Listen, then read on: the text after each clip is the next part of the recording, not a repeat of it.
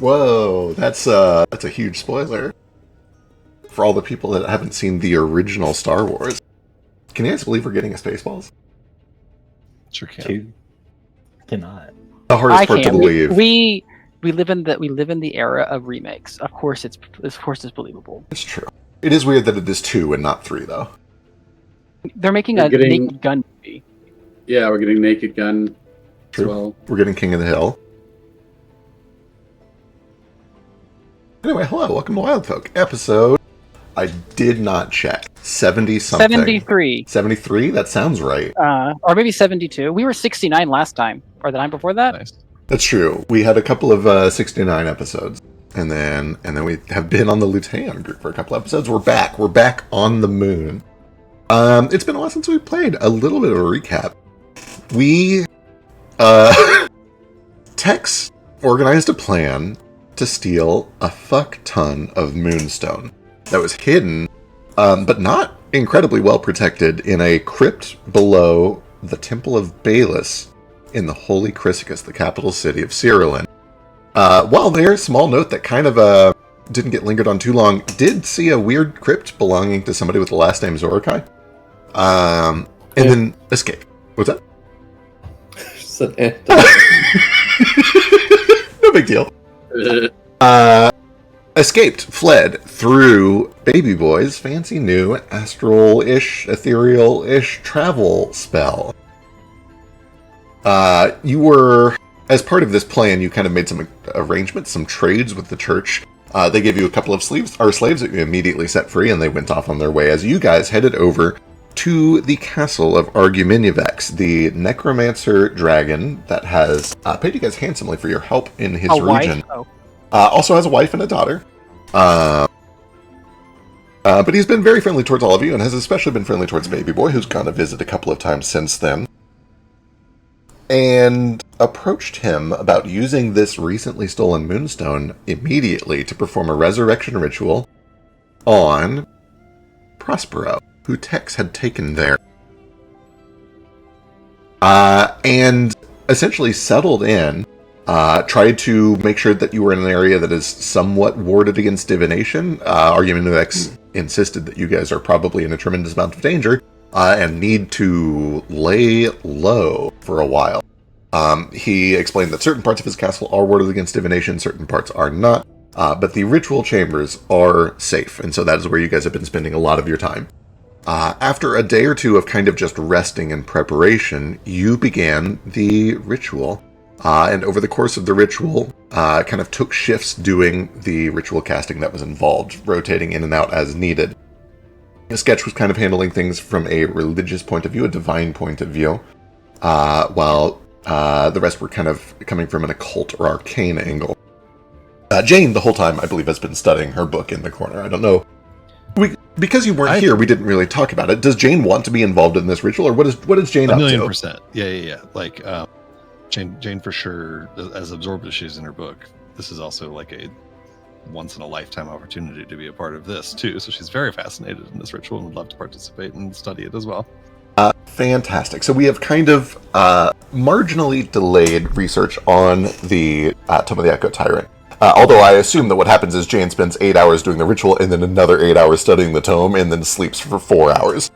Accurate as hell. And I will say that just for the sake of like spell slots and spell preparation, she does want to, like, assuming that contributing to this ritual is not costing me spell slots, like dump some 5th level dispel magics, or more than one if necessary, into that book to try to get rid of that mind fuckery that's on it. Wonderful. In that case, let's jump back to the past.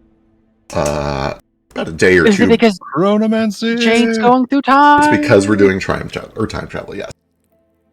Sketch wouldn't let me keep my slave. No, I would I not. get that. Sketch has some strong feelings about slavery, I think. I can't imagine why. Maybe a couple of them. Yeah. Then we'll say probably not the first night that you show up, on the first full day that you've spent here, as everybody's kind of going about their business and getting started on this ritual. Jane, you've contributed a little, and everybody's kind of taking a break. You have time to study your book.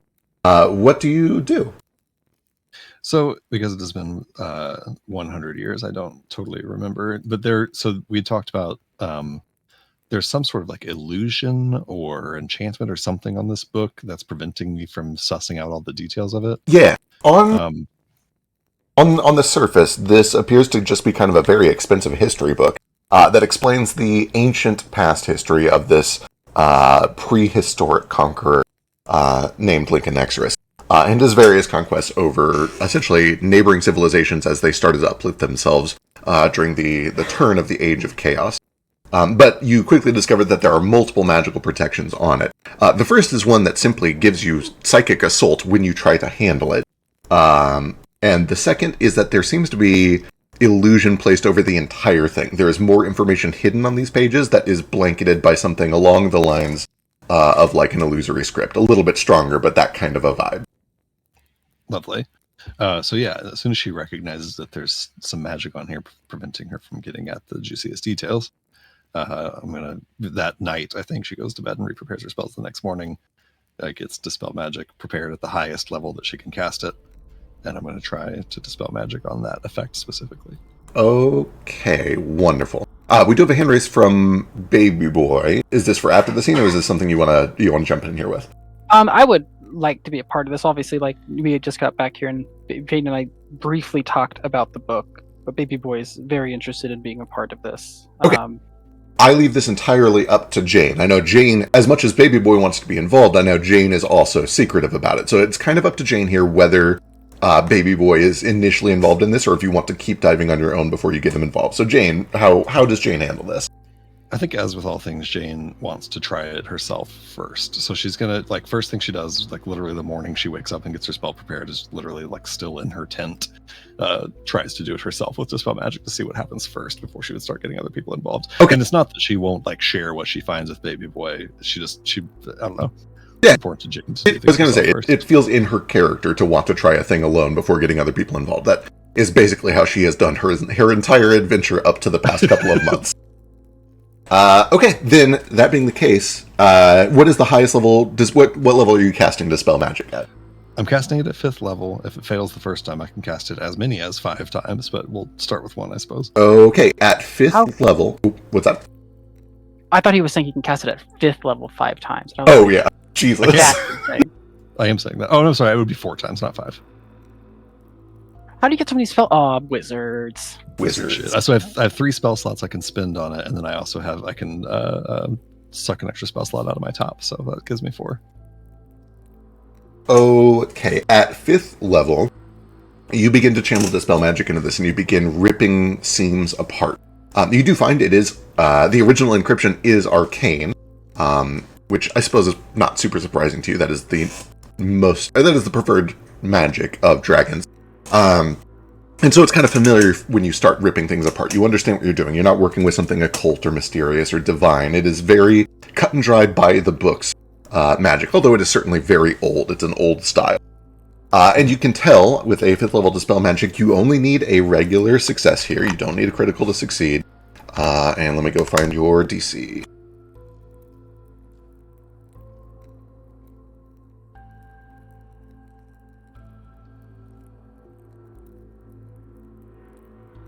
Your DC is 18, so you need a regular success DC 18 Arcana check. Sweet. If this doesn't work, I have options. Okay. On that, she like starts to look through it, realizes that she's hitting a roadblock, takes a wrong turn at some point, and she will her faceplate slides open, her eyes start to glow. I will use... Or wait, no, that's not what I'm using. I'm using this. Here we are. So +1 this time. Sorry, I have a cat on my shoulder. These things happen.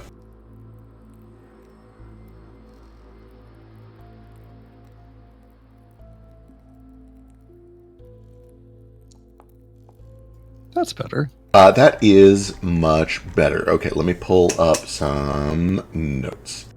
Also, people are saying that Zeke, you're a little quiet. I You're a bit quieter than Really? You are a little that. quieter than normal. I've turned you up some here, but if you can turn your input up too, that I would be don't good. know if I'll turn Can you myself start up. screaming, please? I'm gonna start screaming as loud as I can.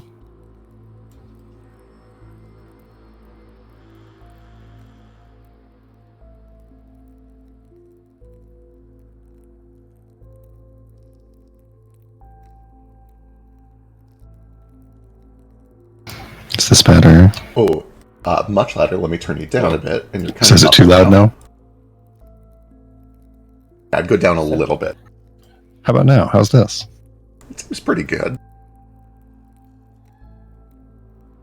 Is this the sweet spot? Is it perfect now? I'd call it perfect for now. I really need to do like proper leveling at some point, but I think that is good enough. Okay. As you latch onto the core of the spell and are able to rip a vital component, and you see the glyphs and tethers that are wound into the pages of this spell and begin to unwind, you watch as text begins to appear kind of between the lines here. It is this like fine print that seems to have been written and then erased essentially by magic in the margins of this book and between lines.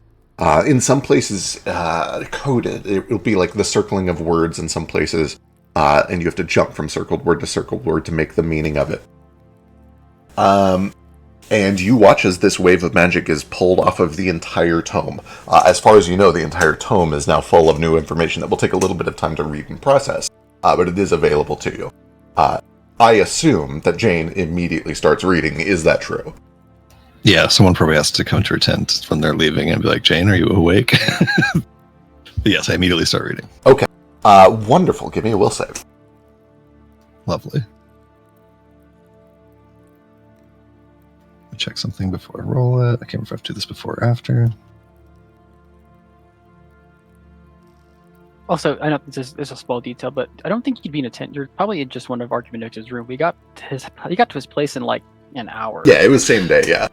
Oh, I'm sorry. I'm thinking of the last session that I played, I think. Or no, we got, yeah, I don't remember. I don't fucking know where we were.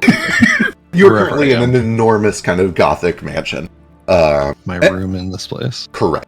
And probably, it's up to you. You can stay in your room if you'd like, but not all of the rooms are warded against divination. You know that this lobby is, and there are like a couple of master suites that he's made available to you. But if you want privacy, it will not be protected from divination, is kind of what I'm getting at here. I think I will. Jane will do her due diligence before she even takes this book out of her bag and throws up Veil of Privacy as well. Wonderful. Excellent. Where the fuck is this feat? I have so many feats and I can't find the one that I'm looking for. Here it is. Okay, great. I'm going to use this as whatever. I don't even know what's happening, but as this will save is happening, as I can feel my mind being fucked with, apparently. Now the faceplate splits open, the lights start whirring inside. I'll get a +2 to this. I am normally a big fan of explaining what is happening before calling for the check, but the check kind of determines when you realize that this thing is happening. Totally, no worries. I will say... Well, okay, I'll just roll for now. Okay, that is quite good, and that makes a lot of sense.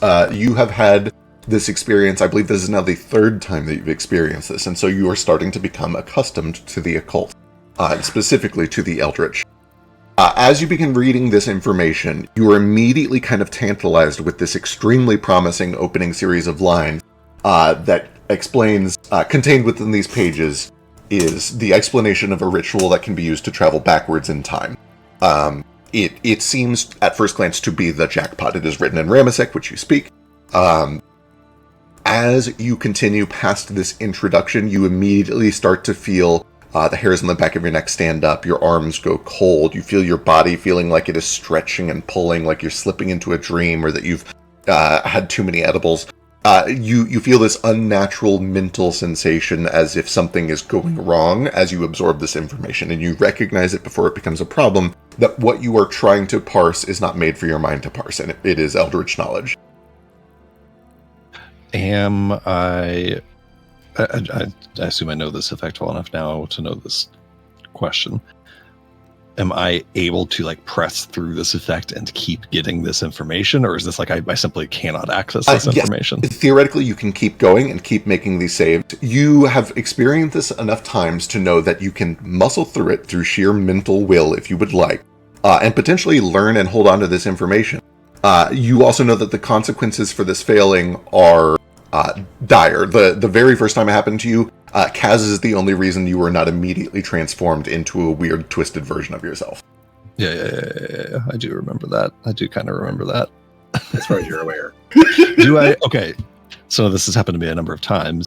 I hate to go a little bit above board meta. Do I have any idea what kind of like DC I'm rolling against here? Let me... 24? And I guess more importantly, is this like I'm going to make a save for every sentence I read, where this is just truly untenable in the long term, or is this like make a saving throw, read the whole book? I like this. Let's make a game out of this. There are 4 steps to this ritual. I will have you make a check as you go through each step of it. I think on your existing 24... Oh boy. Do you know the DC based on that? I can roll an additional occultism check if you'd like. Jane Sure, is sure. barely better at Arcana than occultism. Yeah, let's try it.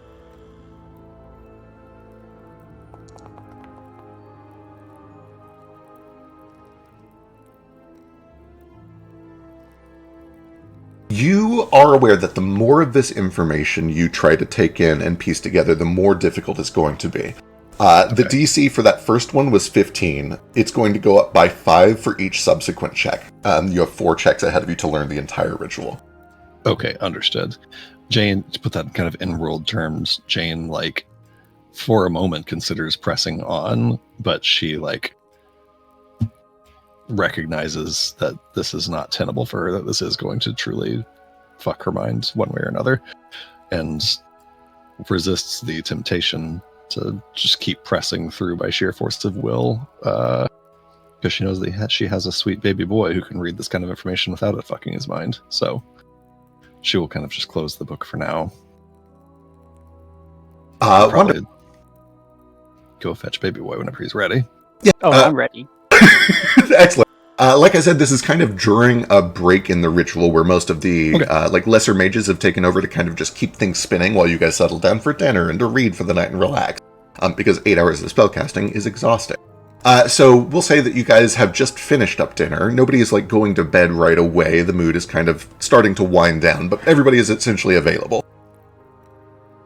Lovely. Yeah, I'll kind of grab baby boy and say, hey, I like to imagine that baby boy's trying to grab Jane at the same time with little meet cute. Absolutely. You got a minute to talk in private? Oh, yeah. Oh, let me change my outfit to actually wearing it. Very important. Oh, shit. I didn't see the whole rest of the map till just now. Yeah, this is the ritual chamber where you guys are doing a bunch of necromancy. You do see Afef is here. She is... I say I've never seen this dragon before. Oh, yeah, that's right.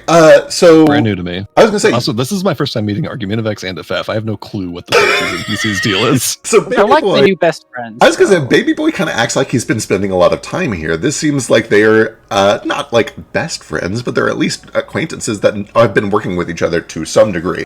Argumentavex welcomed you in when you said here. He's this very eccentric, kind of over-the-top, known necromancer.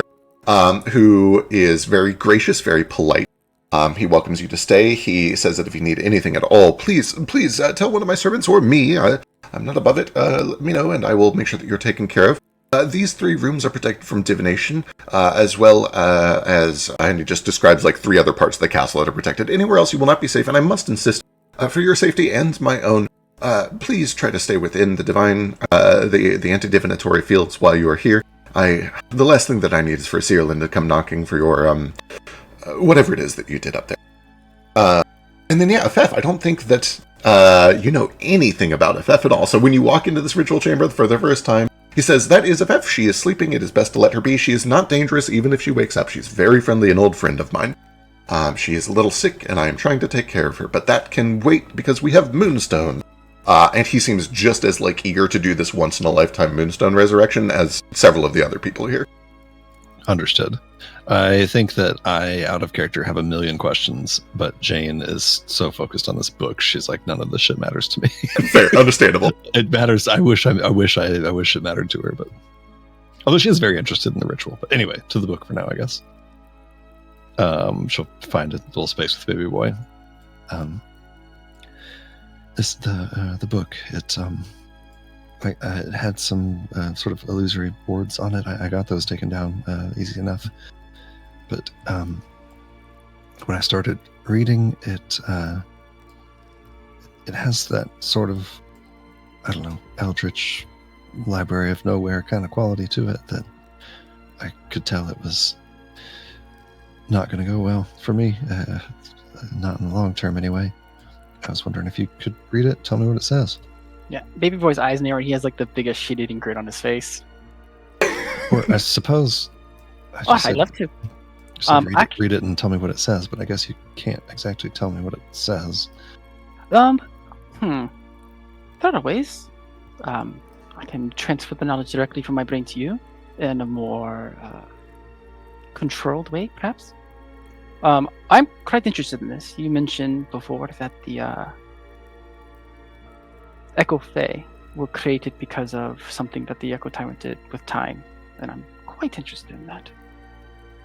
Yeah, well, I don't think that we know all the details. I think what we know is that the Echo Tyrant went back to essentially the dawning of magic on this planet and changed the way magic flows through the world. And when he came back to the future, the Echo Fae were here. I don't think that we know how we got from point A to point B, unless that's part of the information I just unlocked in this, but maybe you'll find it in there. Did it say how he did it? It did. As far as the going back in time, you mean? Aye. Yeah, boy, it's been fucking 3 months in real life. He had help from a god called the Whisper of the Nothing at the end of everything. Is that the one that helped him? Yeah, kind of 2 stages of help. He went to Ozias, which is the god of dragons, and Ozias is like, hold on, let me call my superior, and went to... I need to double check. I can't remember whether Solus was involved. Either way, eventually found help from... So Solus was not mentioned last time. Gotcha, correct. I'd love to know if he is involved, though. No, that is correct. Sorry, just double checked. I do remember something about the end of time. Those things. Yeah, so essentially he starts looking... Ozias starts looking for help, asks all of the local to this planet gods, and they don't know what to do. So then he goes to the gods of the stars, the 12 solar gods that have been known to this world since its origination, and they're all like, I don't know if I want to help, or at least we're not going to help with strings attached, or without strings attached. So they all kind of pass on it as well. But then eventually Grimm is the one who points them to a god even bigger than him, who he refers to as the Whisper of the Nothing at the end of everything, which is apparently, he refers to it as a galactic god, a god that sits at the center of the galaxy, and makes a petition, and essentially gets a little bit more information, which he passes down, along with a big chunk of rock, which you guys now know as chronotririte, this meteorite of like yellow crystal. Gotcha. Do I know? Have I ever heard of this being that the nowhere nothing? Sure. No check required. Just with your lore and your occultism. It is alluded to in many of the religious texts, or cultish texts, I should say, of the Cult of Whispers. They kind of treat him as the end being of their worship. Is he like my grand owner? That's really hard to say. It's Is he mayor? He is mayor, yes. You know what? You got it. He's mayor. He's forgotten everything. It's kind of like give me an occultism check or a cult lore check if you have that. I don't have lore. Understood. Occultism is fine. The vibe you get is that he is not... as you guys know a little bit in theory now, and as you guys are going to see firsthand when we fast forward back to the future in 2 days, the gods are very anthropomorphic. They are given personalities and avatars by the people who believe in them and worship them. The Whisper of the Nothing at the end of everything is this very amorphous idea. It's more like a philosophy that not everything can be known, that there is no knowing everything, that there must always be secrets and darkness and mystery. And it's reasonable to assume, I mean, he answered a prayer, so he must have some degree of anthropomorphism. But he's treated less like a god or even like a god to the gods and more just like this natural force. But the cult of Whispers does allude to this force very often. They will say that ultimately they serve him. Or it, or whatever it is.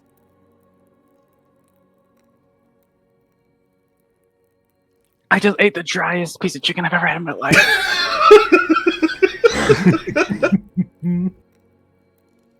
Okay, that's all good to know. Okay, yeah, I can stick and take a look at it. Yeah, so this Eldritch God gave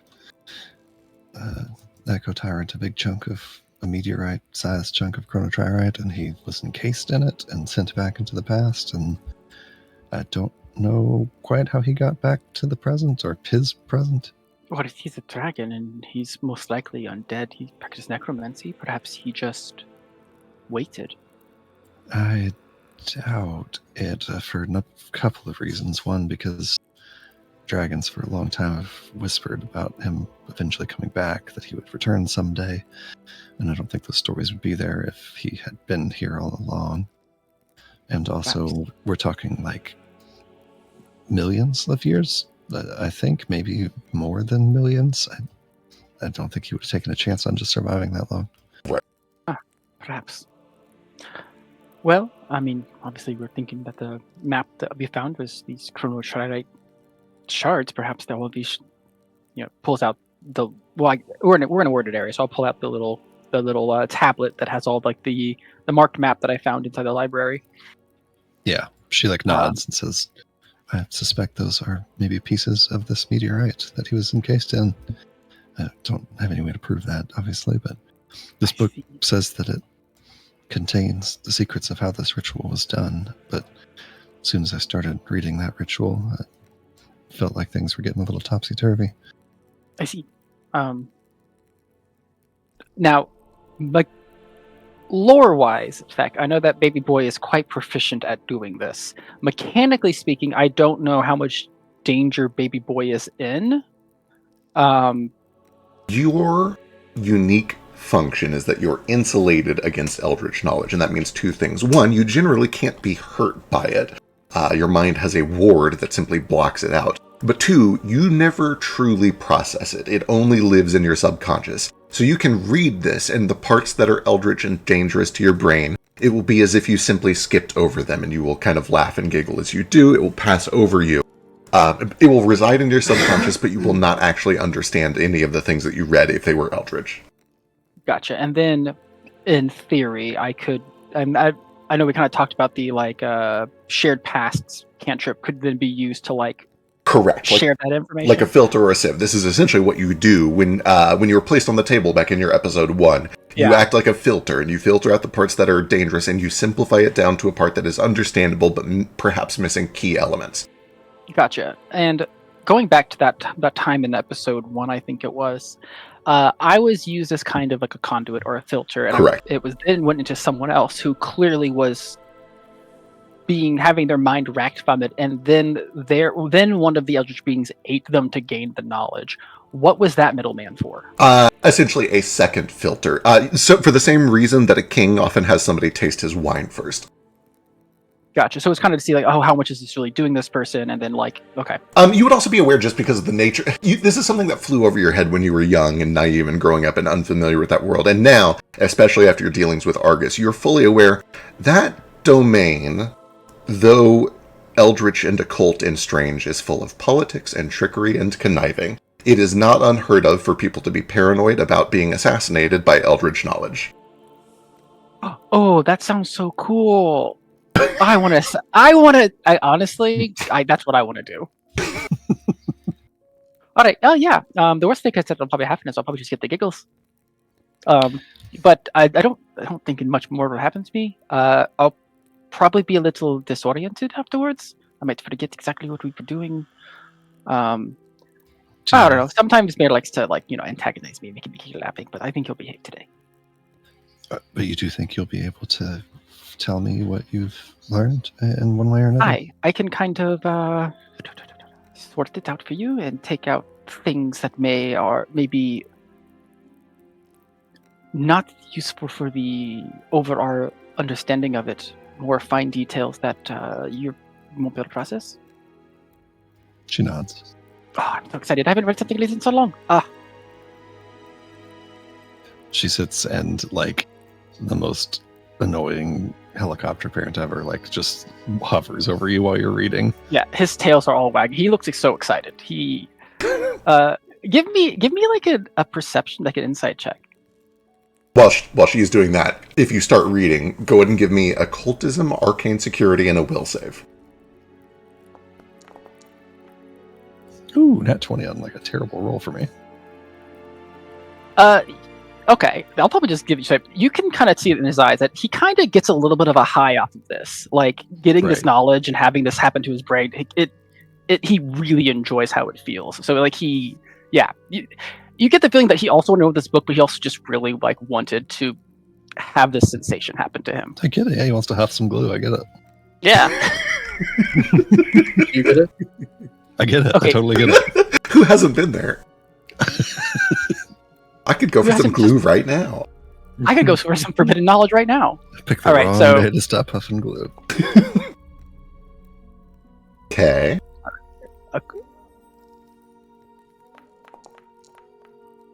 All right.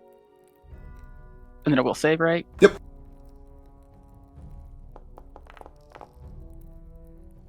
Okay.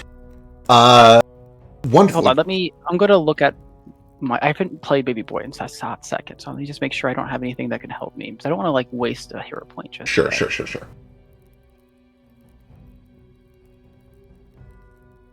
All right, I don't think I got anything. Okay. Okay, as you begin to sit down and read this, sure enough, you begin to feel this strange buzzing. You feel your mind kind of slip in and out. Jane, you watch as there's just like kind of an involuntary rejection of this knowledge by his mind in the form, like how some people laugh as a fear mechanism. That almost seems to be what you see in Baby Boys. As he's reading this, he involuntarily like knee-jerk laughs as he goes over certain passages. Actually, I don't know if this would help at all, but I do have strange script, which lets me like decipher codes and ciphers. It's like part of my will Eldritch absolutely researcher background. Yeah, I'll absolutely let you apply this +2. Is this once per day? Yes, I will let you use this +2 once a day. Yeah. And I literally have to use this feature to read the book because I have to touch it and then I can read it. Got it. Right, because it's in Ramasek. That makes sense. Yeah. I should have asked a little sooner. Is there any way that I can help him with this check? You tell me. What do you got? In what ways do you think you might be able to help him? That is a great question because I can't like read with him. So right. Like I'm open to it. I'm just not sure how. I guess like, and I guess I don't know the answer to this question, but if he comes across arcane like terminology that he doesn't understand, not because it's eldritch, but because he doesn't know arcana as well as me, right. If I can help him parse information that maybe is just not his expertise. Yeah, I'll kind of peel the curtain back here a little bit. In step 2, that will be useful and helpful, and I'll have you help him on step 2. Sweet. I'll hold off for now. Okay. Then perfect. Step 1, you begin to dive in, Baby Boy. And one of the first things that you begin to recognize is there is a lot of valuable and useful knowledge in here, and there is a lot of eldritch junk knowledge that was specifically put in to be a problem. It is a landmine. In other words, you can safely discard a lot of this because it is not part of the ritual. It is just here to hurt people who try to read this. Yes. Do I have enough awareness of this that I could maybe like take a pen out and just start marking off all the junk so that we don't have to worry about it bombarding us? Theoretically, yeah. Can I right now? If you do it, you pull out a pen, you start scratching out the parts that are harmful, the parts that are junk. Yeah, absolutely. You begin.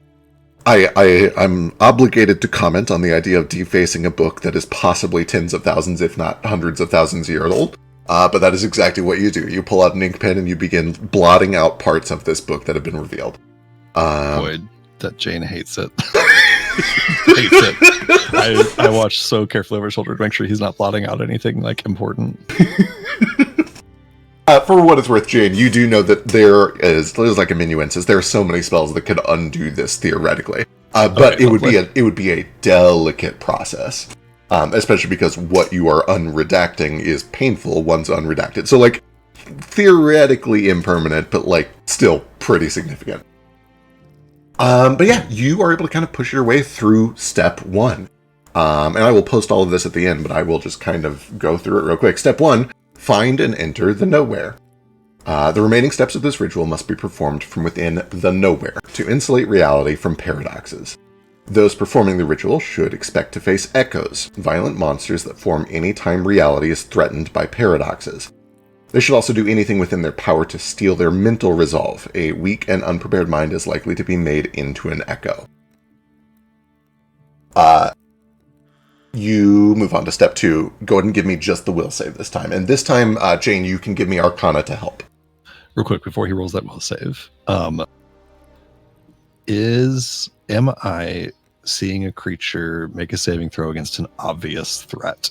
I know this is not visually obvious, but since I know that this might... Right. I think the two of you are familiar enough with this that you understand it is an obvious threat, yeah. Okay, lovely. I'm going to, as I see him start to like giggle and start to do that sort of like defensive mechanism singing, like giggly laugh, I'm going to cast Prophet's Luck. I'm going to predict that he is going to succeed on the saving throw. That is going to give him a +1 to the saving throw. Wonderful. Question, did you want me to roll another time? 'Cause I already did roll one. Will save or... A new will save for the second step. Okay, Yeah. gotcha. Yeah, the DC goes up with each step.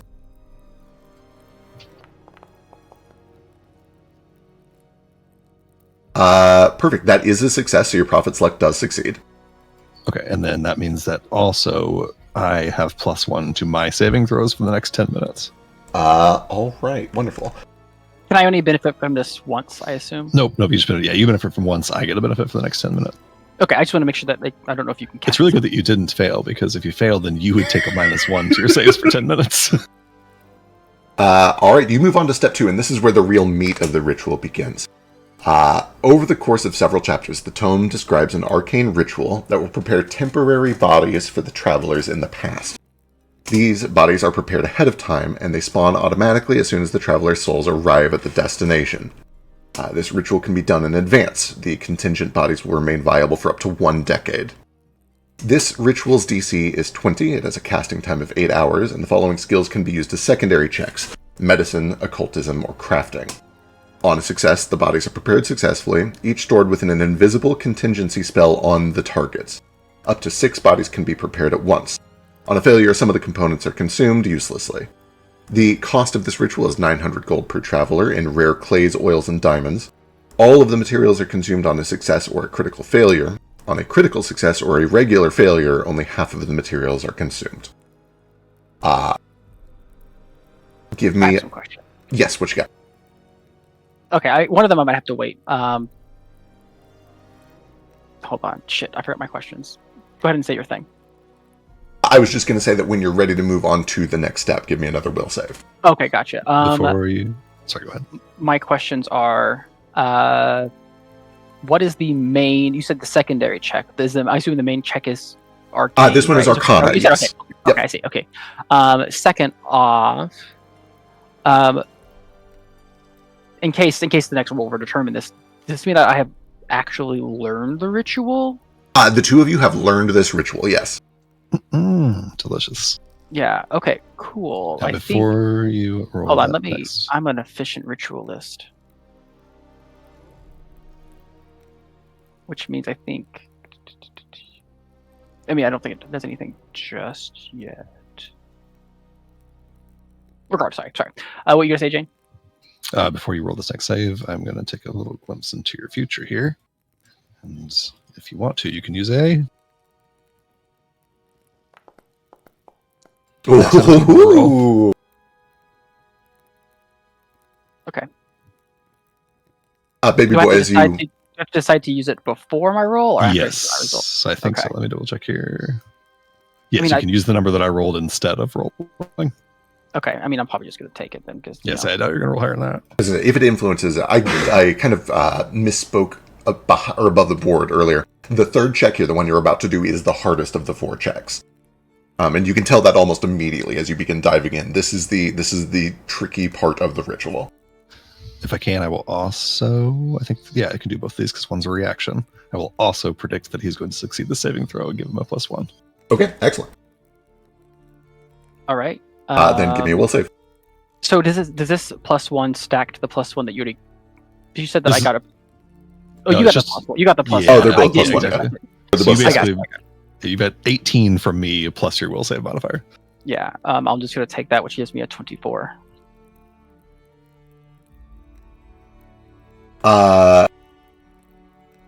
24. Yeah, I don't think I can do any better than that unless I roll like a nat 20.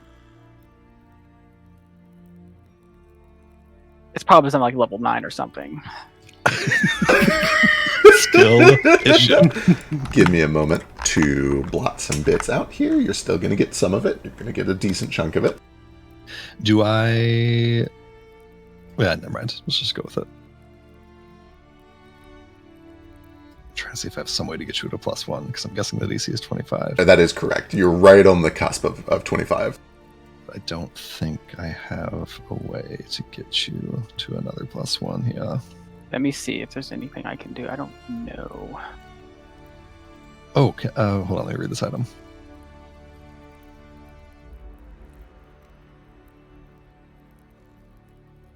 Okay. I'm going to try something that is a stretch. Can I use the pocket watch to give Baby Boy the +1 item bonus? I know that I'm not doing the thing, and it's only tangentially related to chronomancy. This pocket watch I mean, this book, this is a ritual about time. It is, but like, the main thing that I'm talking about is when I perform an action or become affected. So What happens if you, what what happens if you stuff the sands of time into the pocket watch? The other thing too, I still have not provided Baby Boy a help action at any point. Oh, Can I get a yeah, help there you action go. here? This is occultism, so you can help him because you're very good at occultism as well. The DC here is 15 to help, and all you need is a success to bump him up +1. Okay, so I just need to roll a Don't 3 get cocky. Don't say or things and be higher. cocky. on this D20. Don't worry, everyone. I just need to roll a 3 or higher. It's not going to be a problem. What's the I'm worst gonna worry that can about happen? Ooh, I saw that 3 and was terrified. Okay, that bumps it. Actually, it bumps it to a 26 or 7, I think, depending on what your occultism is. Mine is plus 12. No, like master or Oh, you expert or master? Master Sorry, occultism. 27. On a 27, you. Thank God. This part takes a while. This is probably the most of the rest of the at least waking hours of the day, and starting to get into when everybody else has gone to bed. The two of you poring over this book, piecing together bits of this occult ritual. Occasionally, both kind of Baby Boy reeling in laughter, Jane reeling back so she doesn't transform into a monster. As you guys try to figure out what parts of this are really part of the ritual and what parts are just landmines. But eventually, when you have it all compiled, I like to imagine that Baby Boy just points at the book and looks over his shoulder and is just laughing in Jane's face. I think she is it's probably a really weird, creepy horror movie ass scene because Jane is dead straight faced, serious as hell while you're cackling reading this book. Yeah, and she he's knows that your cackles are not funny. They're eldritch. Yeah, his eyes are super dilated. He's tearing up and just struggling to breathe. Oof. Wonderful. You learn step 3 of this ritual. This is an occult ritual. The tome describes an occult ritual that will bind the traveler's soul and psyche to a shard of chronotririte, then project that chronotririte through the dimension of time to a time and place specified by the casters. This is effectively pulling the trigger. Once you do this, you will hypothetically travel back in time. Once you arrive at the destination, the contingent bodies that you prepared ahead of time with the arcane ritual will be created for you, and your soul will emerge into them. This ritual requires a secondary caster who must be trained in religion and who must hold this tome throughout the ritual. The tome is imbued with divine energy from an eldritch god known as the Whisper of the Nothing at the end of everything. Without harnessing this energy, the traveler's souls will be drawn into their chronotririte vessels indefinitely. The ritual's DC is 22. This DC increases by 5 if you're traveling to a space-time location where none of the casters have already been. It has a casting time of 1 hour, and religion can be used as a secondary check. It has no cost besides a shard of chronotririte for each traveler. Each shard must be about the size of the traveler's heart. On a critical success, you and up to 5 other travelers travel to a place and time you designate, where you may remain indefinitely. As you act within the past, your chronotriorite vessel will begin to glow if your actions have paradoxical ramifications that cannot be justified in the present. It will glow brighter depending on the severity of the paradoxes that you're creating, and will continue to glow until the paradoxes are resolved. At any time, you can return to the present by falling unconscious while holding your chronotriorite vessel. Success works the exact same as critical success, except you are automatically returned to the present after an hour has passed. If you are not holding your chronotriorite vessel when that happens, you take 40 d10 spirit damage from the return journey, and if this kills you, you become an echo, which spawns in the present where you would arrive. Failure is similar to success, except you only have 10 minutes, and your chronotriorite vessel will not warn you if you are making paradoxes. Critical failure is the same as failure, but you have 1 minute in the past. Jane, as she's like learning this information, as baby boy is like cackling, tears in his eyes dilated. She, like, her eyes are darting back and forth as she's like calculating in her head. Says, worst case is a minute. I don't need more than a minute. I just need a minute. I think her eyes kind of start to water too. How funny it would be if baby boy just like didn't tell Jane. He's like, ha ha ha ha ha. It's so funny, but you wouldn't get it. An important question. What does does it have any information about what the chronotriorite would do if you're going back in time to fix the cause of a paradox? Ooh, interesting. How do I put this? You succeeded. You regularly succeeded. There's no information about that here, but there are multiple like literary and narrative hints throughout the description of this ritual that are like, we're about to tell you what the paradoxes are all about in the next step. Gotcha. I was about to say that I was about to ask for some information about these paradoxes, but it sounds like that's the next step, so we'll go from there. Before we move on, I have to find it somewhere, but in the backstory you gave me, you talked about how a dragon came to the library for information. You mentioned he was looking for necromancy, correct? Yes, correct. Okay. I know this is kind of a stretch, but he didn't go there to do a ritual at that time, did he? If he did, he didn't do it in front of you, and the librarian didn't mention anything about it. Does Mare have any knowledge of this? Mare saw them arrive, was kind of with you when he oversaw that visit, but didn't see anything other than that. Gotcha. And when I popped in there for a little bit of time, he just asked for necromancy information. Yep. Okay, continue. If you want to continue. So at this point, it is 2 in the morning. It's very, very late. You guys know that they're going to be starting up the resurrection ritual pretty soon, in about, 6 or 7 hours. You're most of the way through this book, and you've gotten the main meat of it. You see there's probably like 15% left in this book. Do you want to keep going tonight? There's no universe where Jane stops unless baby boy is like, I'm done. Just because, okay, being an efficient ritualist and being the reason why this ritual is happening so quickly, do I know 2 things? How quickly I can get through the rest of this book, roughly, how much sleep I need to get in order, or how much I can get while still keeping this ritual on schedule. Obviously, if we bump it like an hour, Argument of X might not be happy, but Right, you can probably get through the rest of the book in an hour. I would say that, like, unless you really botch your will save here, it's not going to disrupt the ritual. Don't say that.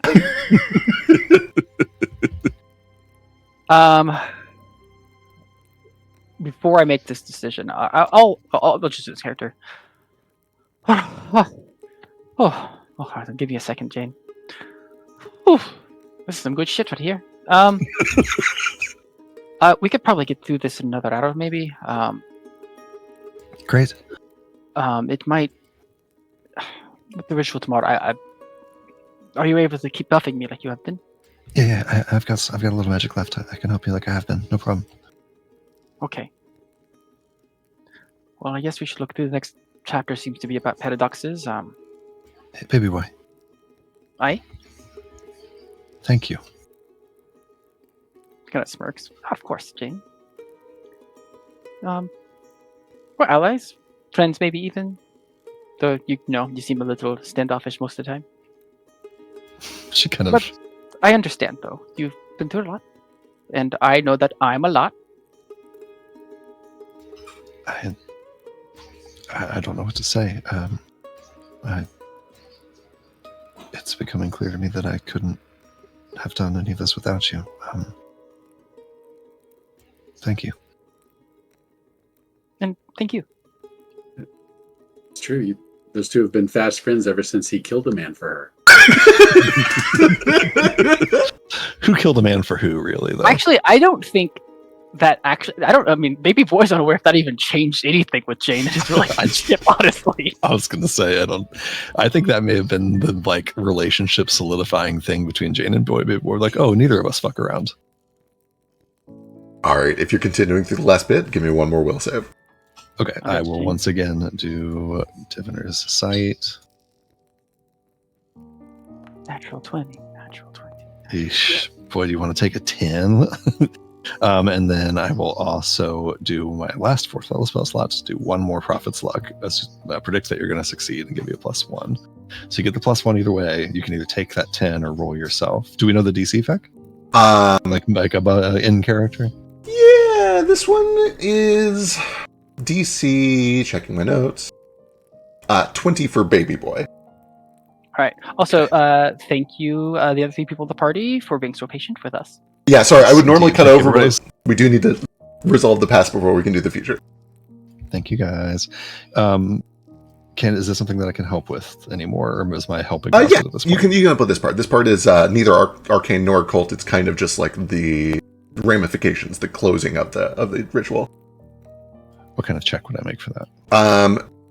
You can give me your choice of Arcana, Occultism, or even Academia. Cool, Arcana it is. I will go ahead and use my fuck did it go? My overclock again, because that's recharged at this point. That's only a 1 hour recharge. Guys have +2 to this.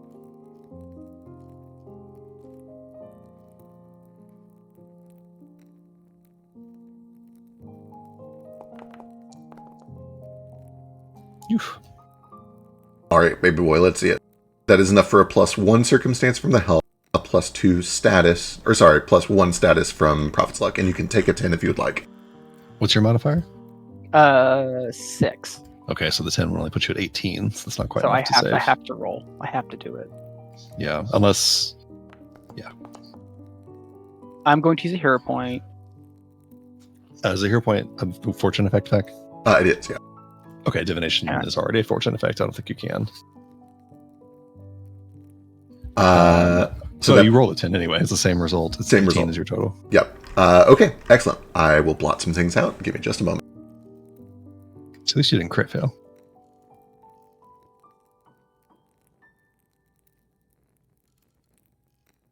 Or wait, how much plus did my help give? Oh wait, do I still get the +2? No, I don't think do I still get the +2 from my background, my feat? Oh yeah, your strange script that bumps. So you would only get +1 from Jane. That gets replaced by your +2. So your feat is replacing her help. So it's 2 circumstance from the feat, bumps it to an 18. 1 status from Prophet's Luck bumps it to a 19. You're still 1 short. But if I took the... Okay. Now so now I will try to apply the thing that I backed out of earlier, the pocket watch. Is that usable here? Got it. It's kind of a stretch, but I do like it. Let me get from you a DC 18 crafting check. Oof. I need a 15 or higher on this D20. Question. Can he somehow use the sands of time he has to affect this at all? Not any more easily than using the stopwatch. I think the stopwatch is the best bet if we're going to go the item bonus route. I gotcha. I'm going to use my last focus point for Diviner's Sight for myself on this. Oh, this is so close to a 16 on my screen. Okay, here's the crafting check. Okay, good luck. That was so close to a 16 again. It was. All right. That goes away. That goes away. Furiously looking through feats trying to find something here.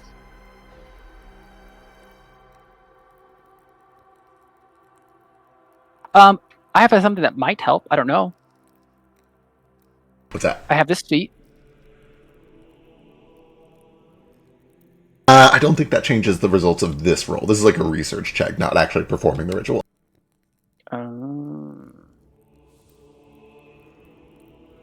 Oh.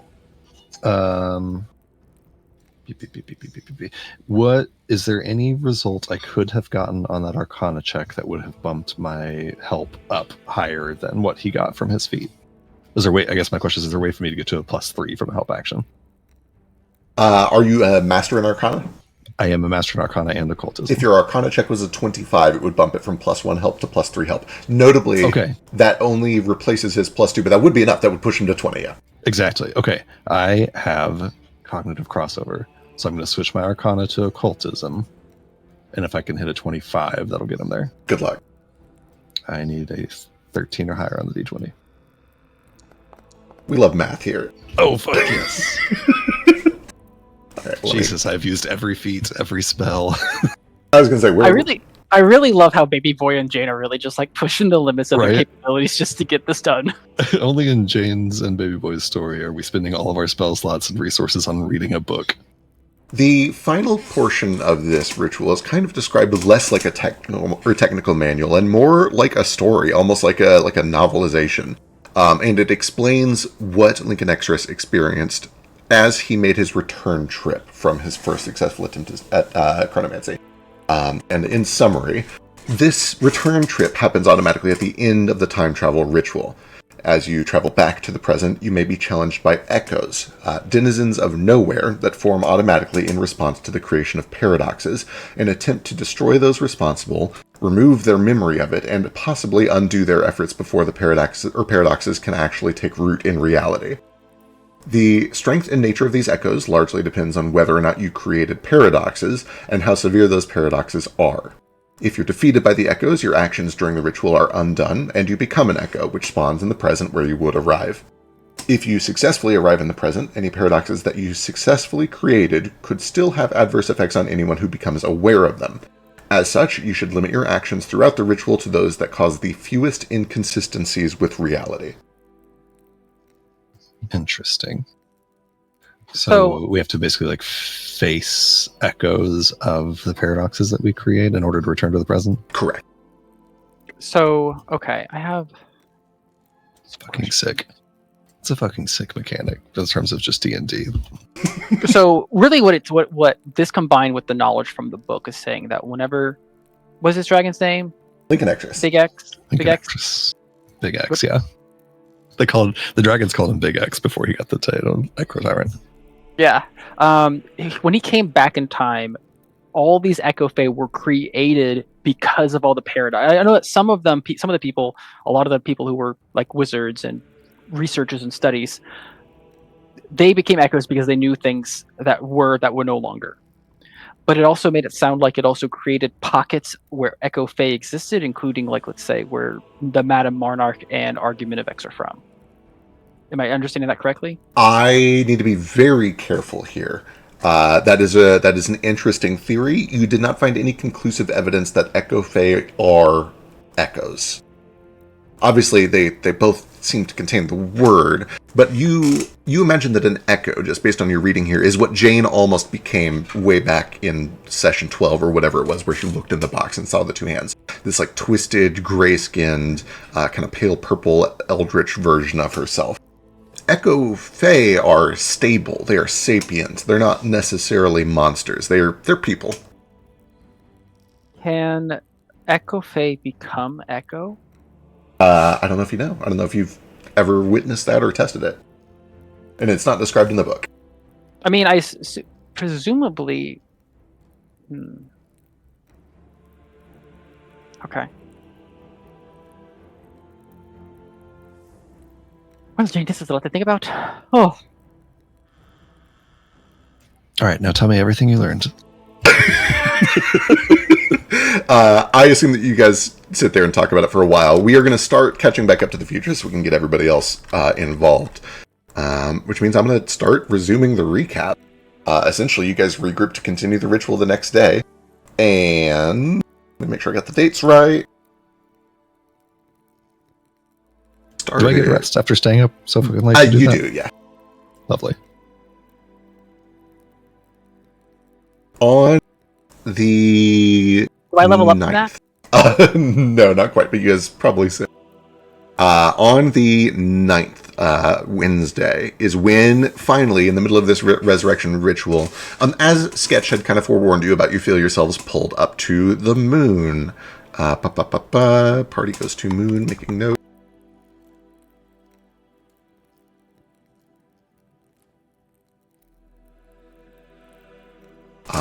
Once you were up there, one of the very first things that happened is you arrived on kind of a river carved through the moon. You found that you were able to walk and breathe normally. The water was cold, but not, like, deadly.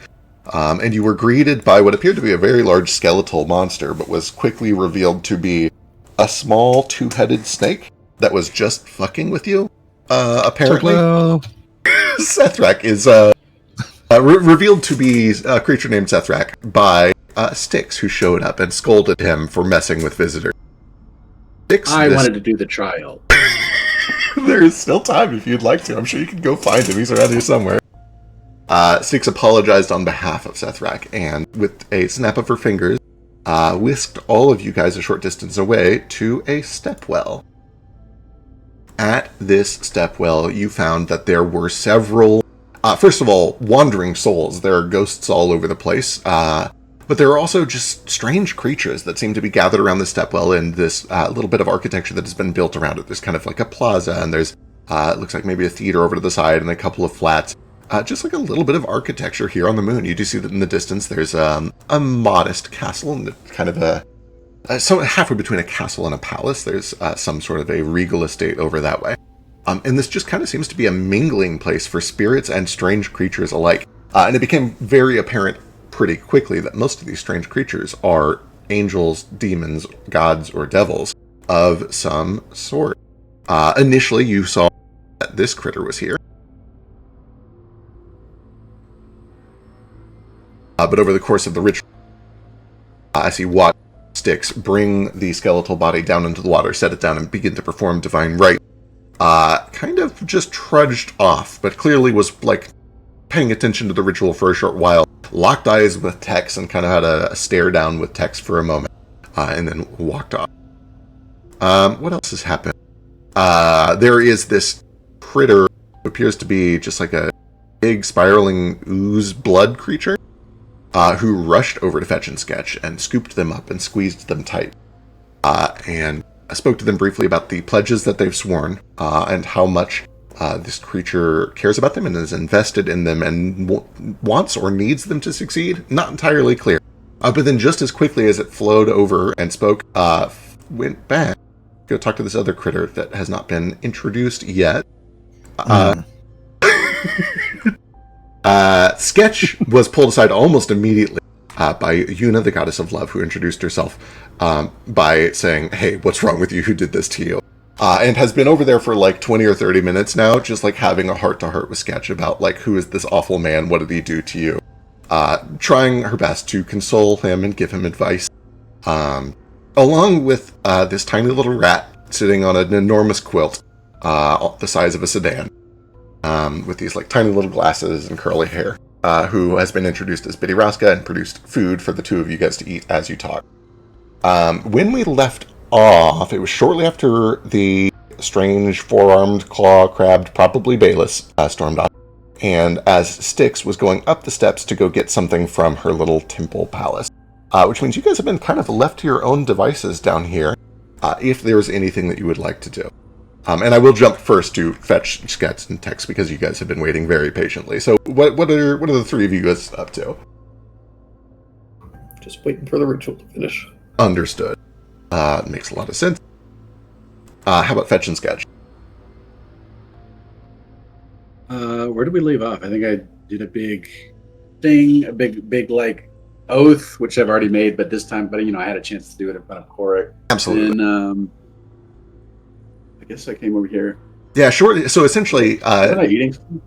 Yes, We're here for gravy. Yeah, they've summoned a couple of bowls of gravy for you. And I think Yuna kind of does look over to you, Fetch, and says, "And what of you? Do you have anyone?" What, no, I don't have any children yet. Well, that is sometimes nice, but I mostly meant, do you favor anyone? Oh, yes, sketch. No. And my parents. Okay. Maybe you're not ready for this one yet. Actually, we'll hold off. That we can wait. We can wait for a little while. He has been sneaking around with this dragon girl, but Is that what that is? I thought. Okay, tell me about her. What's she like? She is very big.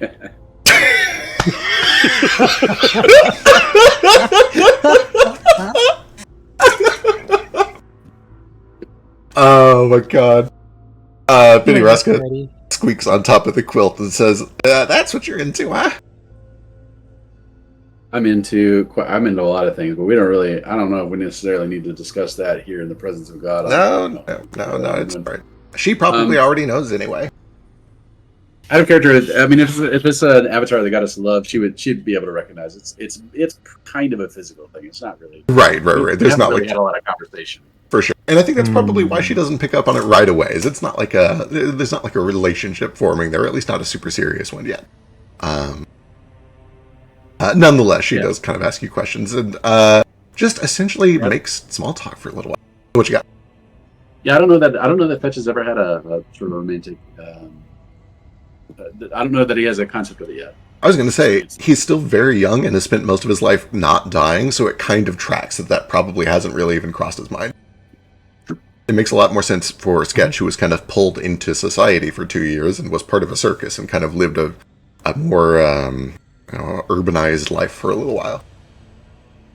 Yeah. Tex, as you are kind of just chilling by the pool, you see that the bones continue to float there. Arms kind of folded across his chest. Even though it is largely inanimate, it seems to sort of hold itself together, as if stitched in place. And you do see that there's kind of a faint rippling of magic around it. And you do see that all these tiny little pieces of moonstone have been arranged in like a circle around it, forming these tiny little lines of moonlight that keep it bound in place in the center of the circle. And some time goes by, but eventually you see that the four-armed critter returns.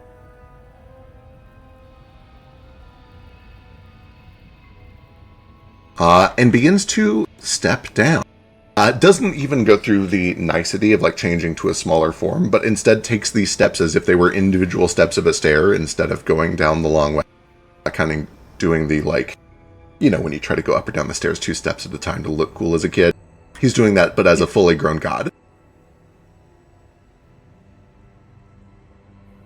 And he kind of saunters up over to the edge here, and he sits down, puts his elbows on his knees, and just kind of looks into the water for a while.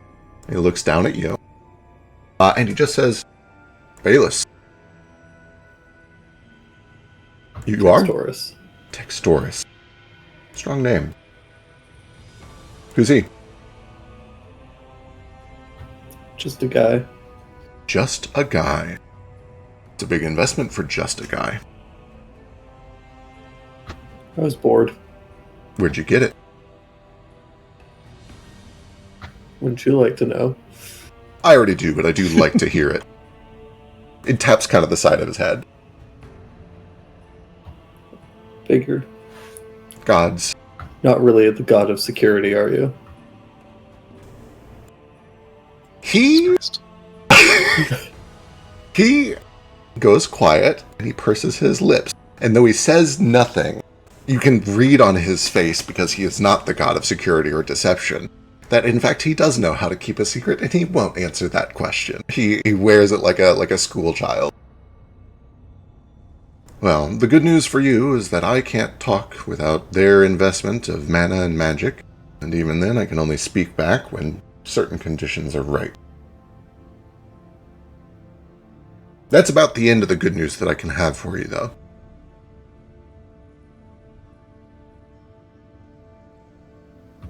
Oh, what's the bad news then?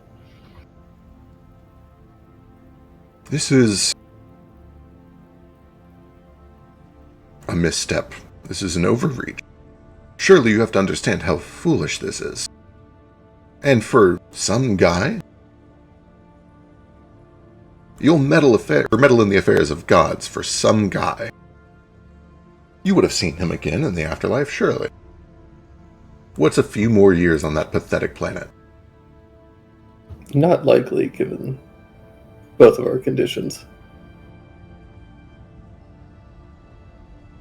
I hear they allow visitation sometimes, back and forth, between Hell and Zion. Not really interested in visiting, to be honest. Hmm.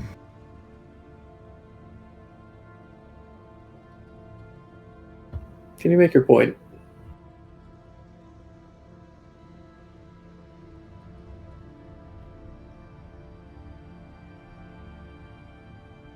Are they part of it? Did they put you up to it, or is this just you?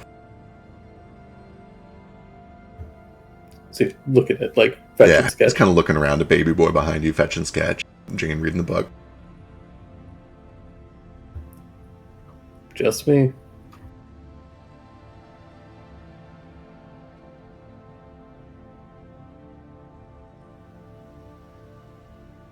What are you actually?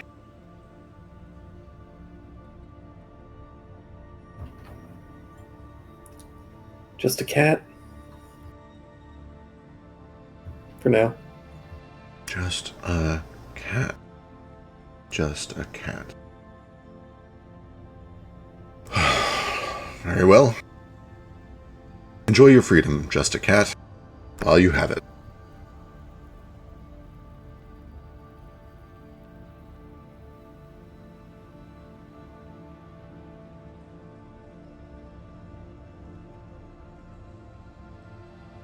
The rest of you do see all this happen as you give a hand raise. What's Jane getting up to currently? Just some kind of stuff on when she initially arrived here. So if there was anything more pressing or urgent, they can That's first. That's fair. Maybe when fetch and sketch, you see all that from right there. So if you want to react to that first, we can do that first. If you have anything, it's kind of up to you. I don't know. Seems very private. Kind of. The only reason it might stand out to fetch and sketch is because that was, again, very obviously the god of the temple where you guys just traded for the slaves and the armor. You saw his iconography everywhere. I'm gonna, crawl, whatever baby boy does when he's on all fours, over to Tex. I'll be like, oh, that was very badass of you.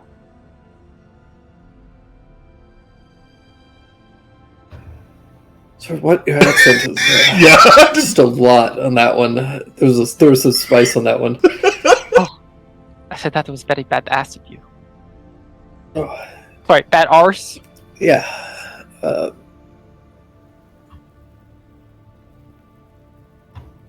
isn't much he can do here, and I'm not especially scared of any of his disciples. That's very reasonable.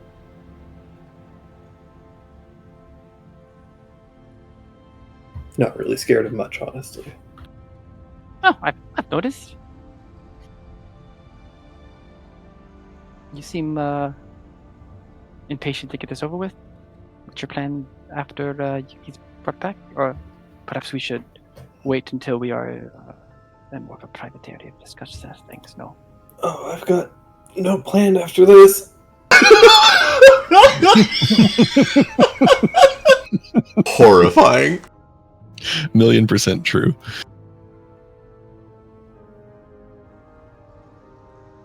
Okie dokie. As all that was going on, as Bayless was kind of storming off, Biddy Raska to fetch and sketch, and Yuna's like, wonder what crimed up his ass. He seems pissed. And Yuna just kind of clicks. I don't know, he's always grumpy about something. With that red guy? Yeah. Do you know him? Oh, not personally, no. That's Bayless, god of Dominion. That's the nicest way to say slavery in my mind. He's kind of an asshole. Oh. Yeah, we kind of got the Moonstone from somebody that we traded slaves for that immediately set the slaves free, so he might be salty about that. Maybe. Yuna does kind of cock her head. It's like, oh, yes, that, that would certainly piss him off. Well, the good news is that it can't do anything to you up here, unless he wants to get Adra on his ass, and I don't think that he's ready to test those waters yet. That's good. Maybe just don't go anywhere near those temples for a while. That might be a good idea, yeah.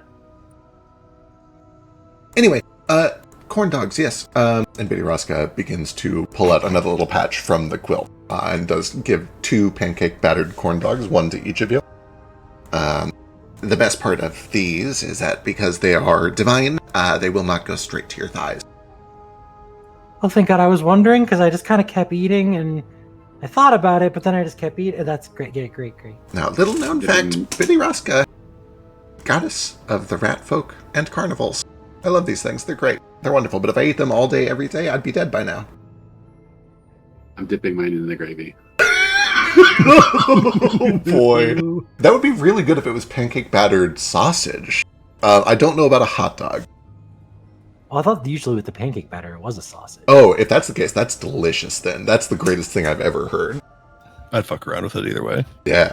personally. Jumping back over to Lush. What you got back over here? Are the smells of these fuchsis procuring very obvious? Are the smells of them? Yeah, can I smell them from over here? Yeah, I mean, it smells like carnival food. It's made to travel, Okay, yeah. I'm going to very creepily just like choo-choo-choo, choo-choo-choo, choo-choo-choo, choo-choo-choo, and then just like pop up here and be like, oh, sorry, right here. Huh, do you think I can have some? Oh, of course. What's with the, Did you come from a carnival? Oh, me? No, I've never been to a carnival actually. I don't know where to go. That is crazy. You're dressed for one. Yeah, my master's always like, no, baby boy, it's so dangerous out there, blah, blah, blah. Well, whoever your master is, they're wrong. You belong at a carnival. Oh, I don't know if I belong there, but definitely it'd be a lot of fun. Everyone belongs at a carnival, but you more than most. I heard that you said that these won't go to my thighs, no? Correct. Can I have some that will go to my thighs? I certainly can, if you'd like, yeah. Oh, yes. Yeah, she kind of just, like, conjures up another quilt patch. And this time she rips out another one, and there's, like, a cast iron frying pan. So you put these 2 patches together, slaps them together, and you hear, like, a metal thunk as this, like, cast iron frying pan appears on her pile, and she kind of pushes it away from herself cautiously. You can hear oil sputtering, and then she drops in the quilt patch with the corn dogs, and they kind of materialize and begin to sputter. Well, I'll just let those sit for a couple of minutes, and we'll get them all oiled up for you. Oh, you're getting like double fried corn dogs. Yeah. Do you want chocolate dribbled over the top? Why not? It's a carnival food, no? Sure, why not? Everything's carnival food if you deep fry it and put something sweet on top. Yes, as, True. as that is all going on, Jane, what's Jane up to? Okay. Are we on the moon? Are we on the like actual moon? There's like dust, like the planet up there. It seems to be the case. As you came up here, there was a very, very brief explanation by Styx that like you can walk up here, you can breathe up here. The dust won't hurt your feet too much. It's a little itchy if you don't have magic, but you're under my protection. You'll be safe up here. You can treat it just like you were at home. But yes, you are on the moon. Welcome. Wild. Jane spends a tight 20 to 30 minutes just like gawking agape at our planet up in the sky. Gets grounded enough to start paying a little bit of attention. A couple things. As this ritual got started to resurrect this guy, Styx, when we arrived here, said something along the lines of like, oh, thanks for bringing the moonstone back. Yes. Is the moonstone part of this ritual, or is she just like, oh, thanks for bringing the moonstone, I'll do this ritual for you in return? Does that make sense? Yeah. Give me an insight check.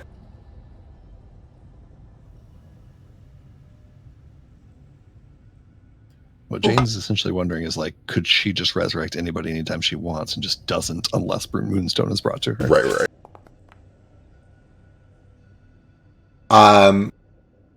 There certainly seems to be a little bit of both. The moonstone is currently arranged in like a nice circle around the skeleton. There's magic glowing off of it. It certainly seems to be used as part of the ritual. It seems to be serving some sort of a divine magical purpose.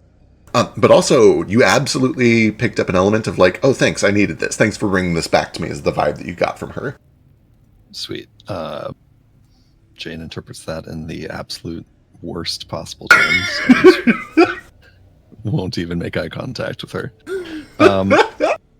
She turns her attention away from that. This is more just like a weird world building question that I'm asking just out of sheer meta curiosity. She spends a little time with her spellbook doing ley siphoning and spirit siphoning. I assume spirit siphoning, there is some sort of like daemons and spiritual energy here. Yeah. What does ley siphoning like work? Are there ley lines here? Certainly it does. And you, it's probably unlikely that Jane has ever been to Mount Avalon or to the capital city of Eden. But if you had, the experience would be very similar. It is a very high density of mana throughout the entire area. It seems to have all of the major schools here. It is a very magically rich area, and as such, you can basically choose any school of magic that you would like. Ooh, I like that. Okay, cool. How about spiritual energy? It's a large mixture of peace and death, with like a little bit of all the others, but mostly peace and death. You could pick from either of those. Cool. Final like lore question before I do anything. Do I know who Solus is? Give me a religion check. Almost certainly, especially given your study of chronomancy. I'm going to call it like a DC 6 or 7. And her head is a sundial, so There's that too. True. she's a slow sloth. Oh, time. Lovely. And I guess also on that roll, what I'm like kind of more interested in, do I have any idea his like tenets? Does he like despise chronomancy? Does he love chronomancy? Is he like, against fucking around with time? Right. On a 12, you don't know it super, super well, but at the very least, most of what you know is because of offhanded comments about him in arcane textbooks, not religious textbooks. And most of them are like, yeah, dude, he's cool with it. He's fine with it. Like, in the past, it's even been known that he's like encouraged it sometimes. But then, when the wizard ends up dying, he doesn't really do anything about it. It's not like he's going to put his neck out for it. No pun intended. But like he encourages it kind of as an observer. Okay, interesting. All right. I think while she is doing her like siphoning and like studying the arcana of this place, very fascinated by it, I also have that feat that makes me automatically aware of chronomancy in my presence. So I assume that when she like looks in his direction, there's like a thrumming, pulsing, fucking buzzing of chronomancy from him. Perhaps not as much as you might expect, but yes, you do see that there is kind of a thin film of chronomancy, especially around the sundial around its head. Cool. I think that she's really put off by by the fact that Styx seemingly could just resurrect people anytime she wanted to, and just like only does it if someone does her a nigh impossible favor, essentially. And for a minute, just like sticks to herself, looks at her books, thinks a lot about the stuff that her baby boy learned. But I think she eventually like looks over at Solus and just quietly to herself is like, fuck it. I'd be remiss not to try. And she like closes her book and gets up and starts walking over to Solus. As you begin to approach, you see that this enormous three-toed sloth, the size of a school bus, with a sundial instead of a head, casting two shadows in two different directions, kind of slowly lifts one finger up to the blood god that they seem to be speaking to, and turns to you. And as you approach, you, just with no check required, are able to almost immediately identify what this thin film of chronomancy is. It is essentially a stabilizer that causes speech to come out at a normal pace instead of extremely fast or extremely slow, as it normally would. Interesting. And the voice, it turns to you, and without a mouth to speak, you hear a voice that kind of booms out, "John Crichton, welcome."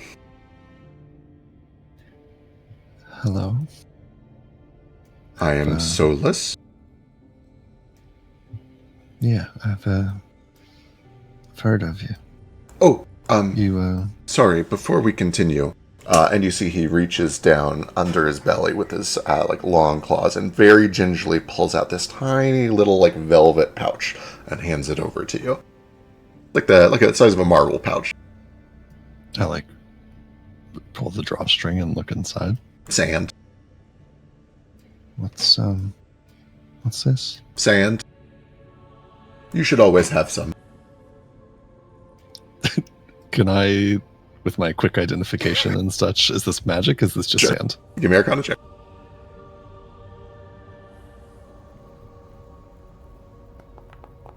Is he a prankster? Not magic. Seems to just be sand. Fucking wild. Absolutely wild. There's like an ironic or wry, sarcastic thought that goes through Jane's mind that like some devotee of Solus, some such faithful priest would like revel at receiving a bag of sand from Solus himself, and she's just like, cool man, thanks for the bag of sand. Right. But she nonetheless like holds it for a second and just, you knew my name. Do you know who I am besides just a name? I know that you've performed a lot of acts of chronomancy over the past couple of years. I know that you're studying to do more. Do you know what I am studying to do specifically? If I understand correctly, you seek to go back in time to undo a traumatic event that happened to you involving your son. She kind of crosses her arms in front of her and kind of nods. As noble a purpose as any, or at least as noble an excuse to perform the beautiful art of chronomancy. I hope it goes well. I appreciate that. I was hoping there's something you could do to help. I know that I don't know much about the gods, about you, if I'm being honest. But I've heard or read at least that you support this kind of thing, and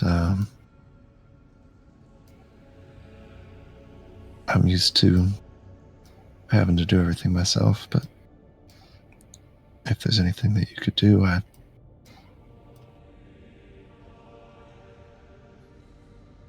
To kind of temper the rest of this conversation, give me a diplomacy check.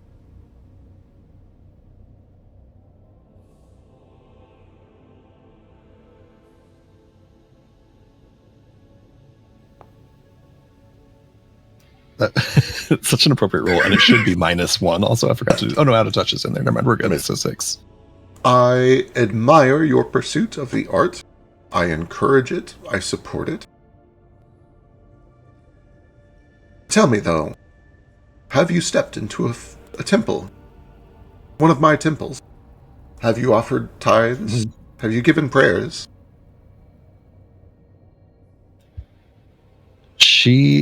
Boy, on a 6 diplomacy check, she kind of chuckles. Have I given prayers?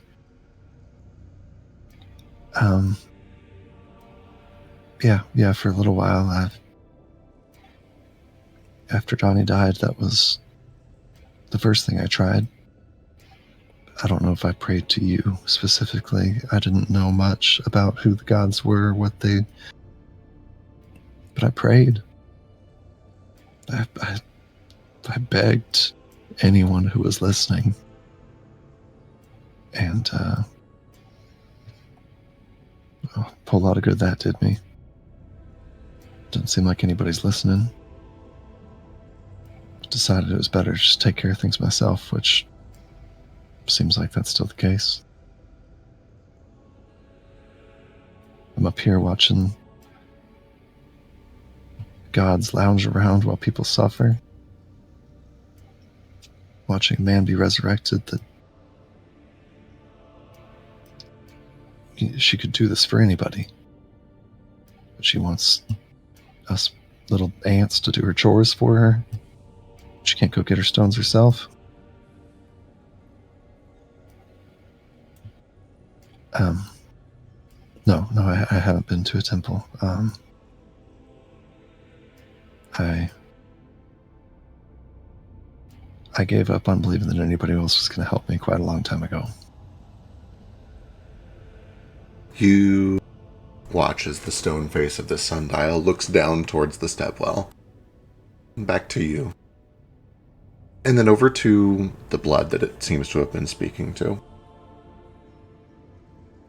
And back to you. Perhaps if you had visited a temple, you would better understand that our power is not unlimited. I don't know where you got the impression that Styx could bring somebody back any time that she wanted to. But I think that if you stick around for the rest of this ritual, you may come to understand that we, too, make sacrifices for the ants, and we don't necessarily think of you as such. You may not have given me any prayers or tithes, but with each spell that you've cast, you have given me some small worship. I will be watching intently. You are one of the best at your craft. Continue, and that is all the worship that I can ask for now. We will see about a blessing or a boon when the time comes, if I can afford it. She, God, she's so horrible. She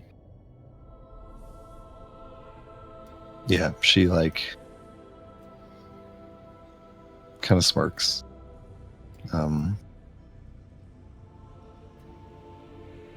Once again, just looks around at all these beings up here. Says, well, I had a feeling that this was the kind of answer I was going to get, but I figured this was probably a once-in-a-lifetime opportunity to talk face-to-face, so enjoy the show, I guess. And she kind of turns to step away. I think she makes it a few steps away and stops and kind of closes her eyes and takes a deep breath. And then turns back around. If there's anything that you can do, don't do it for me, but an innocent child is dead. And the past is wrong. It is incorrect. It is a mistake that needs to be set right. I hope that I hope to hear from you again.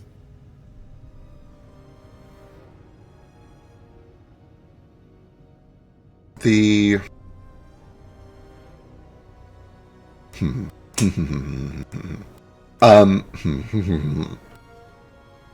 me one more diplomacy check.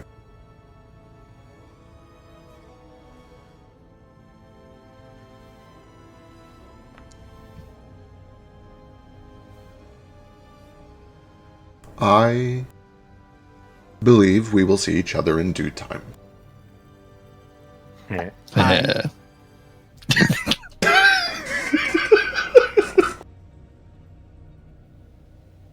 Do you speak Zionic or any of the Celestial languages? I do not. I don't believe. No, I don't believe I do. Got it. Understood. I do have prepared. I don't know what if he's like trying to hand me paper or something. I do have translate prepared. No, the two of them go back to speaking, and I was curious if you could overhear what they said to each other. Okay, understood. They just kind of go back to speaking to each other. As you start to make your way back down towards the steps, eventually, Styx reemerges from her pallet and starts to head back down towards the pool as well. Can I do one quick thing before she starts the ritual again? Sure. All right. As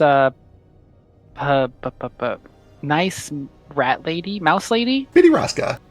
Okay, so I can't read her name underneath pet. Oh, yeah, sorry. As she gives me my food, I'm gonna reach into my bag and pull out just some rations, or if you'll let me, he probably would have just food cached a slice of cake. You never know when you need an emergency cake.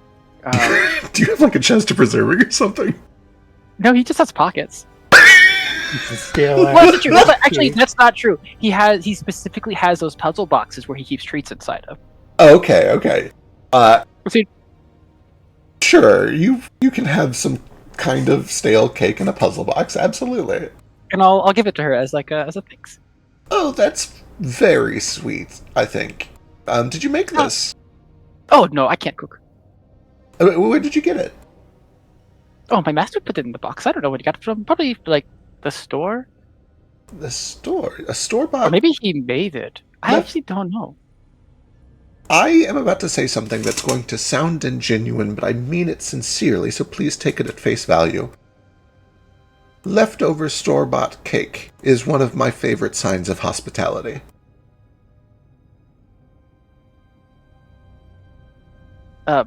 So I did good then. You like it?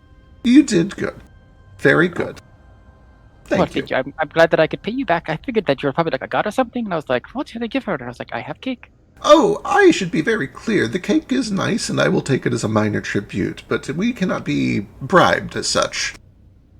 Oh no, it was a simple thank you for the food you just gave me. Wonderful. Then here is a simple thank you for your thank you. Wait, does this mean I have to give you another thank you? For your thank you? No, that's the Fae. The Fae would do what you're talking about right now. We are just gods. What's your name? Right. Oh, I'm baby boy. It's nice to meet you, baby boy. It's nice to meet you too, Biddy Raska. baby Raska. Well, I hope you like being a god. I'll talk to you later. It's amazing. Wild. I hope you like being a god. Fully unhinged.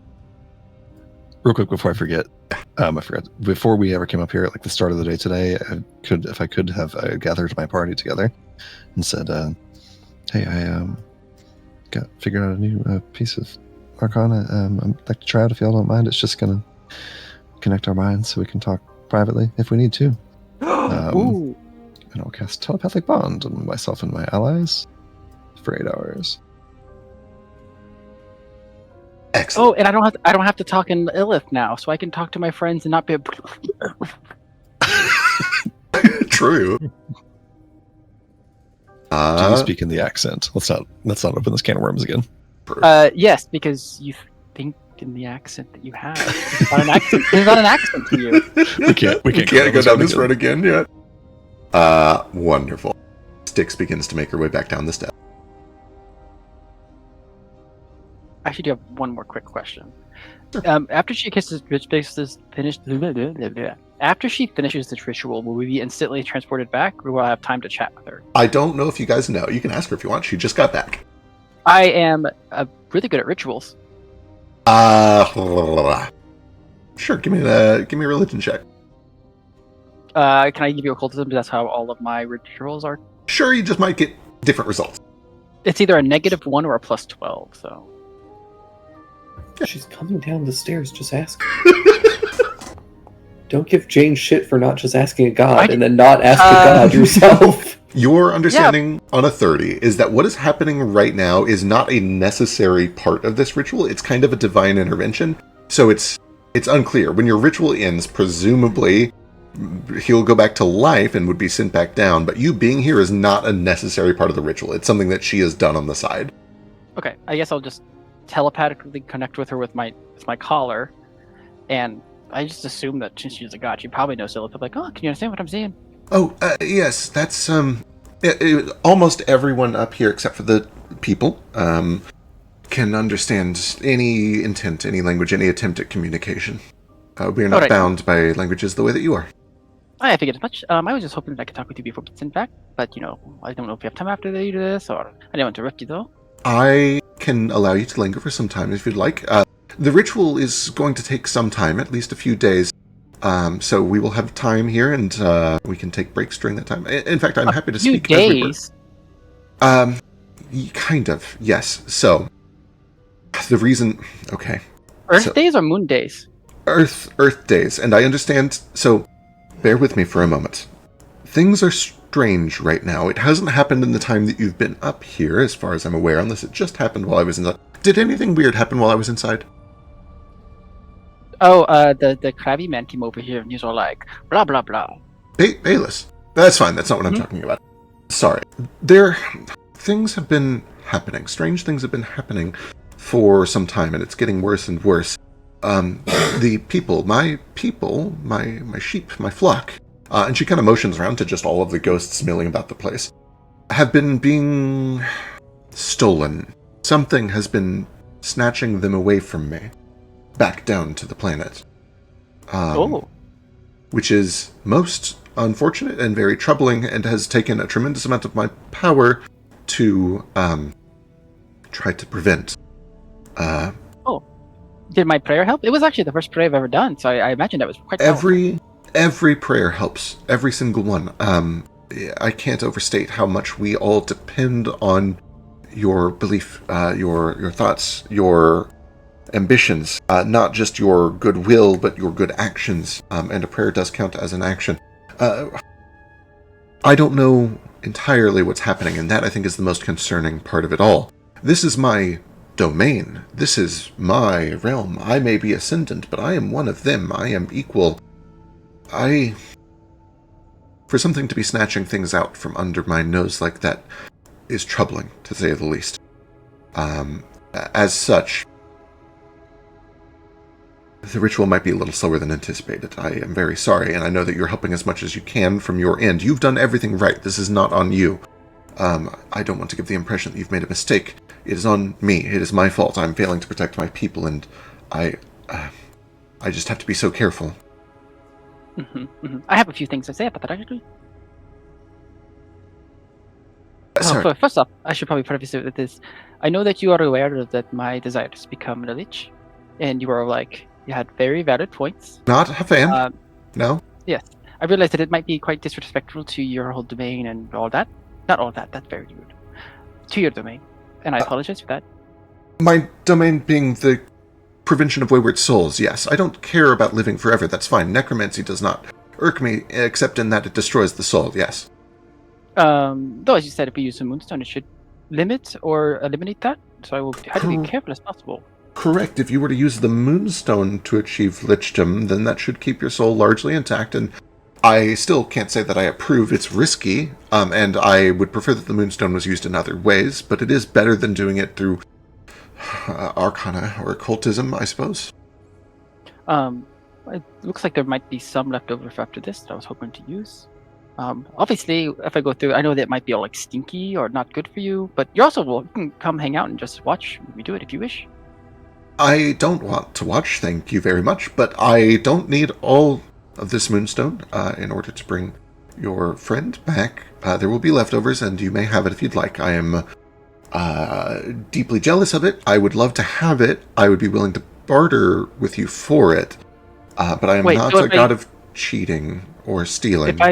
If I use it, will you get it back? No.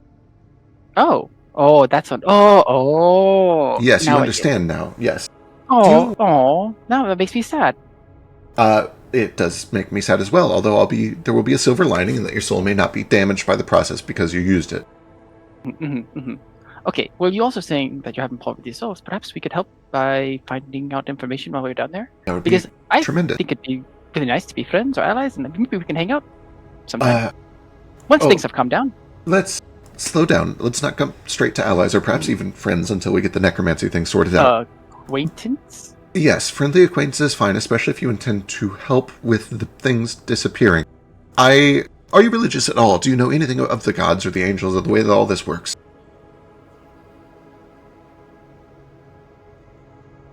No. Yes, but no. I understand the big strokes. But, I mostly am my master's an eldritch being. You know these things, right? Sort of. Gods are not necessarily omniscient. We tend to know a lot of things within our domain, but not necessarily. That's why Yuna knew immediately that something was wrong with your friend. But if you are damaged, if you're damaged, I can tell that your soul is wrong. I know a lot of things within my domain. Anyway, broad strokes. The broad strokes of this situation is that I can only interfere so much with your world directly. And when I do, it must be invited. It must be invited at cost. You must provide an opening through which I can provide power.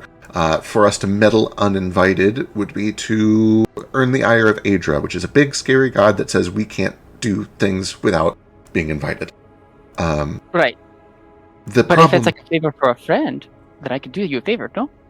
Yes, of course. You're onto something. If we form a relationship, and if you essentially do a service for me as a worshiper or a follower or a champion.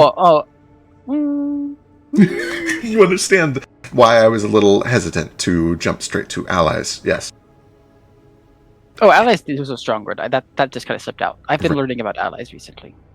Nonetheless, if you were to find the problem, which I suspect is related to a great necromancer that lived on your planet several hundred years ago. The Echo Tyrant? No. What? A different one.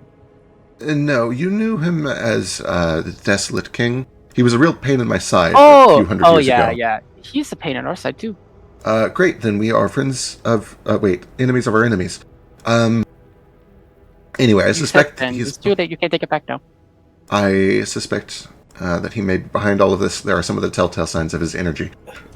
Yes, he's behind all of it. He has the Seed of the Moonlight Prayer. Can we move on? He has the Seed of the Moonlight Prayer. I'm trying to fucking nap. I am purposely doing this telepathically. Fair, but I think it's funnier if she responds out loud, and I think that's appropriate too. So you're getting one half of this conversation text, which I think is still appropriate. You're standing right between me. I can just feel your presence, and it's irritating. I do have a question. Yes. Those who have become Echo, are their souls damaged in a way that you do not like? Possibly. One moment. I have to jump back to this. Seed of the Moonlight Prayer. You have the Desolate King has the Seed of the Moonlight Prayer. Well, some of it. What okay. What happened to Afef? Do you know? Was there a big dragon, a wooden dragon that saved a bunch of people? She was in the room that you snatched us out of. She's down there. Aye, we're taking care of her. Well, he is. Who is? The necromancy is taking care of her. Is she undead? Yeah. She's a tree. Yeah. Oh no, it's worse than I thought. Okay. Okay.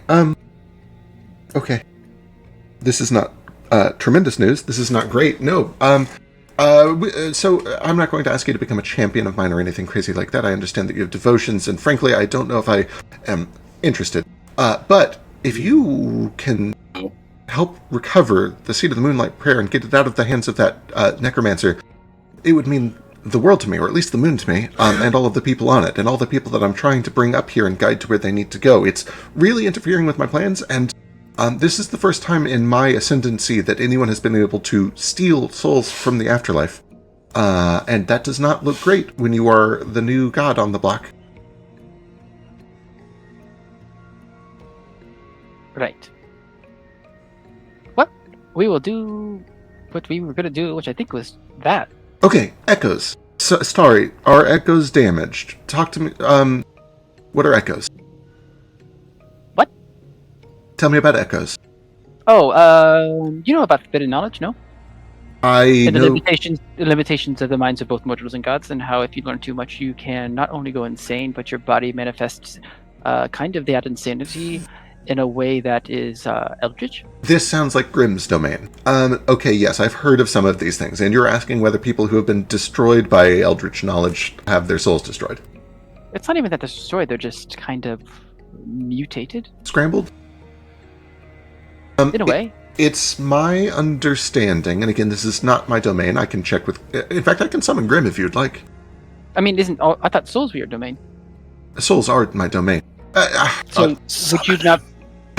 I have never run into a damaged soul whose soul was damaged by eldritch knowledge. My understanding is that it scrambles the mind. It's a psychic effect, not a solar effect. I see. I think. Right. Anyway, I should probably get back to the ritual if we want to get this done quickly, and it sounds like you do. Can I help? I'm pretty good at rituals. I can make them go way faster. Certainly. If you would like, you can continue doing the occult component of it on the corners here. I will be kind of taking over the reins for the divine portion. This is, unfortunately, one of the side effects of using the Moonstone, is I have to subvert some of the work and do it myself. But I will try to be expedient, while also trying to prevent any of my souls from being snatched. Do I have the ability to actually cut this time down by half for her, since I have the efficient ritualist? Yeah, almost certainly. If I participate at all, it halves the time of days. Yeah, almost certainly. For sure. That's the wrong one.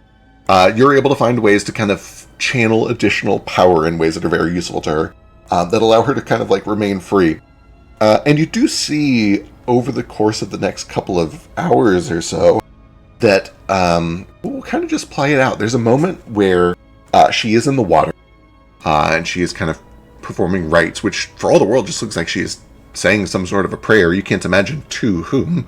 But there is a sudden chill that kind of washes over the entire surface of the moon. You see dust kind of kicks up briefly and then settles back down. You feel cold, even though there is barely an atmosphere to feel it in. And you watch as she bolts upright, her eyes go wide, and she begins to raise her arms to the side. And you see silvery moonlight begins to pool around all of these ghosts, especially the ones who are near the water. And forms these like shells, these auras around them. And she begins to strain and focus, and her eyes go tight. You see her feathers begin to kind of fray out around the wings. You see even the other gods kind of try to help as well. Solus suddenly reaches out this big, long arm and grabs 2 or 3 of his ghosts, as you've been able to deduce, the ones that are about to be shipped off to his afterlife, and clings tightly to them, kind of pulling him into his chest. Korik grabs a couple that were over by him, and Korik also kind of just like instinctively comes down here to fetch and sketch and says, there's not anything to be afraid of, I believe, but still, stay close to me. Don't wander into the water, especially. Biddy Raska kind of motions over to this like dark little corner behind her quilt, where you can see that there's like 6 or 7 tiny little like rat folk ghosts that have been huddled up in the corner. And she says, up here, children, come with me. And she just tucks them under the blanket. I'm not going to risk this one. I'll see you in a couple of days. And whoop, disappeared. It's not possible for us to be far from you, Korik. We are you, Korik. That is true. To a certain degree, you carry my blood.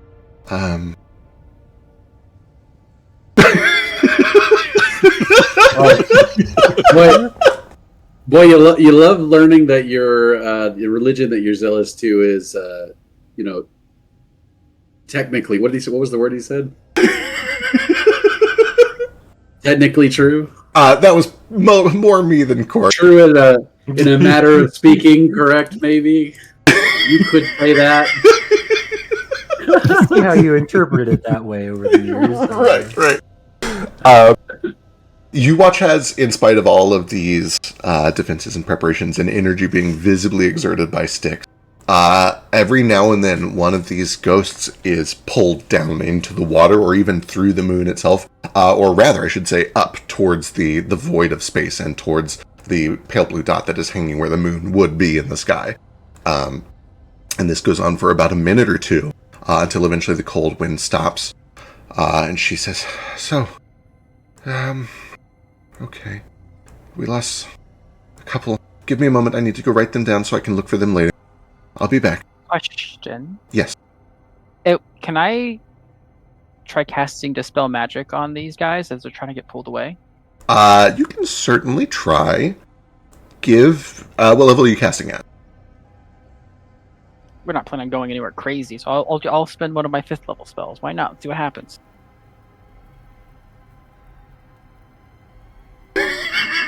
I love that James has low religion, so she can just believe that. Like, she can just straight up believe that is really how it For works. sure. That's what's in her mind as she's walking these rat folk go to rat folk heaven. She's like, all they did were just be rat folk. So Yep. they don't go to like love heaven or blood heaven or hate heaven. They just go to rat folk heaven. We're just like, just are rat folk. Anyone trained in religion would understand that as long as you're in the right neighborhood, you get to bounce between heavens. You get to go to all the heavens in your neighborhood. No. Don't take this from me. Wouldn't dream of it. That is a 5th level Dispel Magic. Let me get your counteract check, which is occultism.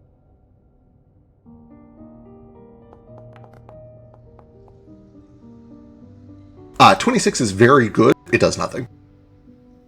Do I feel it actually latch onto something? You or no? feel it latch onto an incredibly powerful divine force, yes.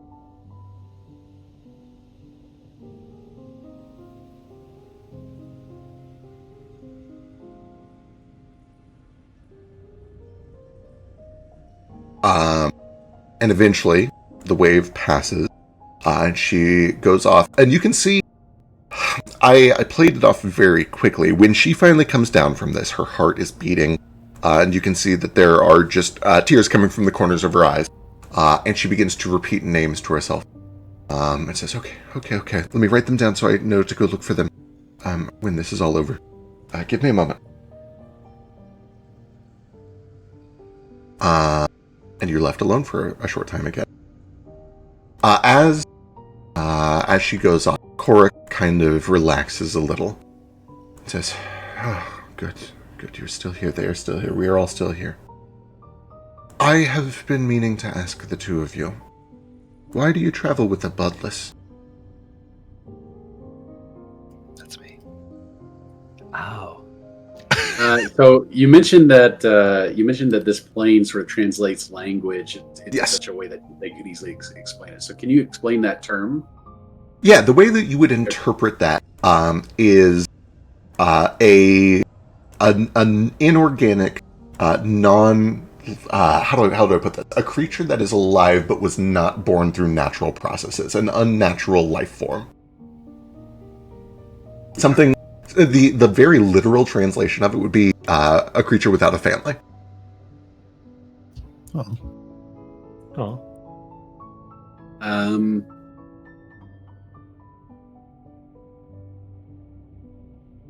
Boy, oh boy, how do we even answer that question? I don't to make fault you sure- for it. We do what we must. It is distasteful.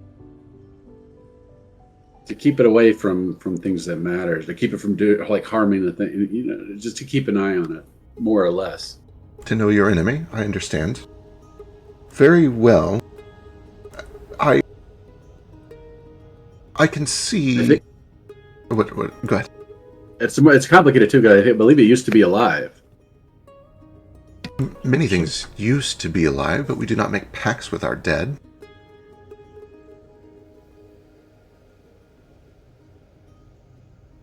Yeah, I don't know. Originally we smoked carrot weed about it and had this feeling that we should partner up with her for a while. It is thanks to her we located Mom, kind of. Curious. But carrot weed said to only trust her for a while, though. If it has helped you on your journey, I do not fault you for it. There's no inherent evil in it. I simply have a hard time with that which masquerades as life and is not. I feel you. It's the same with undead. It creeps me out too. I agree. If you're dead, flow into something else and become alive again. Why are you sticking around in a body that's dead already? Just go and be alive again. I don't understand. I agree wholeheartedly. It is simply not natural. And you hear these heavy iron steps kind of walking towards you as this kind of tall humanoid figure. It looks like one of the art reference puppets, although it is made of entirely iron, as best as you can tell. Begins to walk over in this direction. And it kind of just takes a seat on these steps here and puts its elbows on its knees and its hands in its palms, and says, "Is it not natural to shape your nature? Is that not the most natural thing of all?" I don't care whether or not it's natural necessarily. I care whether or not it's sensible. It doesn't make sense. Is it insensible to continue existing?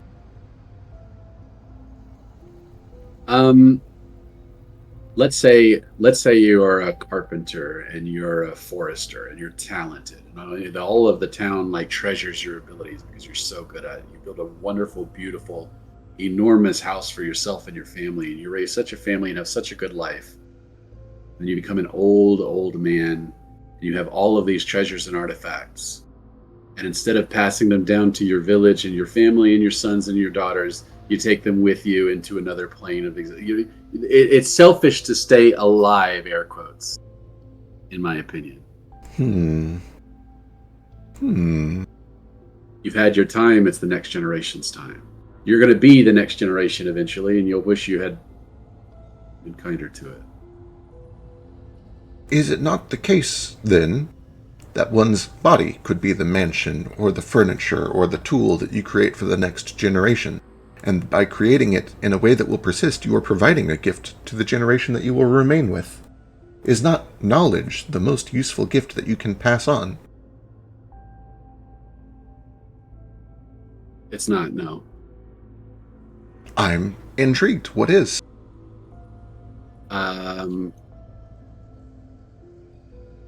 Happiness. Do you believe that she is happy? Or could be, if her circumstances were different? Jane? No. Jane's the least happy person I know. Accurate. I perhaps chose a poor argument, and I take your meaning, but do you believe that that is a result of her nature or her circumstances? I think it's directly a result of her hubris. Yeah, it's nature. I think she, I don't know how much of her nature she has left. I don't know how much becoming that kind of like mechanical body. She doesn't have adrenaline anymore. She doesn't have hormones. She doesn't have cortisol. I don't know those words. But Sure, yeah, but they come across in this weird, like, languages don't matter thing, yeah. Yeah, I mean, to some extent, your body has an influence on your emotions. When you no longer have a body anymore, are you really the same kind of emotional creature that you were before? Is her son going to recognize? Does a volcano know anger? Without blood?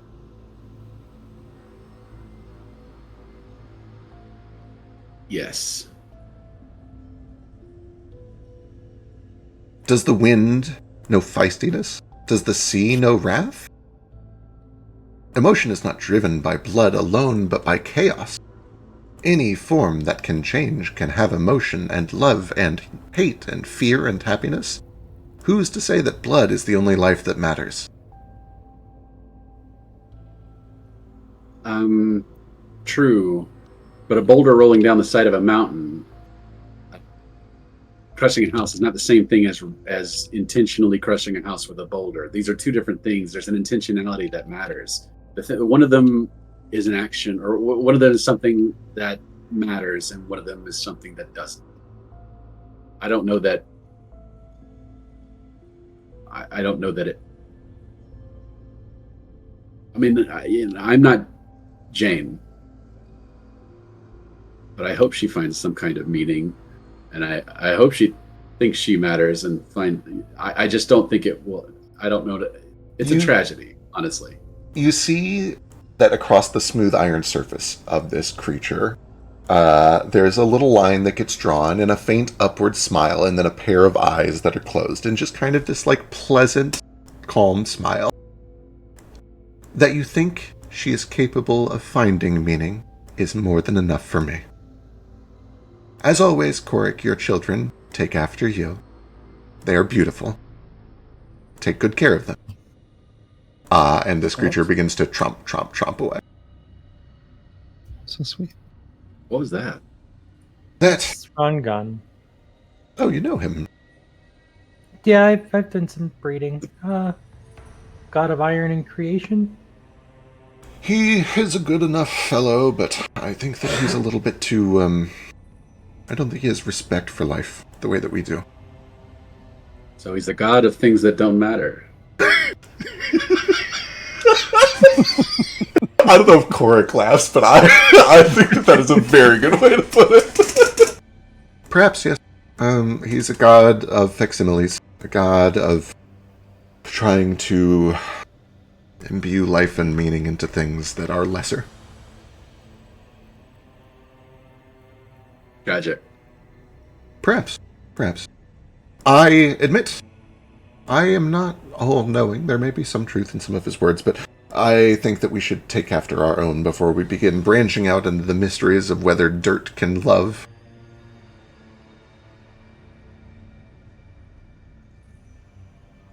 Well, I suppose there's a god for everything. Perhaps. Speaking of which, we should have a discussion about your mother. She is in dire straits. She's in a tremendous amount of pain. I assume that you're aware? Yeah, it's one of the reasons we're traveling with Jane.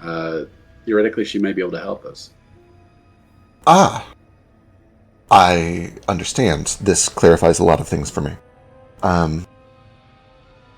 It exhibits many qualities reminiscent of a mother, and as such, I suppose that could make it a useful tool.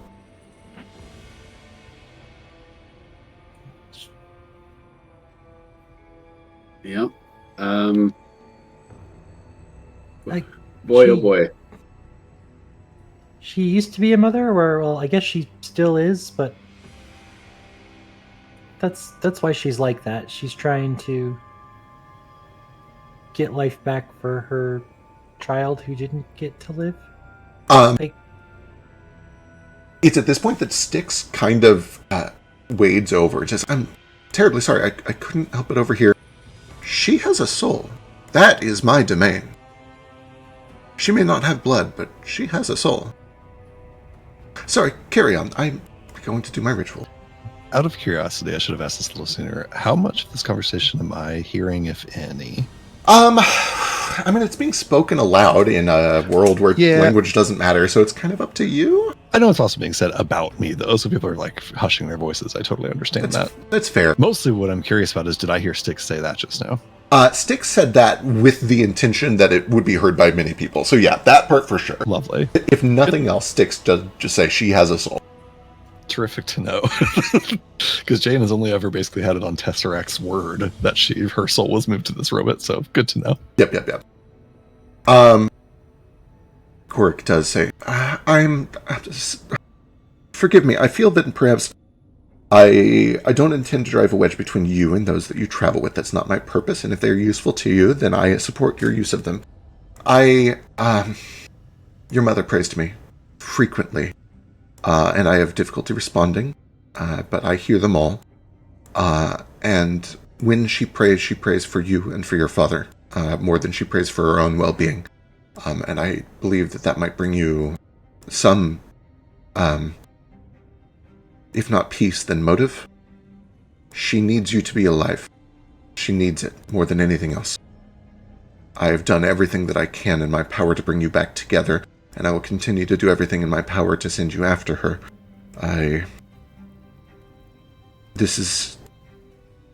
We are a few people, and we're becoming fewer by the year. This would be a tremendous loss if one of my most reverent families was to lose their blood, especially to their kind. And it's at this point that you see Korik, this bloodless kind of ooze, this ooze of blood, looks over to Rangan when she says their kind.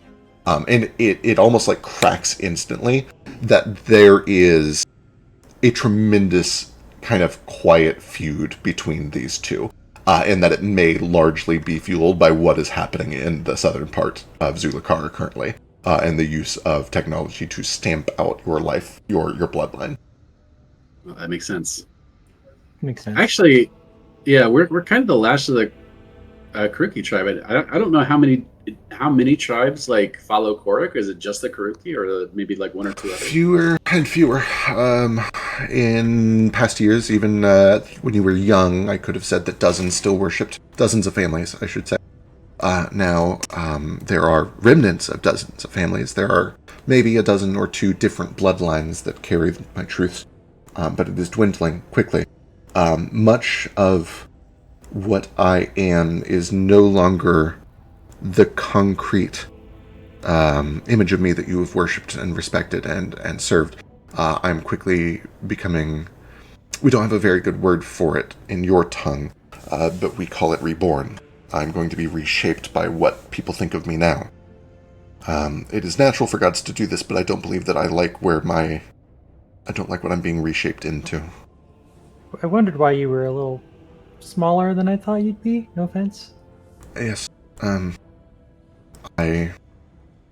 I do everything that is in my power to remain strong and vigilant even in these trying times, but I fear that I am to go the route of Eva soon, if we are not able to save your bloodline and rekindle some of the worship and respect for natural life that lies within. If things continue as they are, you will not disappear. You'll just become fuel for that robot one over there. That is what I fear, yes. I believe that the new vision of me is one of many, perhaps the least among equals. A lesser form, an older form, a stepping stone to whatever lies in tomorrow. I have no fear of tomorrow, but I would like to be a part of it.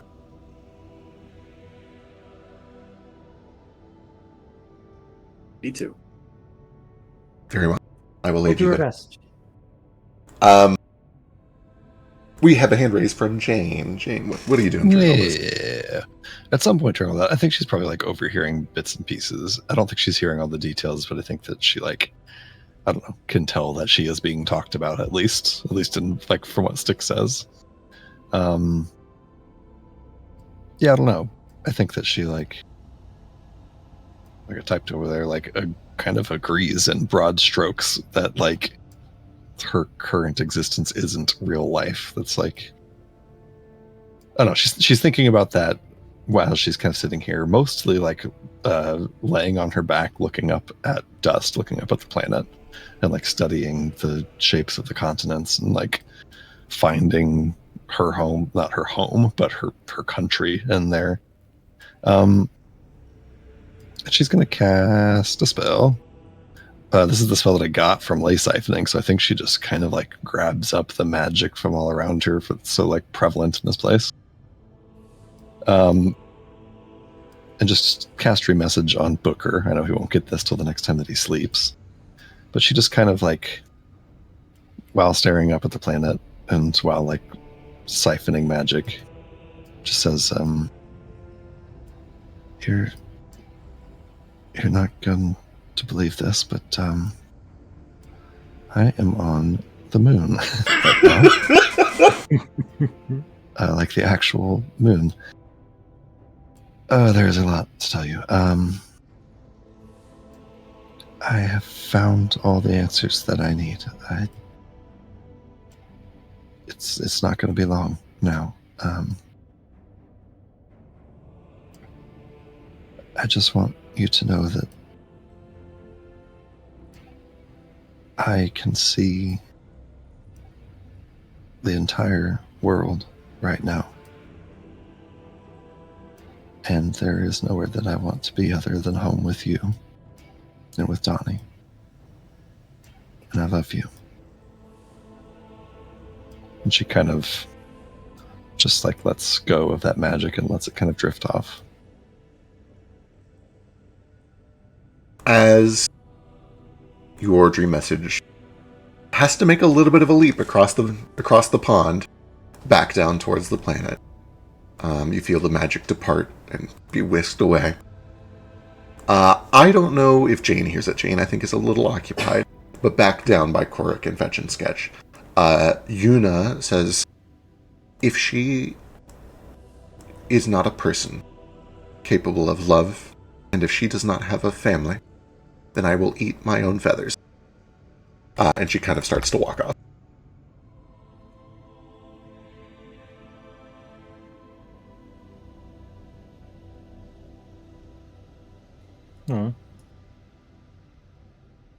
told me to respect you.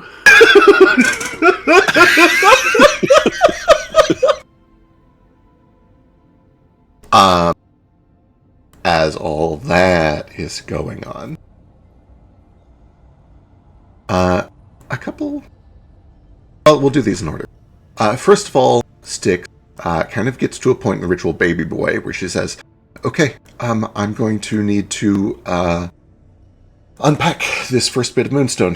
This is going to be a lot of energy. Make sure not to try to absorb too much of it at once. In fact, you don't need to absorb any of it, but you can if you think that you can funnel it back into what you're doing over there. I admit it is a very useful shortcut."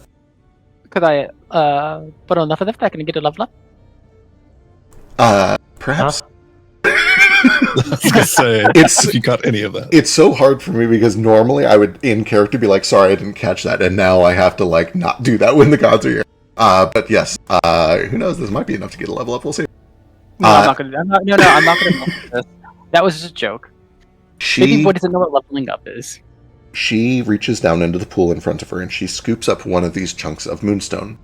And she cups it in her palms, sitting in the pool of water that she brings up, silvery. And she whispers to it a prayer, and then she blows on it. And as she blows, you watch as dust begins to filter off of this moonstone, as if she was like blowing a dandelion. And the rock slowly gives away into more and more dust. And as she blows, all of this dust expands, and you watch as dozens at first, and then hundreds, and then perhaps even thousands of souls, just like the others that you've seen here, begin to release from the moonstone. Wayward souls that have found themselves within this shard of stone are released, and they look around confused and unsure what to make, as they find themselves on the moon surrounded by Styx. And as the last of this stone is blown away, she speaks out in a voice that all can hear plainly. It carries across the surface. "Children, welcome. You are in no danger. I'm sure that you must be frightened. Many of you were lost. Many of you don't understand what's going on. You are moving on to your next stage. You were at risk of being stuck. Many of you would have lingered, haunting that old place for a long time, or trapped in some corner unsure where to go. These fine people," and she looks down to Tex and to Baby Boy and Fetch and Sketch and Jane, "have brought me a gift that contained you, that have brought you to me. Ye prodigal have returned, and so I shall send you on your way. Bear with me for a moment, please. Make yourselves comfortable. Don't wander too far. I will try to be with each of you as soon as I can, so that we may get you sent on your way." And you watch as all of these ghosts just begin to look around, trying to make sense of what's going on and where they are, and some of them begin talking to each other. A few of them, like, recognize each other and begin to, like, hug each other. A few of them, like, are processing the fact that they're dead. There's a lot of different stages of things going on here. But this place that just a few moments ago had only dozens or, maybe 100 ghosts in it is now dealing with an influx of several hundred new ghosts that have just been released.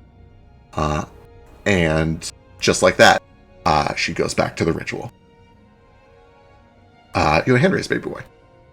Yeah. Actually, I'm assuming it hasn't happened just yet. But you said that she'll be funneling some power that I will be funneling for the ritual. Yes. And there might be some like bleed off. Right? That whole process just had a huge amount of divine energy in it. Yeah. Can I attempt to use it for something? Possibly. It is divine energy. What are you trying to do? All right. So divine energy, if I remember correctly, has a lot of sympathetic energy tied into it. Correct? Sure. Big component of sympathy there. I want to tap into. Baby Boy wants to tap into his sympathetic energy to the librarian, who is his entire world, and wants to attempt to use that to try to reach out to him. I don't know, stretching his mind through the sympathy that he has for him. Interesting.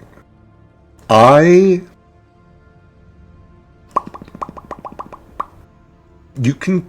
This is very stretchy, but I like it. It's not going to be easy. It's going to be a religion check for sure. You are harnessing divine energy. There's almost no way to spin it as anything other than a religion check. So let me get a religion check. You said almost, so I have to try. There's no way to spin this as occultism. Could I sell you on academia? No.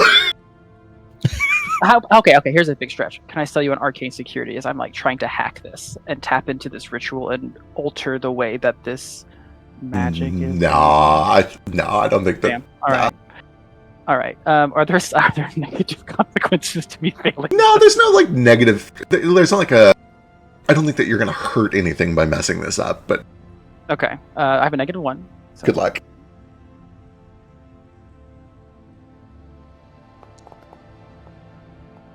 Yeah, I mean, it's a tremendous amount of power, but it's a power that you're largely unfamiliar with. It's a type of magic that you're not super good at manipulating. And the overwhelming thing that you're able to detect, too, is what just happened is a very unilateral process. The part that registers, probably the most occult part of this entire process, is it took all of the sympathetic energy and it was stuffed into a physical object. That is a very occult thing to do, is to take sympathy and tie it into an object. And then she exploded. She unpacked it. She took all of these souls that had been lost and were drawn into the moonstone when it fell down to Earth, and she unpacked it and released them back up here so she can send them on her way. You understand the process on the 9, but there is absolutely nothing you can do to like harness or reshape it. It is simply not your field of expertise. Gotcha. That being said, also, is the implication that if I use Moonstone in the ritual, that I will be absorbing some of the souls that had latched themselves to the Moonstone? Probably They would be like merging with me or my physical form, or they just like leave the Moonstone and just like get shunted back out. That for sure is occultism. Give me an occultism check.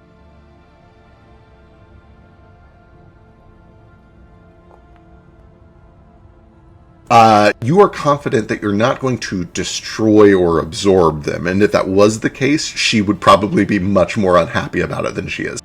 What's essentially going on is you'll be releasing them back into the wild. You'll be undoing the effect of having dropped it down there in the first place. But it's not like going to destroy them. They'll just go back to being ghosts and stuff. So it sounds like she drops these down to dust so that wayward souls get sucked into them, knowing that people will then use them for rituals that she will get back, in which she can then release the energy to bring them back, but also gain souls that were lost. Seems like a pretty reasonable deduction, yep. The circle of death. Oh, okay. I was misunderstanding too. I thought that these were like souls that she had gathered and had essentially like lost them, but she does send the Moonstone down for the purpose of it collecting souls. She's fishing. Which is why she wants them. She throws in the bait. We are the fish. You're the fish. Actually, or maybe we're the hook. Okay, I feel less guilty now. We're like a fish hook, but like a hook made out of fish. So if I do it, she's just like she lost her worm. If I just eat the stone, Yeah, I got you. Well, the Moonstone is the worm. But... Yeah. Shortly after all of that, a couple of new gods show up. Oh, great! More of you? There's more gods. There's so many gods, guys. Bring them all. I love seeing all their art. I love it so much. I want more of them. They're all like, Grim. I hope they're all like stick figures. I gotta talk to Grim. Be like, hey, dude, can you get me some help from a galaxy destroying god? The first one is the most obvious because he is loud and boisterous and very, very big. You hear hearty laughter as he walks down the stairs before he even gets down the first step. And when you turn and look, you see an enormous, probably 15-foot tall, olive green-skinned humanoid who just looks fucking ripped. He's an actual cartoon of a man. His head is like too small for his body. His muscles, like his arms, are as thick as tree trunk. Truly looks just like a caricature. Kind of, yeah. You see that he's got these two thick tusks coming up from his bottom lips. He's got these slightly pointed ears, typical of orc. He's got this big, like tightly curled black beard. He's starting to step his way down, laughing the entire time. And it isn't until he gets down that you see who he's talking to, because she is much smaller than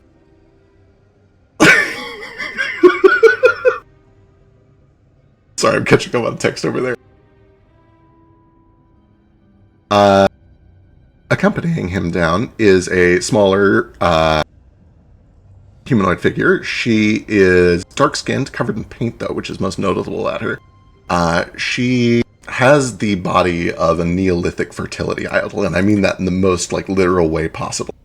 Truly, these just very round, bubbly proportions, almost a waddle to her walk. She has these big, friendly eyes. All of her features looks like she has never stopped smiling in her entire life. These bright brown eyes. And it doesn't show up super well on this map and in this lighting, but both of them have these kind of radiant halos behind their heads. And as they get to the edge of the pool, you see that between them, kind of holding each of their hands like a child between two parents, there's a ghost.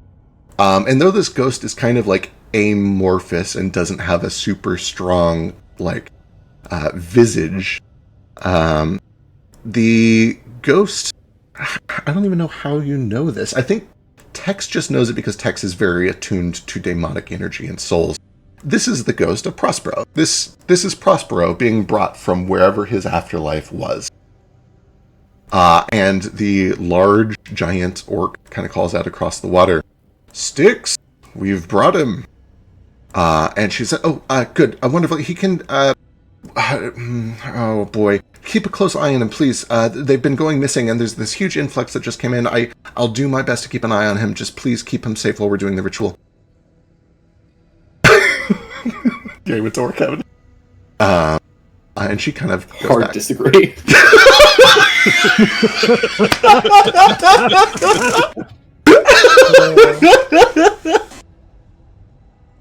And he says, "Can I put my legs in? Is that safe?" And she's like, "Yes, that's fine. Are you clean?" "Of course I'm clean. I'm not a sloven." And he kind of sits down and takes off his sandals and sticks his legs down into the water. And she does as well. He sits down at the edge too. And they just kind of go back to talking to the spirit between the two of them. And eventually the orc does look down to you. Tex says, "Oh, hi, sorry, I'm so sorry, I didn't see you. I didn't squish you, did I?" If you had squished me, you would know. Good. I'll take that as a no then. Right. Gordur, pleasure to meet you. And he holds out just a single pinky to shake. Yeah, I'll put paw up to it. And you are... Tex. Tex. It's a pleasure to meet you, Tex. Are you part of... Oh my goodness. Are you the one responsible for all of this?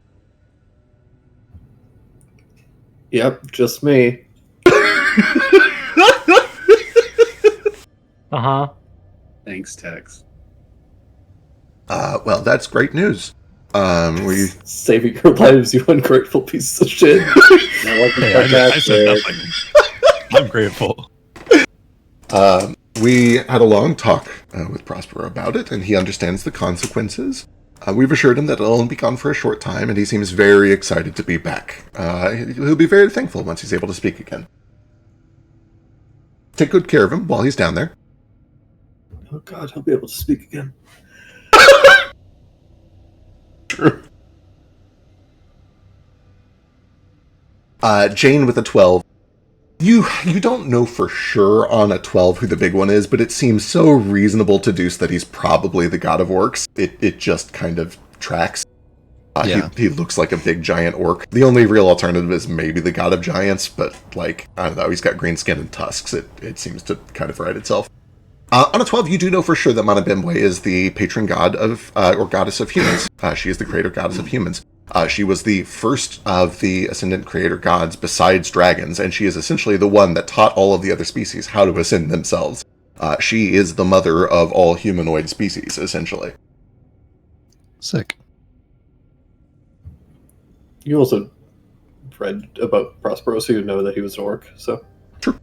Yeah. No, I get it. He's coming back from work, Kevin, where he was just doing orc things, sitting around, being boring-ass author, just going to orc heaven. sitting in ergonomic chairs, specially made for orcs, eating orc food, whatever is biologically appropriate to them.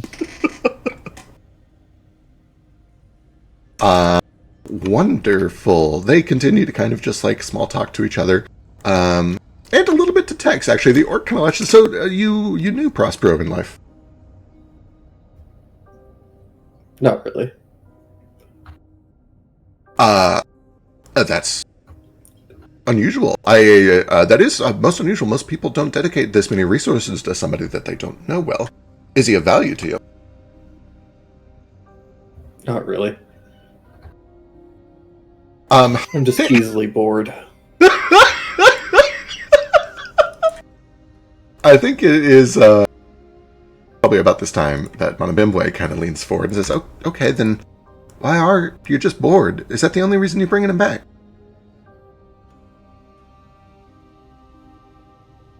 Not really. I just don't like people breaking my things. Oh, did Prospero, did he belong to you?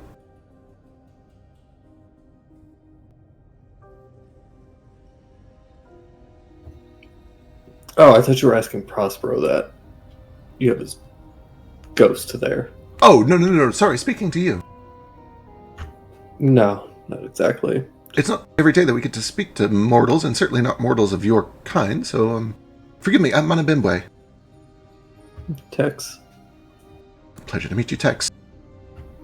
The whole time Tex is like leaning his front feet in the water and just like splashing around.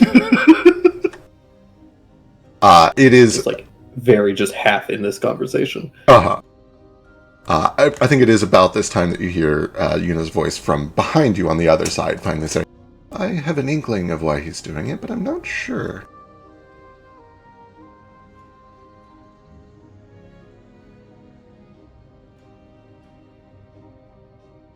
Oh, I've got to hear about this. I'll be back.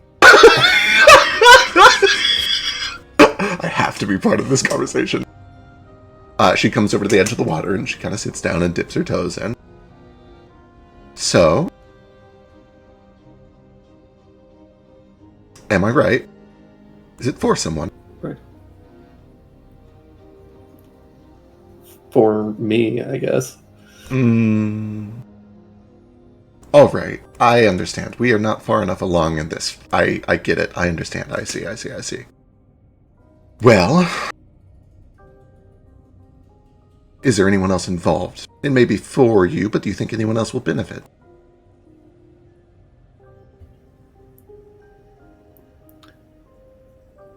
I guess so. Maybe. And If all things go well. And who's that?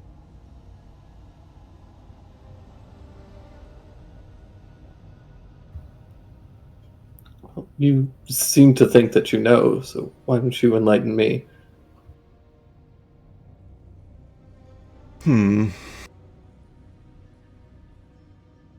Is it Edel?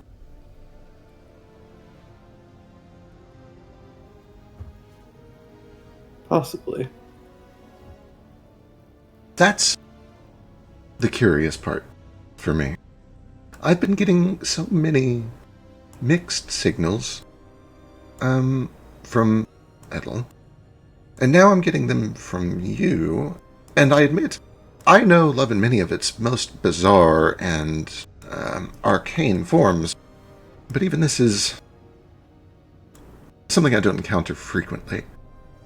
Neither of you are quite sure what to make of the other yet, are you? You want each other. You may even need each other, but you're not sure if you can have each other. If it's right, if it's good. This entire dance is one of making amends. Don't be ridiculous. I'm not capable of that. That is astute, and that is one of the reasons that I came over here. You are not theirs, and she nods to Gordur and Manabimbo, or theirs, or Biddy Raska's, or... If I had to guess, and this is outside my domain, but I believe you're one of Ra's children. Is that correct?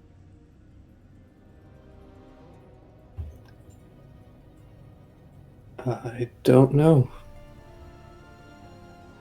You're... Never really cared to ask.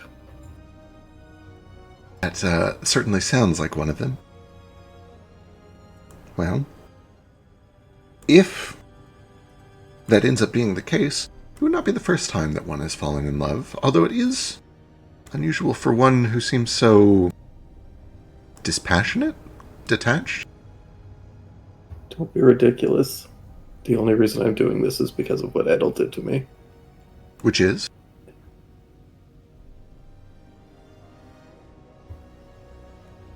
He stripped everything that I am from me. And yet here you are. Yeah. Probably just because of whatever he did to me. Whatever emotions or thoughts got implanted into me, whatever's left of me. She kind of like takes off her bow and sets down a drink, like, okay, now she's going to be here for a while. Okay, I understand. You're concerned that the part of you that remains is not really you. That you're being shaped. That you're being molded into something different by this person.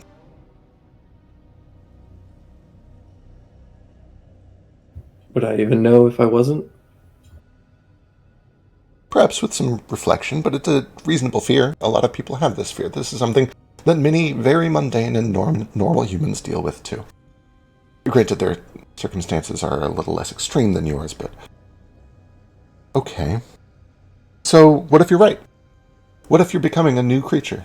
What if you're being shaped into something that feels the way you feel now? Is that worse? Better? Everything changes, is it not good?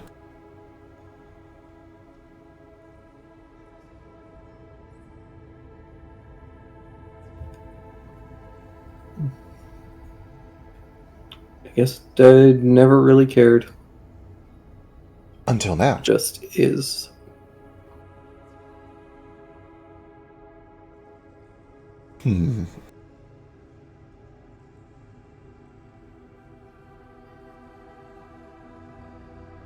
What will you do when this is over? Where will you take him? Who? She looks over to the skeleton in the water.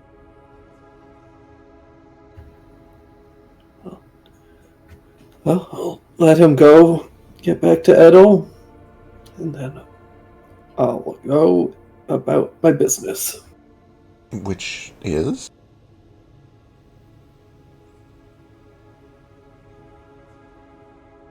Well, I gotta get the rest of my totems back. I still have to help the kid with his wolf problem. And I have people to pay back for that.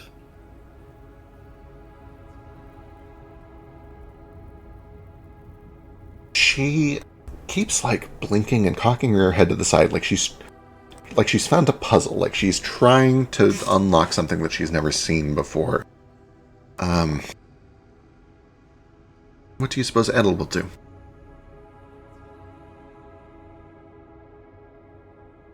If he has any sense, he'll go home with his dad and start making up for lost time.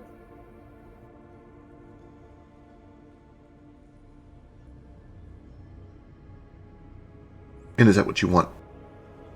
Is that what you want Edel to do? Is to simply go back to living their life? Of course I do.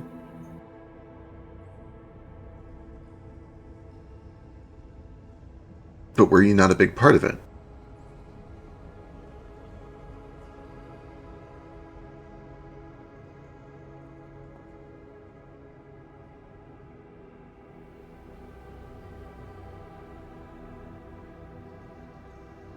I was a mistake. All of life is a mistake. What difference does it make? Life is not what we plan, but what we are, what happens, what results. Life is what is written on the pages while we were brainstorming an outline in our heads. Life is the accidents that we can't get rid of.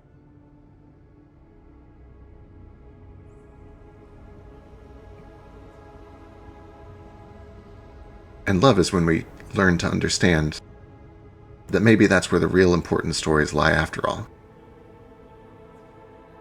I'm not trying to... I think you've missed the point. I'm not in love. I'm not capable of love. I'm a daemon. I'm greedy. Edel is mine. And nobody breaks my things. Not Cyrillin, not the wolf, not the spirit weavers, and not me. So we can go home. She sits upright, and she kind of like grabs her tea and takes a sip of it. I think I understand. Yes. Okay. Yes, that makes much more sense to me now. I appreciate it. Your kind is still unusual to me. It's hard to fathom a creature that is incapable of feeling anything outside of what they were built upon. But you are changing. And who's to say you can't eventually become something that is capable of more than just greed?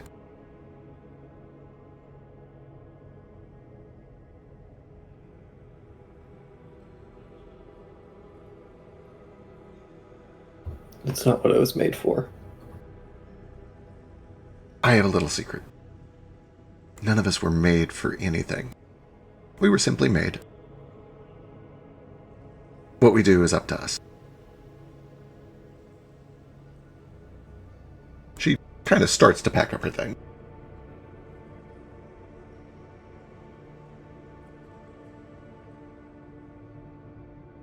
Daemons are not that different from people. You may have been born from your circumstances and shaped by your nurture, but eventually you do get to pick your own heading. You can choose what environment you thrust yourself into, what knife will mold you. Pick a sharp one. I always do.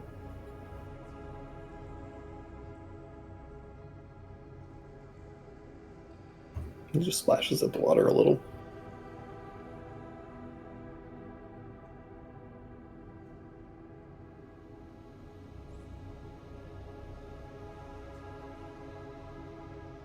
A little more time passes, and Styx warns Baby Boy, okay, I have a smaller one this time, but there will be a little bit of power if you can just hold back for a second.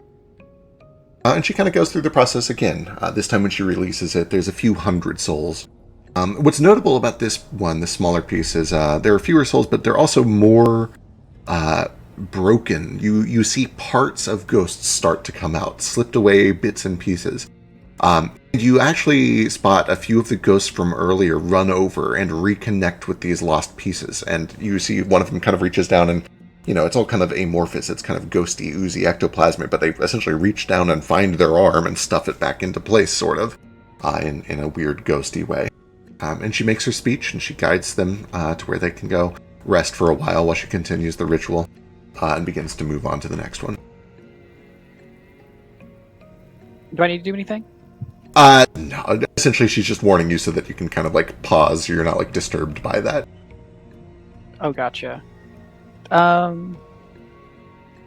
What does it feel like to have that energy, like divine energy, flow through me? Since I'm not a divine user, yeah, it's opposed to like a cult or whatever. Obviously, I don't think BB Boy knows where he gets his magic from. Right. All spell casting has manifestations, and some of it is determined by the type of spell casting, but a lot of it really just comes down to the individual caster. In many ways, a manifestation is a thumbprint or a fingerprint of the person who's doing it, which is why Jane's is so very different from yours, and why yours is so very different from Ruko's, even though you're both doing occult magic. Her spellcasting tends to come through as sort of a faint silvery warmth that has almost like a metal taste. It's accompanied by the smell of gunpowder and raspberries. It has this like weird sort of metallic, sort of fruity vibe that fills the air. There's like an unnatural stillness that seems to come from it. You almost swear that you feel the moon itself stop, even though realistically it would be almost impossible to detect that sort of non-motion from this level. there's just kind of a sudden, urgent sense of peace, and then everything comes swelling in. And at the very tail end of it, you feel a lot of this swelling kind of come up from the sky, from Earth, from the direction of Earth, like energy is being drawn in from that direction, like a tide washing over you. But it's very subtle. It's not nearly as showy as a lot of spellcasters. It's more of just kind of a stillness in the wind, even though there was barely any wind to begin with. Yeah, I'm just gonna kind of just like let it flow through me, and just kind of get like a feel for it. Like I don't know, I obviously like kind of get a feel for her signature, but also just kind of I don't know experience someone else's magic flowing through me, which I assume is not something people usually experience, at least not like this. Yeah, typically only in a group casting environment like a ritual. It's not very often, like people will feel the manifestations of somebody's magic all the time. If somebody casts something and their manifestation looks like sparklers, you'll feel like little pinpricks of light on your skin. But you very rarely feel somebody push their mana through you like this. And even so, you're only catching little bits of it. It's only because you're still connected by the ritual. And one of the reasons she warns you is so that you can disconnect if you want to. But like if you voluntarily stay in there, you can feel it kind of push through your bones a bit. Yeah. I mean, yeah, I'll just let it happen. Wonderful. Eventually, after several hours of this, night does fall. It's a bit of an unusual circumstance because you don't go through the like soft oranges and pinks and yellows of a sunset. It is simply bright one moment and then like a cloud going by very simply or very quickly overhead. The suns dip behind the planet for a brief moment. And you are cast in shadow. Partially. Do we freeze instantly? You don't. It does get noticeably colder, but you also can feel the magic kind of protecting you from what would truly happen to you on the surface of the moon in this scenario. I'm sure glad I packed my fursuit. Jesus Christ. And I also say that the suns dip behind the planet. That's not what happens because it's not an eclipse. It is just the natural night cycle. Which means you're angled away. Hang on, I have to think about... No, we're good. I don't have to think about it at all. You're on the half that is... Yeah, you're like in the crescent. The crescent has washed over you. Korik eventually kind of comes back over here to continue talking with Edith.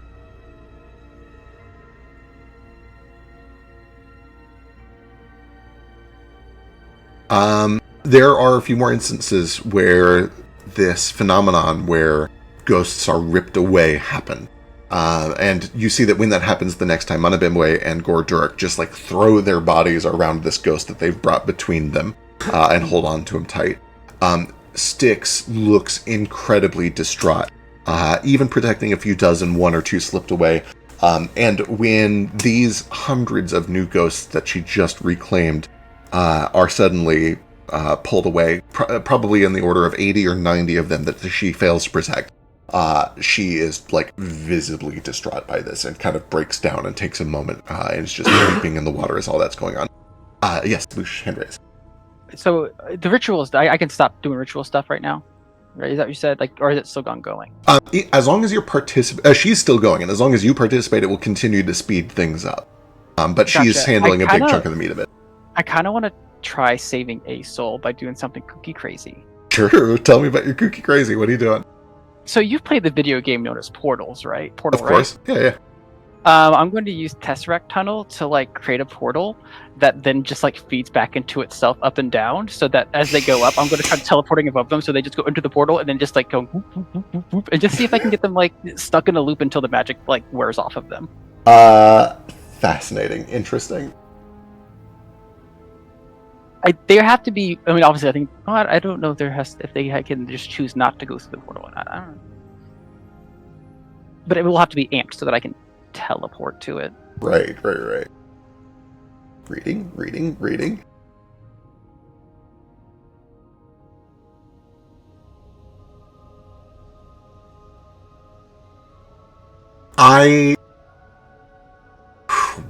I love this idea. I think you quickly understand that what's happening here is not like a literal pulling of the physical body of these ghosts, because they don't really have one. It's like a spiritual draw. But But I'm kind of going for the I'm manipulating space to make it so that it's kind of stretching space so they can't get to the king until the magic wears off a bit.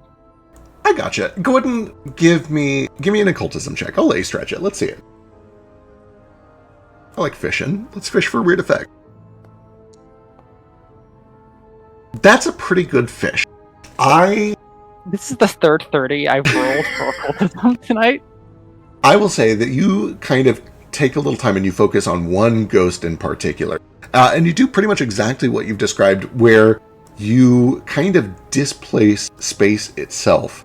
Not necessarily to, like, interfere with this effect, which is clearly spiritual in nature, but to, like, modify their location so that they're out of range. You essentially, like, push them every time it latches onto them.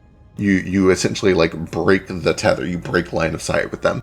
And you can tell that you would not be able to maintain this for very long and not at a large scale. But I'll say on a 30, you can absolutely do something that's kind of, like, unexpected and bizarre in a way that whatever this effect is isn't prepared to deal with. And when it finally subsides and the wind goes back to warm, the ghost is still there. Haha! And I'll, like, point at him. Actually, no, I'll point at the planet. Haha! And then I'll continue doing ritual stuff. Perfect. Excellent. Yeah, you kind of go back. We have hand raised from Sketch. Yeah, I want to go talk to Yuna before we have to leave. Yeah, absolutely wonderful. She is currently... I think Biddy Rosca is eventually coming back. And they'll just kind of go join over here with Korik and Sol. Just talk over here. So you find the four of them over there. Oh, well, never mind. I don't want to talk to her anymore. She can be on her own if you need to catch her on her own. I do. Okay, yeah, you're able to kind of find her. In fact, what probably happens is that you see her talking over there, and then she kind of, like, locks eyes and just has an instinctual understanding of, like, oh, I'm needed. And then she goes to go fetch a fresh drink over in the shadows. This is sketch, not fetch. Yeah. You called? I was just making a bad joke. Oh, sorry, did I say fetch? You said he fetched. She drink. fetched the drink. Oh, I get it. I understand the joke. Funny. Silly joke. So yeah, she kind of comes over to the side. Hello again, Sketch. Are you doing okay? Yeah, I'm doing okay. I just, Korik earlier was a little rude, and I get what you mean. Like, blood and family ties are important, but, like, I don't know, I think the friends we've made are important too. Like, found family, that kind of love. Do you do that kind of love too, or are you just the romantic kind? Some do. I do kind of lean more towards the romantic kind. If you want familial love, there are a couple of dedicated gods for it. Baboon is very good at that sort of thing, but I cover it well enough, yes. No, that's okay. Romantic love's, yeah, I get that. Do you think Korik would be open to the family love thing? I mean, the blood thing, it gets... I get it, but it's also a little old-fashioned. I don't know. Korik is a very old god. There are many things that I know to be true of him. I know that there is compassion in Korik, even if they... How do I put this? We, gods, are ultimately shaped by what our believers believe to be true about us. We are your creations. We are not mortals looking down at ants. We are the mountains that the ants built. Korik has been shaped by generations of your people believing that there is danger in that which does not bleed. And this sensation, this feeling, this phenomenon has only grown worse in the past few decades as technology grows scarier and more things begin to encroach on natural life. It's only natural that Korik, in an effort to protect that which they love, might become afraid of things that are not actually dangerous. That is a very natural reaction. With that said, Korik is an anthill, and you decide where that hill gets shaped. You and the hundreds of other ants, but it sounds like there aren't really that many left, are there? No, not really. Okay. Domain of Gods is not my domain, believe it or not. That is Adra's. But it's my understanding, especially with so few followers, that your actions, especially as one of Korik's favored, one of his champions, somebody who has sworn an oath when there are so few available to do so, may have tremendous sway over the way that Korik grows in the coming years. And I know that Korik, at her core, is a proponent of protecting that which is important to you, whether by the blood of birth or the blood of an oath. Okay. Thanks. I always assumed that, the god shaped us, and it's weird knowing it's the other way around. Thank you, though. I didn't want to ask them that directly and make them upset at me, and I figured you were nice, so I'd ask you. Oh, honey, this is another very important lesson that I'm so glad I got to teach you here on the moon. If you are in any relationship where you cannot talk about these sorts of things, it doesn't matter if it's romantic or not, you need to be out of that relationship.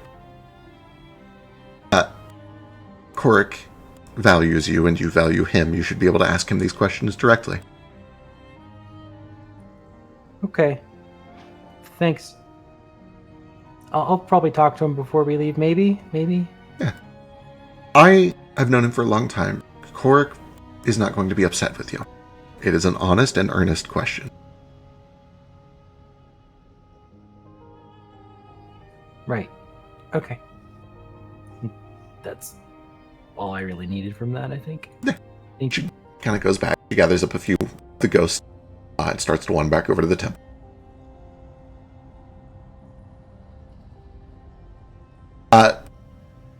There is a point after you guys have done this ritual for several more hours, on top of the several hours that you had already been doing it before being pulled up here, where Styx does kind of pause and kind of gathers all of you up and says, "This is going to need some more time, and if I may, I would request your leave so that I can deal with this large influx of the spirits that your moonstone has brought to me, so that I can get them properly sent on their way before releasing more of them.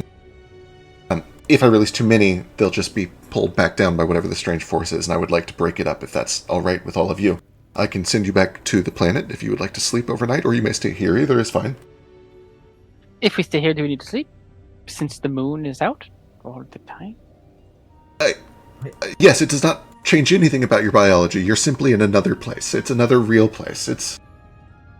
Yes. Well, I've never slept on the moon before, so I kind of want to sleep on the moon to say I slept on the moon. Yeah, and the sun is always out, so that's kind of cool too. Yeah, not to mention infinite free food. Also that, yeah. True, yes, you're very welcome here. I can provide as much as you need, and I think Betty Rosk is still around if you want some more of that fried food. A little too greasy for me, but, How high can I go up before I run out of oxygen? Oh, as long as you don't wander off, you will not run out of oxygen. I can maintain that here for you for a long time. Oh, okay, so I can't fly up too high. I wouldn't fly too high up, no.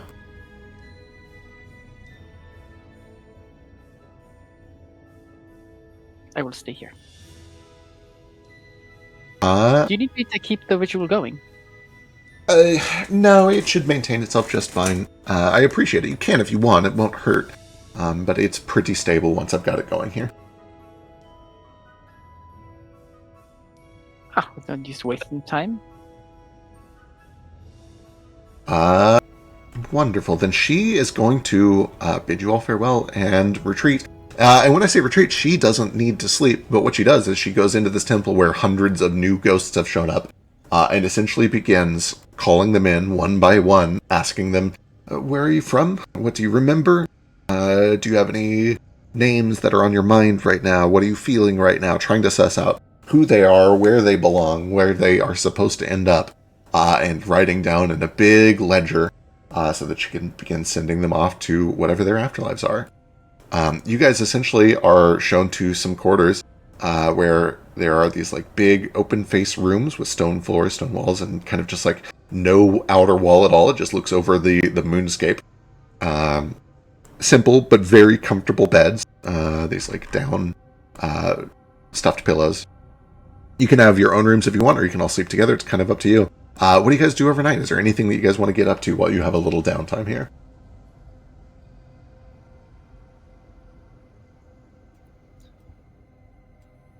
I'm just like jotting down notes about the ritual and like making preparations for that, like trying to get it all transcribed and everything. But other than that, nothing really. You have those trials prepared for fetch, right? You do see. Fetch, as you are just kind of like settling in for whatever you're doing, there is a point where you pass by that double-headed snake in the halls. And you just hear a sap. I'm gonna sidle up to him, all casual looking. Like I'm not really talking, I'm gonna whisper out of the side of my mouth. The others, they may have run from your challenge. They may not be worthy, but I am. They don't believe. They're not as strong as you are. Not as cunning. Are you ready for the second challenge? Yes. Yes. He leans in conspiratorially. May I change your appearance for one night? Sure. You, in the blink of an eye, look down and see that you've already been changed. You felt nothing. You saw no manifestations. There was no visible magic being cast. You simply are different now. And when you look down, you appear to be Yuna, the goddess of love. And he looks up at you and says, "Do some damage for me." Praise be.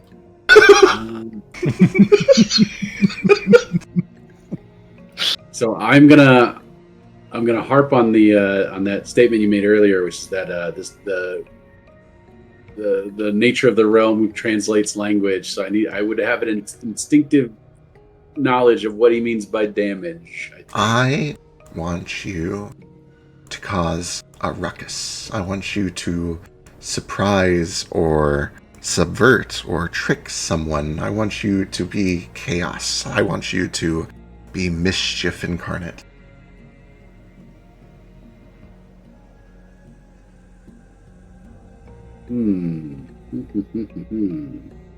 I can change to another form if you have another idea. No, I'm curious. I'm just thinking. I'm up to the challenge. I can do it. It's just that if I did it to any of the party members here, it would break their hearts in unforgivable manner. So I gotta figure it out. Maybe baby. That sounds baby. wonderful. Can you do that?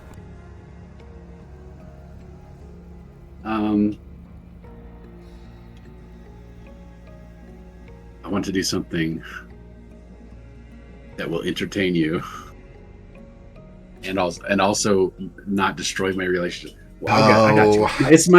It's my challenge. Okay? It's okay. It's okay. I appreciate harmless pranks too. They're fine, I guess. Yeah, are you the god of mischief or the god of heartbreak? Which one? Like, oh, both, but mostly mischief. There are many paths to mischief.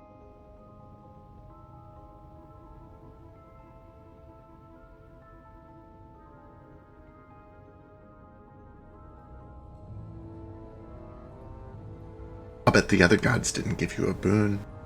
Did Korik give you a boon? I would Korik boon himself. Why would I? Why? That doesn't even make sense. That's what I'm saying. He's grown too comfortable with, oh, he's my champion. I don't need to win him anymore. You need somebody that chases you.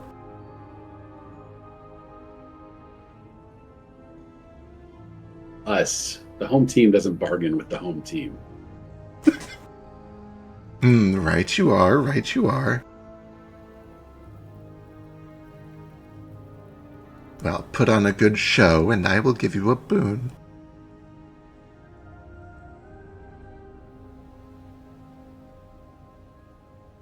Alright, I'm gonna go try to seduce baby boy. Amazing. So it's really funny because baby boy was actually about to walk up to every god and introduce himself. So yeah, you find Baby boy, you're kind of going around introducing yourself to the gods that are currently present. I'm too. Gordurik, it says, "Oh, pleasure to meet you, Gordurik." Oh, I'm baby boy. Are you my god? No, are you an orc under there? I don't smell orc on you. Wouldn't you know? I would. I'm just being polite. Oh, I know. It's very kind of you. But no. But you never know. I do, actually. I know quite certainly when somebody is an orc, or even just partially an orc. I'm very certain of it. It's one of the things... We are not omniscient, nor are we omnipotent, though I am quite close. But we are...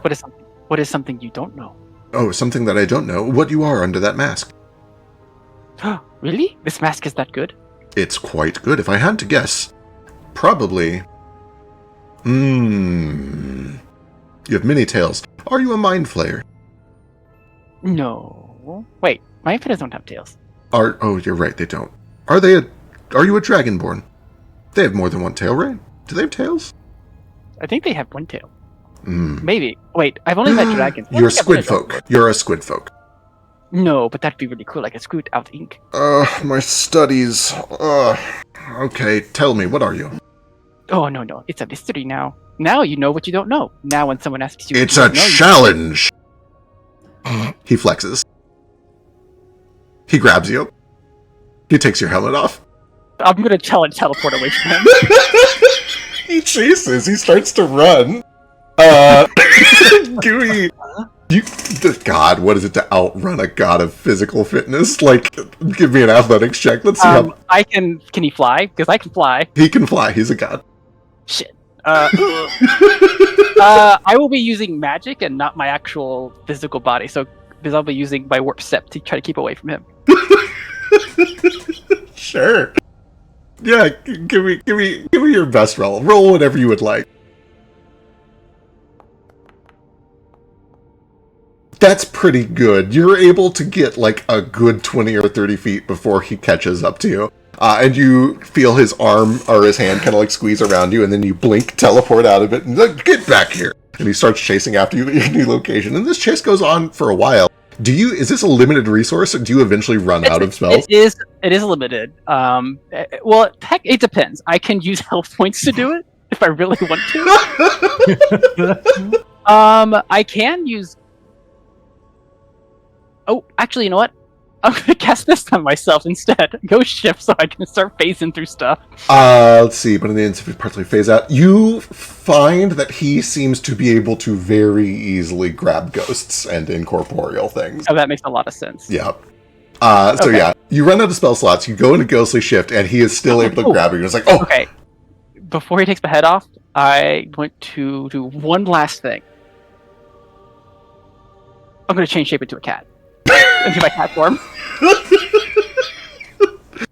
Oh, hang on, wait. Gordurik has been studying this. This is, magic. If I smash you, you come back out to your real form, yes? And he, like, starts to... That is not how this works. Okay. You don't just hurt me, but you're just gonna hurt me if you do that. Well, I don't want to hurt you. You're not my enemy. No. Okay, but you know what? You have done very well, and as I will give you a reward. I do love to be rewarded for triumph. And I will... Oh, actually, I have a thing for this.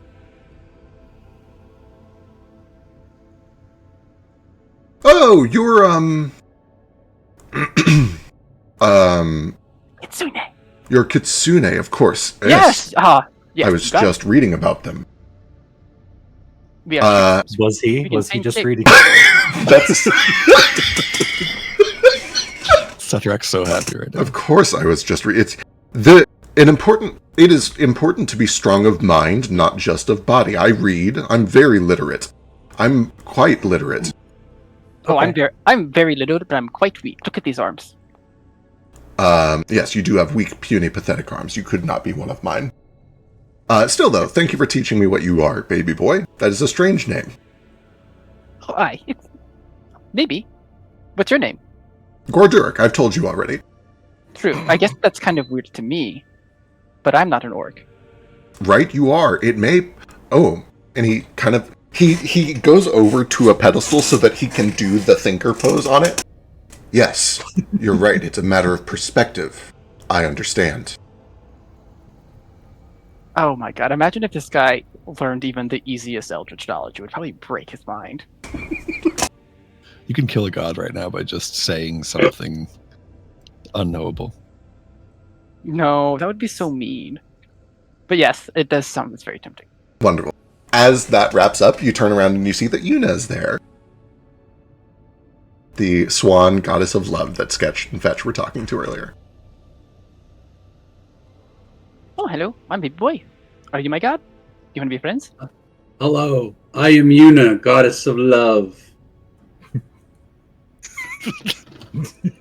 I am beautiful and unfathomable. I don't. What makes you so unfathomable? I can fathom many things. Because no one can fathom me.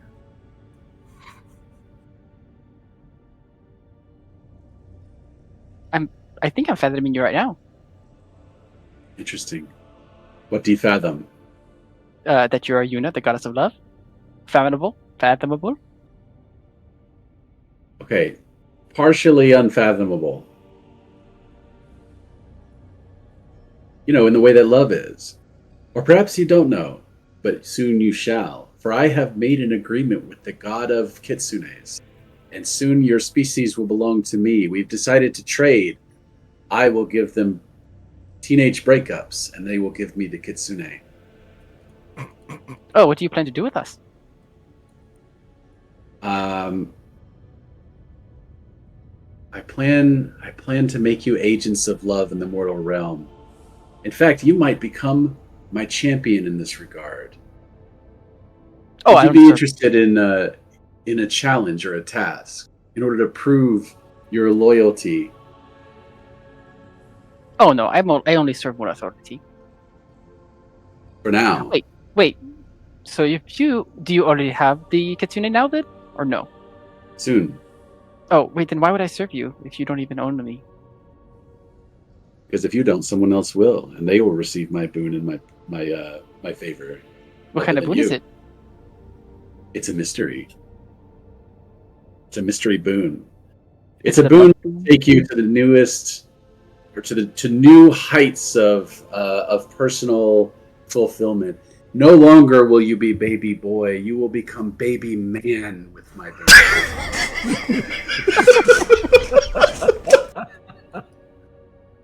I like being baby boy.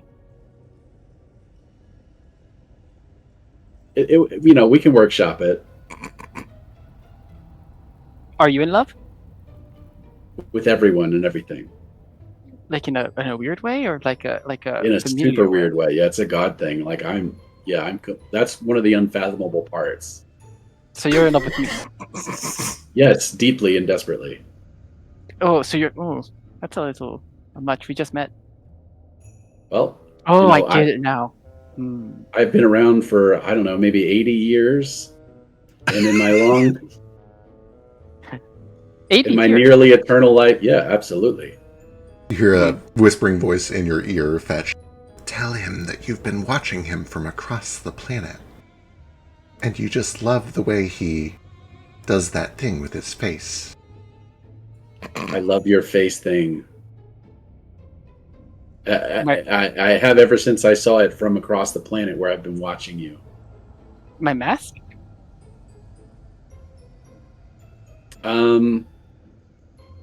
Yeah.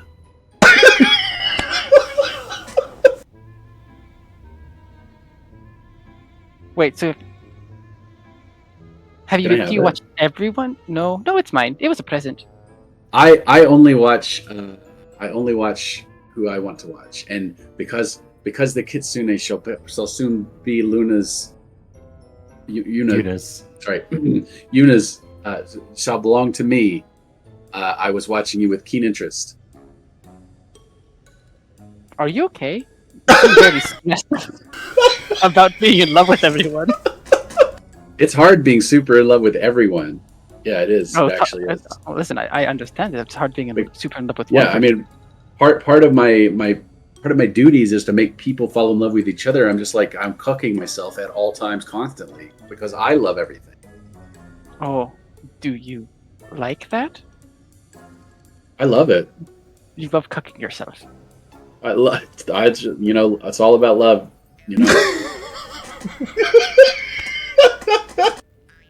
All right, could you do me a favor? Yeah. Could you stop making me fall in love with people? It's quite annoying. Yes, I recall. I have indeed made you fall in love with people. Such as, for example, who should I make you fall out of love with? I mean, currently I'm not really like in love with anyone right now. Besides, shouldn't you know? I do, but Did it? the future and the past. Us gods, we have temporal omniscience, and I get it mixed up sometimes. I'm paying attention to I'm juggling a lot of balls. Okay, I got plates in the air right now. You know what I mean? I'm a little distracted. Well, if you're distracted, why do you keep adding things to your plates by keep making people fall in love with new people? It's not a choice. I'm the god of love. It's just what happens. It's just what I am. You can't fault an apple for being too red. And that's a green apple. I guess that was a bad example. But you can't ask water to stop being wet. Also, I feel like it's like a conflict of interest to be the god of someone and then also be madly in love with them and want to be dating them. I feel like that's like an HR violation or something. There's a little bit of a power-related consent issue, yeah. But This guy's a brick wall. Abort. I've got him. Listen, all you have to do. He says out loud. All you have to do is perform an act of love before me, and then I will give you my boon. He scratches his chin.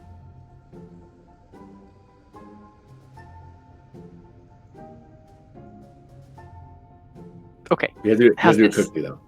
And then he'll reach up and he'll grab Mare, and then he'll pull Mare really close to his mouth and he'll whisper something to Mare. And then he'll put Mare back up. There, I did it. What about the orc? What if you tell the god of the orcs that you just found out that you're 1/32nd orc and that you love him? Wait, what? Why would I need to be 1/32nd orc to fall in love with him? That would make him. Well, I don't know. Maybe we'll skip that part then.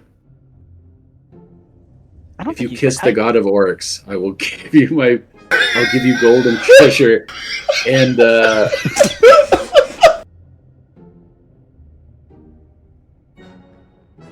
new fursuit.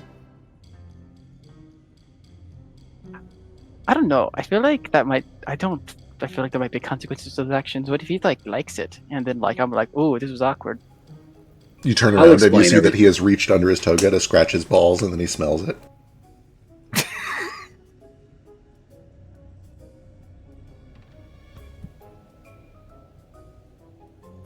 You should just do it though. Why don't you do it? I thought don't you love him? I do it all the time. Cuck me right now. Go kiss him.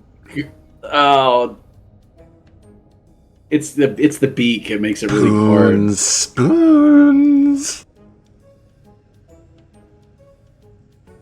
Oh, he will instantly catch me out. I can't do that. That's not an option. No. I am the goddess. You are the mortal. You do as I say. I don't do what anyone says other than my master. Do not presume have authority over me. Who else can I mess with? Oh, go kiss Fat. I said that's me. Go kiss Tex. That was a good try. I'll give you a quarter credit for that, but man, that guy's a brick wall. It's better than if I had gone after Tex anyway. Maybe. You think you could get Tex? What's up with him? I can't make heads or tails of that guy. What's up with Tex? Yeah. Tex is... I don't actually know. Tex is Wild. I thought he was a soul at first, or a spirit, but I think he's like partially corporeal. He's a daemon, right? I think he's some kind of corrupted spirit, yeah. Interesting. I can sense that Tex is lacking in Oh, you broke up at the very end, lacking in what? love and has never experienced love. And if you show Tex love, it will open Tex's spirit and they will evolve. Oh, wait, he's talking But to me? it has to be you. Yeah, I'm talking to you. I kind of spaced out a bit. Sorry. I in real life thought you were still talking to the snake, so I kind of spaced out for a second. I'm so sorry. No, you have to go and show Tex. You have to perform an act of love toward Tex.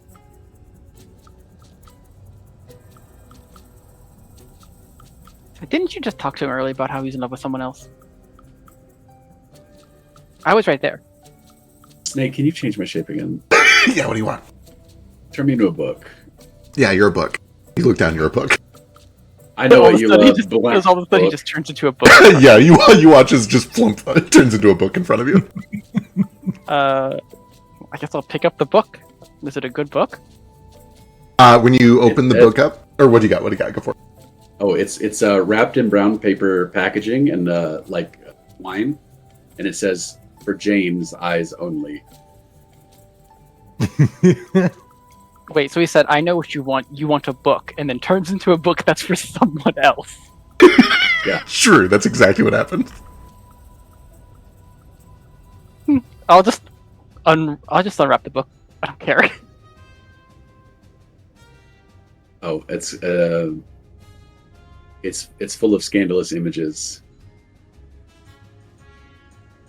When you open it, it is full of scandalous images, and they burst in like a big shower and start like spilling out all over the halls, and tons of people turn to look and see all these scandalous images floating to the ground. Oh yeah, and everyone can see you looking at the porn book. That's mischief. Yeah, man, I've been doing this for hundreds of years, thousands of years, man. I got this shit. He's so embarrassed right now. Are they good images? No, they sure aren't. Wait. These aren't my type. What is an eldritch being's type? Is it galaxy? How do you do galaxy porn? I don't understand.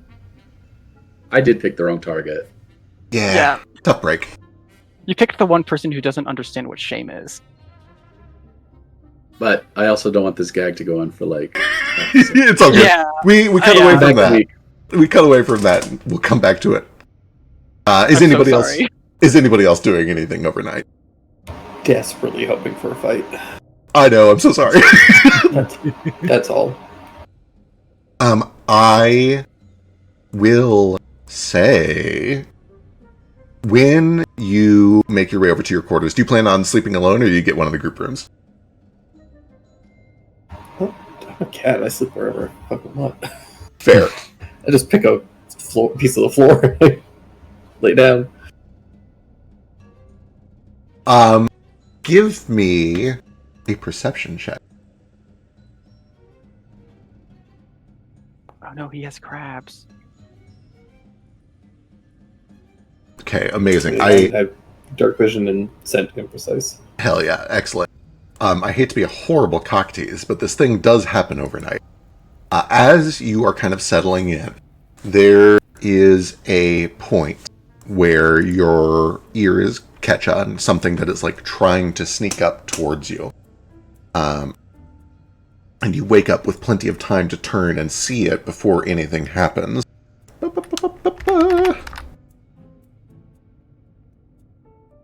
There is this little critter that has been skulking through the halls, and it finds you, and you see that it's got this little pitchfork that it starts to raise up, like it is going to bring it down on you. You notice this before anything weird happens. Do you do anything?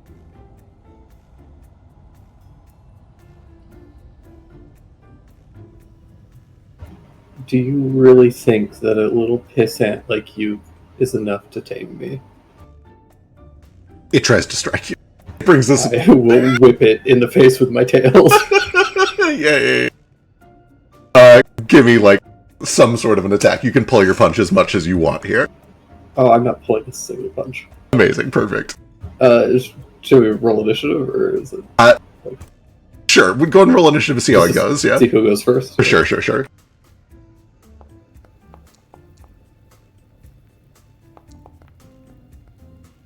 Yeah, this thing seems startled when it realizes that you're awake, and it panics, and it's like flinching and about to attack you, but you react first. What do you do? Oh my god. Yeah. Well, you still got 2 more actions, so.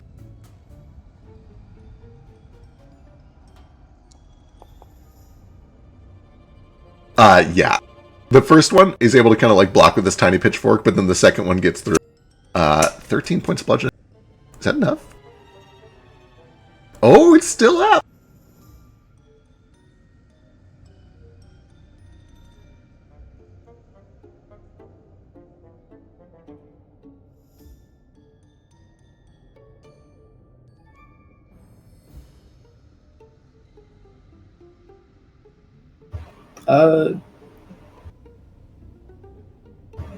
Yeah, I'll make him attack.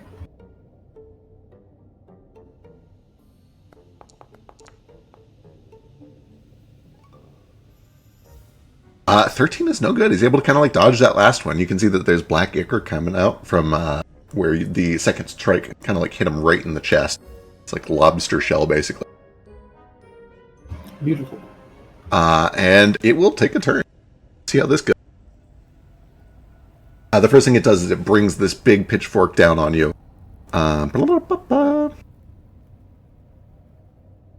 Does a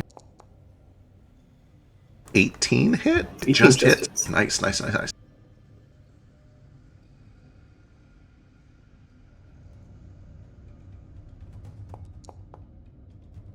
You feel one singular point of piercing damage, but then as it rips and pulls back, you feel a little bit of spirit damage kind of rip away at you. You feel your vision momentarily like rubber banded out of your eye sockets for a sec, and then snap back into place.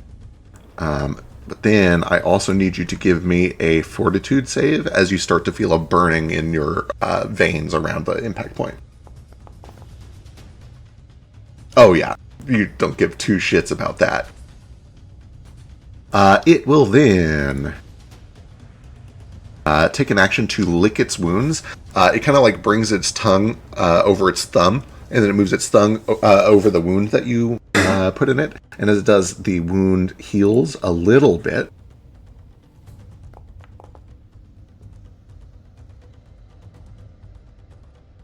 And then with its final action,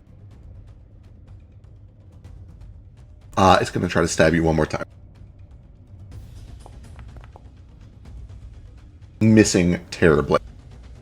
Before it gets back to your turn, there is a flash of golden light, and you watch as this thing is just obliterated, just like turned to dust in front of your eye. And when you look behind where it was standing, you see that there is this creature, this golden scaled kind of statue of a dragon with this like halo-like horns, these rings swirling behind it. And she looks down to the little critter that had tried to sneak up on you in the night. And she brushes her hand to the side, and the bits of it that were left there are cast away into nothing. And she looks up to you. Are you next?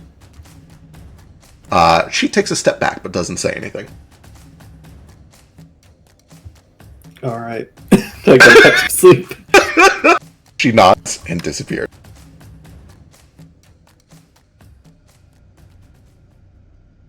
And that is like the only super eventful thing that happens to Tex overnight. Not insignificant, but certainly not a real challenge. Pretty insignificant. Yeah. Conspicuously missing the next day, though. No signs of Bayless anywhere. The next morning comes, unless anybody has anything else they're doing tonight. I don't know if Fetch wants to take another stab at somebody else.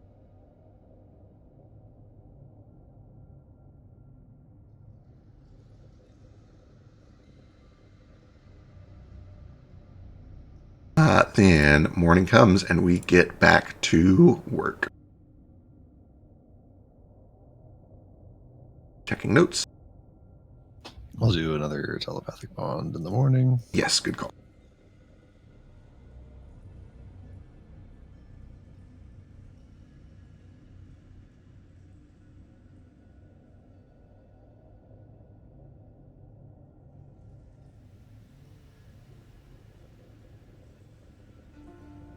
When the morning comes, one of the first things that happens is Styx comes over to you, Tex, and says, "Oh my goodness! I'm so sorry. Are you okay? Are you okay?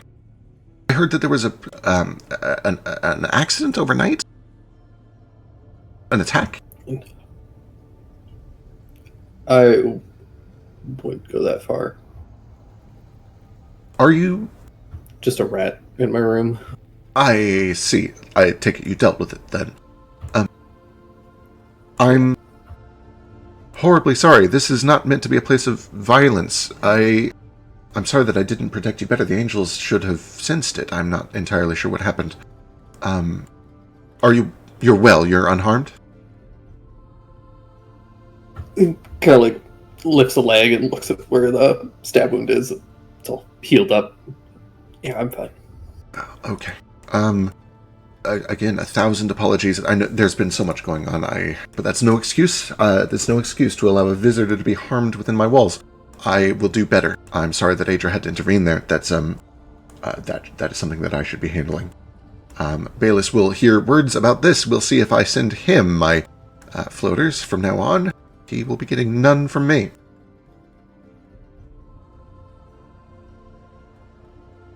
Anyway, I'm going to go get back to the ritual so that we can try to get your friend back down there as soon as we can. Yeah, let's just get this done. When morning comes, eventually, Fetch, you do get some sleep, and in the morning, you see that there's a little note that has been left for you on your chest. It says, good enough. I had a good time. I hope you had a good time. I'll help you the next time you tell a lie. Oh. Thanks, man. It disappears into silvery dust and flicks away into the air. Could have done better. I could have done better, though.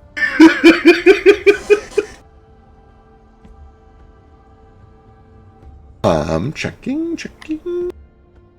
We kind of begin to montage over the next couple of days. Things continue to go roughly as they have been going. There is one noteworthy exception, though. As you guys start to get towards the end of this ritual, on the 12th, on Saturday,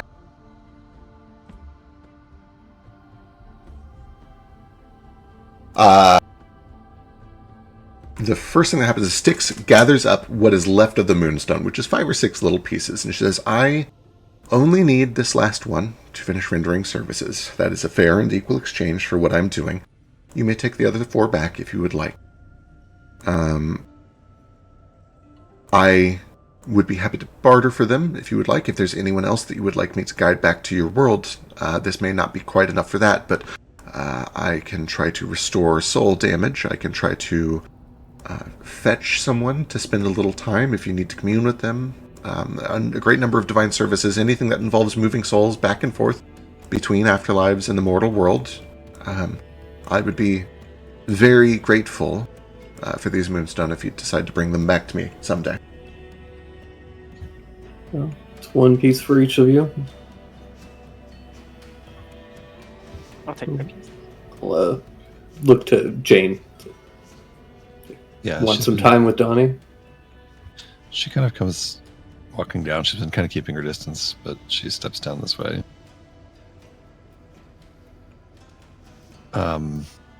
She takes this little piece of moonstone in her hand.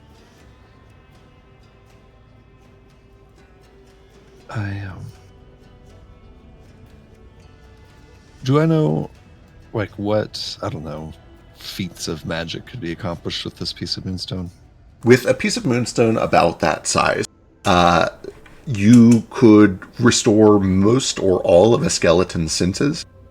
You could make a clone that would essentially grant 1 extra life. The first time that you died, you would go back into your clone at whatever age you made the clone and live life again from that point forward. It would be enough to make an alchemist stone, which is a very powerful tool that alchemists can use to bring people back from the brink of death and do a bunch of other great feats of healing. Monetarily, it is worth a fortune. It is probably enough that you could buy a small castle and a lot of land somewhere. Okay. Tex asks her this question as she takes hold of it. And she looks at Styx and says, you could do that? Yes. In fact, if all you wish is to spend a little time with one of the deceased, I would take only a fraction, perhaps a third of what you have there. And that would I could buy you a year with them. They would essentially be a ghost, in no pain and no distress, but a ghost within your realm for a year, and then they would go back to where they belong. She looks down at this little piece of moonstone in her hand, looks long and hard at it. It is unimaginably tempting to take her up on this offer. But she, looks at baby boy. She looks at her own, book in her other hand where she knows that, she's got it. She's got the key. She knows how to do it. She just has to collect the pieces.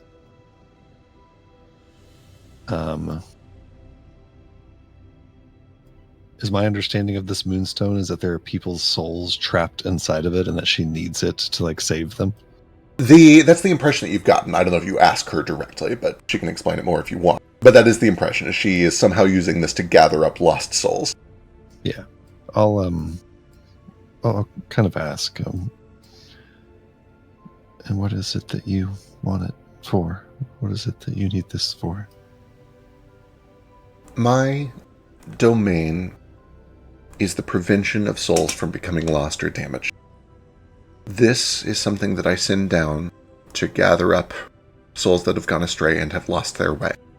They are guided to it, they are drawn to it, and then when it is brought back to me, I send them to their proper afterlives.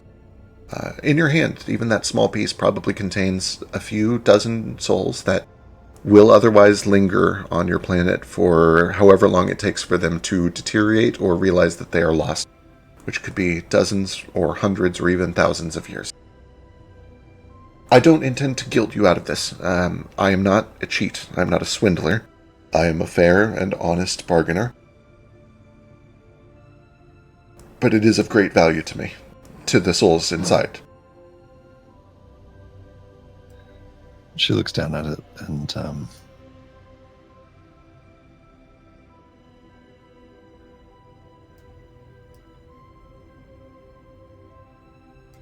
she extends her hand and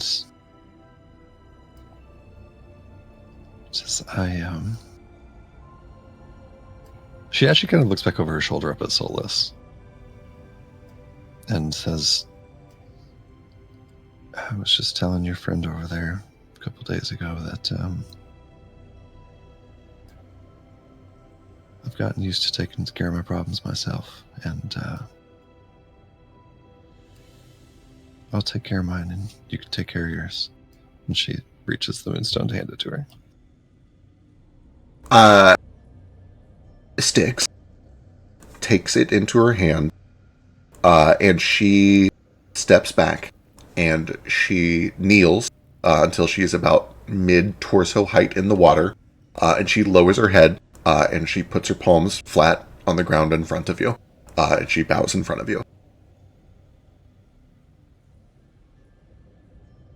You are as live as anyone that I have ever met. You have more empathy than many of the living that I have seen walk through my halls. If that is not enough to make you alive, then I don't know what is. I owe you, and I don't say those words lightly.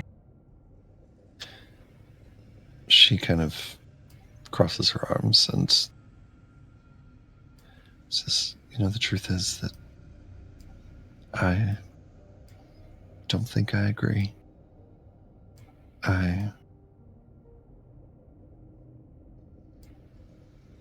This isn't life. Not for me, anyway. I lost the life that I had, the life that mattered to me. And this here, she kind of looks around at the moon and looks up at dust and looks at the moonstone and the pool and her party here, her allies, her friends. This is just a dream. This doesn't happen. I don't know if in some way the things that I'm doing now still matter, but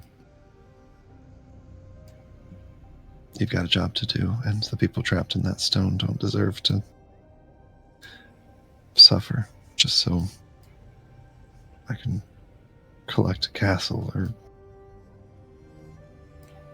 whatever else. She stands back up and she clutches the stone to her heart. It has been a difficult time. It has been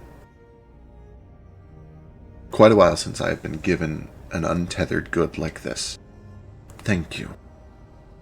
Thank you. She just kind of like nods. I think for the first time in all these interactions with gods that we've had here, like, sees something relatable in Styx, sees someone just like trying to do something that matters to them. She just nods. She looks past you over to the others that just got their pieces of moonstone, to Baby Boy and to Fetch and Sketch and Tex. She says to Baby Boy, I take it you already know what you're doing with yours, and I understand. I don't suppose I can change your mind, but if you do, now is your opportunity. And for the two of you, and she looks over to Fetch and Sketch, I could let you speak with a long-lost, departed loved one. I could let you peek into the heavens. I could bring somebody back for a short time. It goes against my beliefs. I'd rather save it just in case we need to. I understand, and I hold no ill will towards you. Yours is the normal reaction. I've grown very accustomed to it, and I think no less of you for it. But I do have a question. Can you, you said that you have the power to pull people's souls from the mortal plane and bring them back up here, or even vice versa with the expenditure of this soul, this moonstone. Would it be possible to pull someone's soul back up here temporarily? Say perhaps for a couple of weeks? I can pull souls down from the afterlife to the mortal realm temporarily, if that's what you're asking. I have a harder time pulling living souls up, or even souls trapped on the material plane up, because, well, that's what this is for. She looks at the moonstone. Yeah, but this is what I have. Can you pull the soul of my mother up here for about a couple of weeks and then put it back where it belongs? I understand.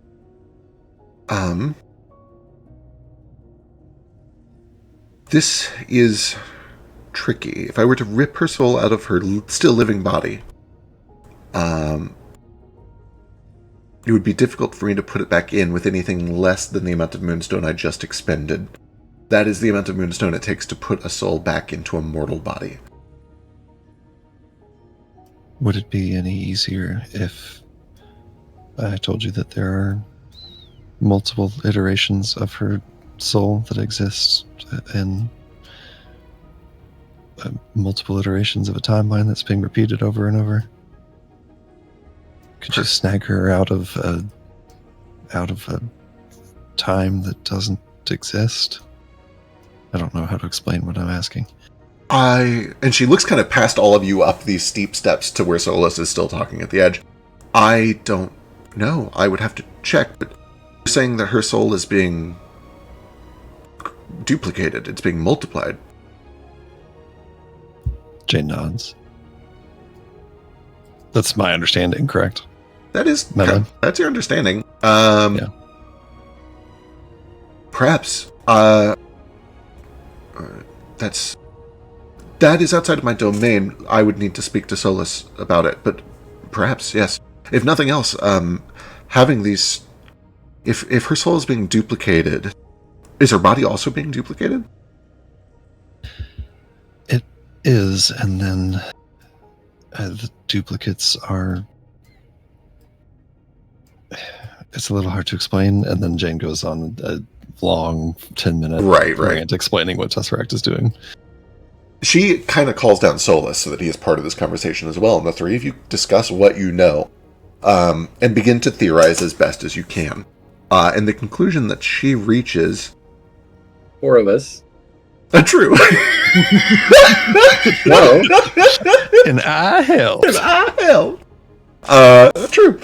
The conclusion she reaches, most likely, if their bodies are deteriorating like that, then if these clones have souls, then they are becoming detached. They're losing their anchor, essentially, as soon as their body deteriorates, which means there are hundreds, if not thousands, of copies of her soul wandering, lost. That is unacceptable.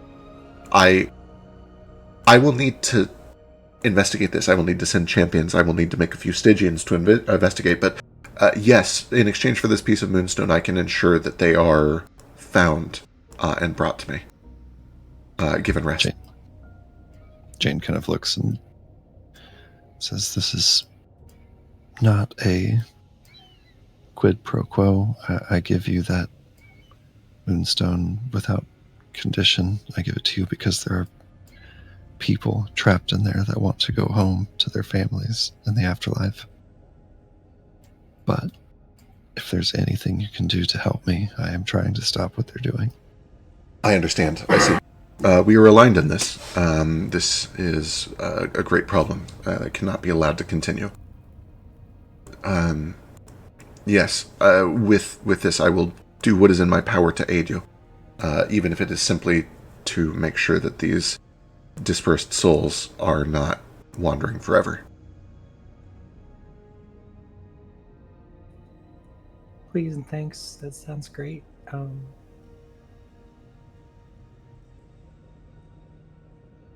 Very well. We do have a hand raised from Baby Boy. Yeah. So this piece I have, is it like the exact amount I need? Is it a little extra? It's probably even a little extra, but yeah, it's pretty close to what you need. Okay. How big of a piece is needed for a single soul from the material plane, or from dust, to go into, to be transferred up here? Do you ask her, or do you just try to guess? I'll just ask her. If all you're trying to do is capture one soul of, like a wayward soul, like a ghost or a daemon or something along those lines, a sliver about this big, and she kind of slices off a bit that's like, oh, I don't know, half a dime. I see. That's it. Very well. We have a hand raised from Tex. Yeah, this is kind of jumping back. When she was like releasing all the souls and stuff. Yes.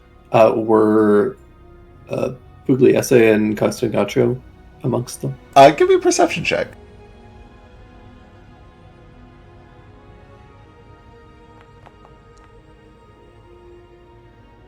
On a 26, most of these souls are kind of amorphous, so it's really hard to tell. They do have sizes, so you could potentially try to see, like, oh, that's squirrel size.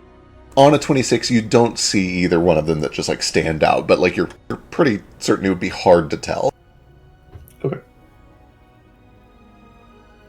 Then we have another hand raised from Baby Boy. Yeah, sorry, one more thing. She mentioned something about, like, she wasn't sure if she can say anything to change her mind. I kind of wanted to respond to that. Sure. Oh, what are you more than welcome to visit me and we can chat. Would I have time until I make the decision. were that it was so easy. The only reason that I'm able to make contact with you is because you put so much work and material cost and mana into the ritual. If you perform it again, we'll have an open channel of communication. Until then, I do occasionally have the power within me to branch out, but the truth is that among my peers, I am one of the weaker ones.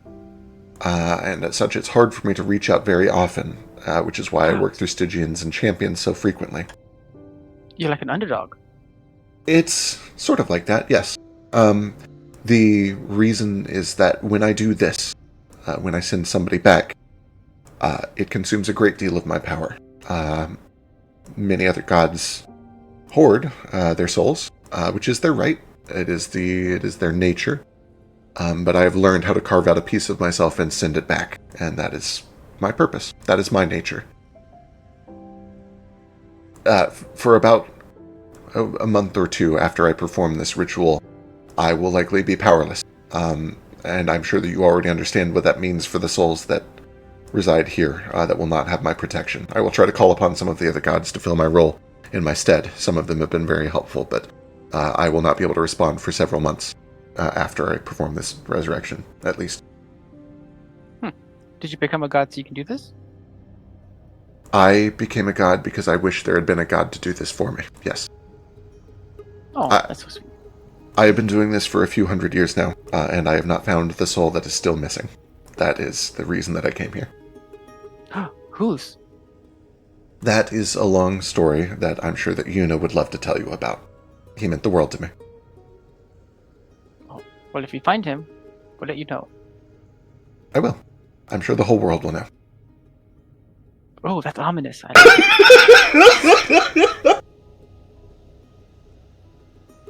Oh, it's not the Desolate King, is it? Oh my god, no.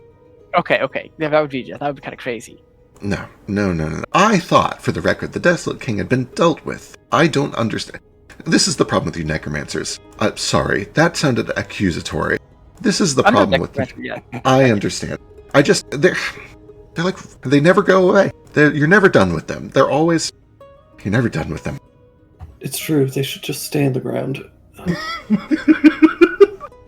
Anyway, shall we? I believe your friend is about ready to head back with you.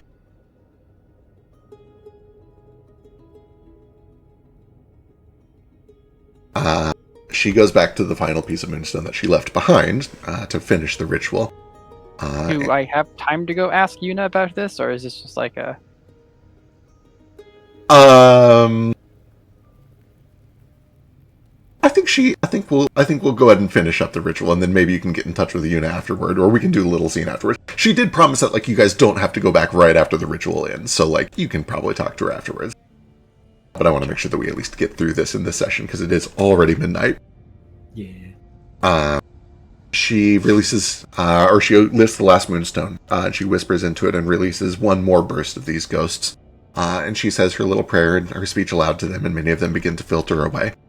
And you watch as the entire pool begins to glow and shimmer. And she begins to draw the water in, kind of waving her arms through it, in towards this skeleton. And you can visibly see, as she performs this final step, that her feathers start to fray and kind of peel out. They start to grow older. You can see that what little color there already was begins to go dull. You can see that her cheeks start to go a little sullen. Her eyes seem to go a little bit more deep in her eye socket. Her beak begins to chip and fray around the edges. She begins to shake and grow weary as she does this. She begins to hunch. Her back kind of arches forward. And then finally she presses her hand onto the forehead of the skeleton. And with a flash, a blinding flash, it is transformed in front of your eyes. And in front of you, you hear the sound of splashing and a deep breath as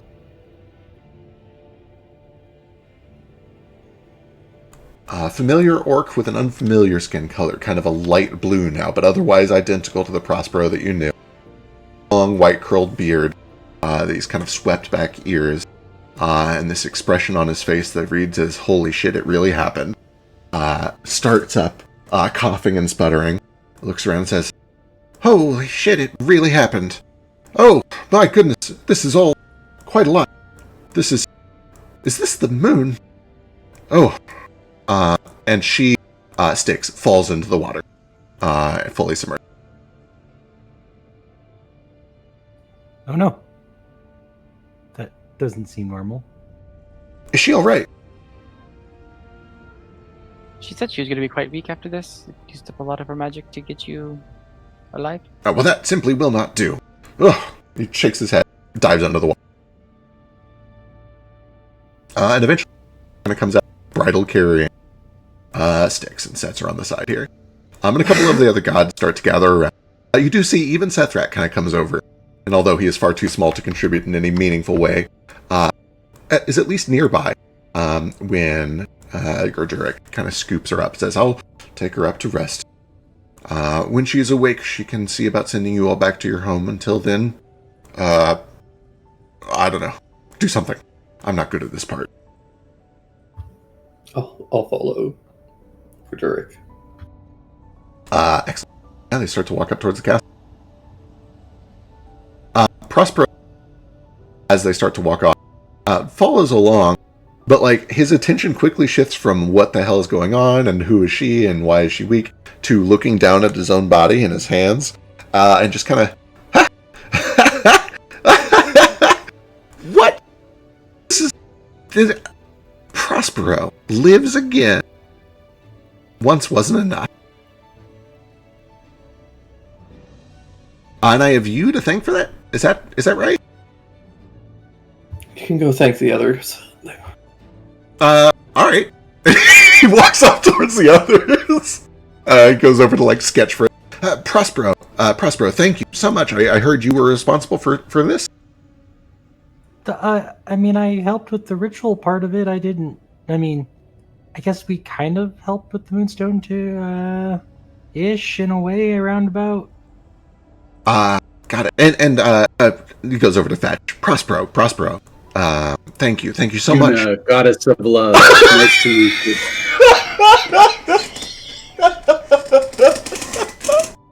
You look down and you are a goddess of love. You can see that your appearance changes immediately. Oh, sorry, begging your pardon, my lady. And he kind of like tips a hat that isn't on his head.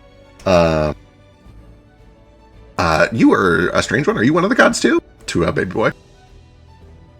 Do I see Fetch turn into Yuna right in front of your eyes? Right in front of your eyes. Oh no, we've already met Prosperous. Do you not remember when you were a skeleton? Oh, give me a second. I need to think on that one. And you almost see, like, when you say those words out loud to him, you guys have traveled, some of you have traveled with Foster in moments where he, like, experiences a sudden brain blast flashback memory. And when you say the words, don't you remember what happened to you when you were a skeleton, you watch as he, like, goes blank for 3 seconds, clearly experiencing something in his own head. And you see, like, a demeanor shift, and it's like, my. I do remember some. Oh, okay. Take a seat. Yes, give me a moment. Oh. Take a breath. Okay. Okay. Also, that guy over there has lots of food if you're hungry. I'm terribly hungry, yes. Yes, so hungry. But here, I'll like pull out a water skin. Have a drink. Take a breath. Yes. Mine's probably... Thirsty. Also, you wrote a book. And I'll like pull out his book. I wrote 2 books, thank you. And I have a third in the works. Oh, I can't wait to see it. I can't wait to see how much it's sold. I just meant you wrote 1 book when you were a skeleton. Yes, that is the one. I'll put it back into my tentacle mound. What do you know? The world's most famous author in life and in death. That's probably not true, but I like to think it. Life, undeath, and life again. True. Oh, wait till they hear. Oh, do you think they'll believe it? I look different. Why is my skin blue? I'll figure it out. It's fine. It's the Moonstone. Ah, right. Moonstone. You should really thank Tex. He's the one who's all like, we have to do this, blah, blah, blah. I'm so grumpy. Walks over to Jane. Tex, thank you. I hear that you're the one responsible for all this. Oh boy.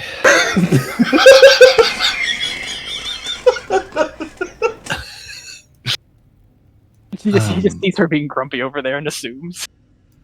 Okay, so you may also remember me from when you were a skeleton. I'll give you a second. Give me a moment. Nothing this time, but if I knew you as a skeleton, I hope I was good to you. I must have been if you brought me back. She smiles. I am a big fan of your works, but no, I'm not Tex, and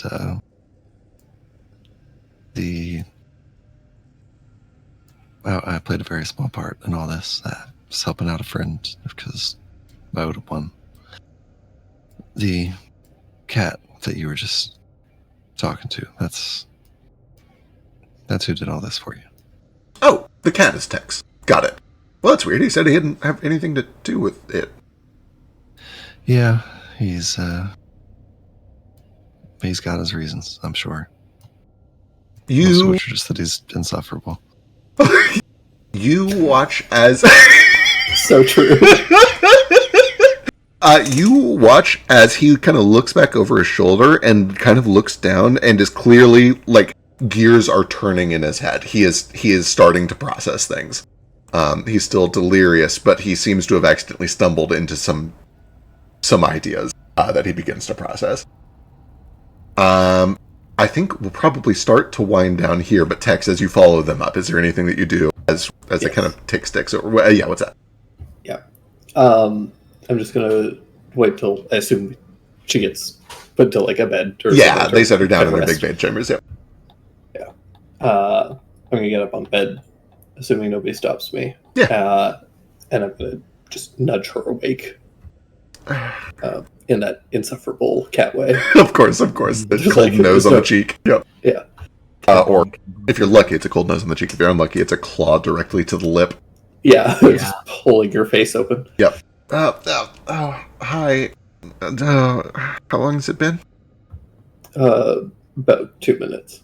Oh, okay. Did it You work? can sleep. Yes. Well, he's a little blue. Yeah, that's normal. Is that gonna... Okay.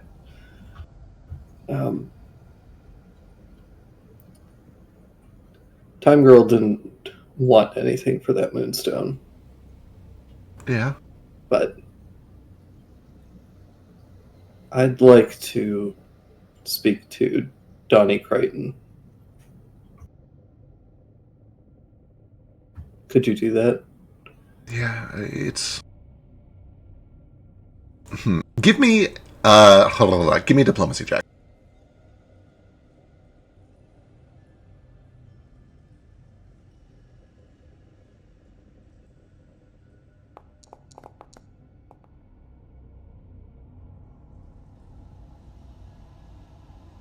In this state, no.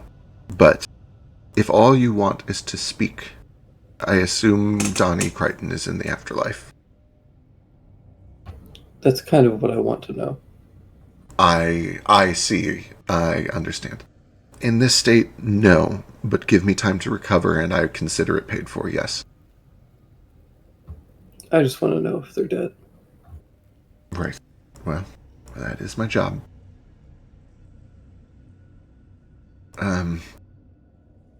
If I will consume... Yes, I... He immediately turns around. He does get to the door, and in a rare moment for Dex, he will turn around to say, "Thanks," and takes off. You're very welcome. They thank you too.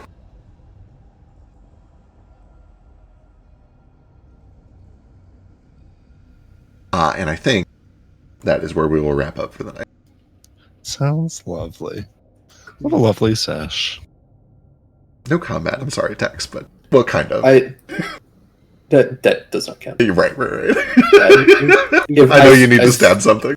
Truly, if I haven't gotten to use my character sheet in a meaningful way in like 3 months, literally. Oh, no. Don't you worry. If we don't do truly anything that uses our character sheet, I'm going to be a real upset session. Don't you worry, you did just piss off all of Cyrillin and the Temple of Baelus. I'm sure there's combat on the way. Yeah. Hooray. Also, we can start a riot in Hollow Hive tomorrow and just start killing people. Everyone looks. Everyone just. We can just walk in and look directly at the lamp. Also, you guys are currently 9 and 10. Is that correct? Yes. You guys do 9 level and up. 11, actually. You guys do level up to 10 and 11. And what's more, Tex, you do also level up. So I'm the only one. So far, Raven, don't you worry. Your ritual is still happening.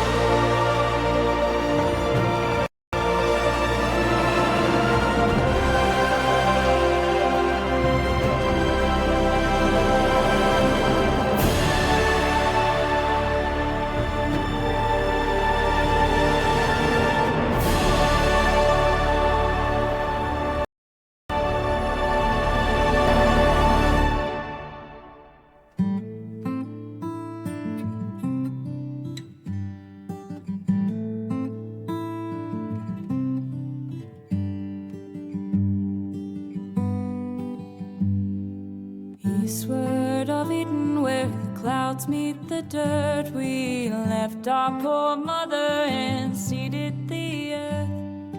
Gates they were shuttered, the latches were locked. Oh, eastward of Eden, where men become gods.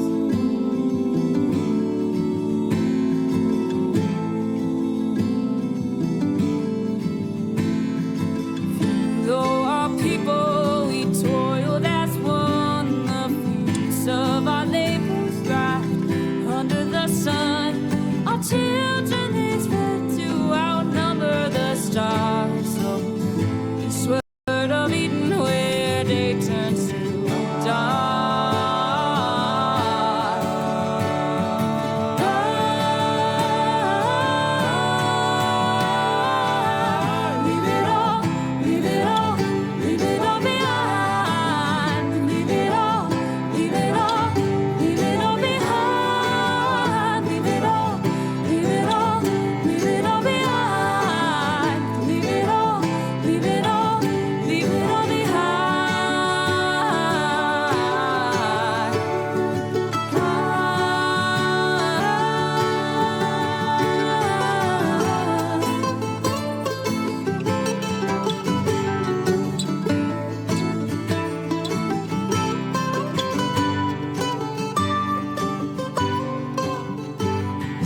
Watered our forests with fire and flood, and fed our own egos with our brothers' blood. We starved every ocean till they ate up our shores. Oh, eastward of Eden, where we always want more. Our towers they rose up and set with the sun. Our servants they burnt us with fiery tongue. We run our wings of metal, surprised when we fell. Eastward of Eden, where heavens are hell.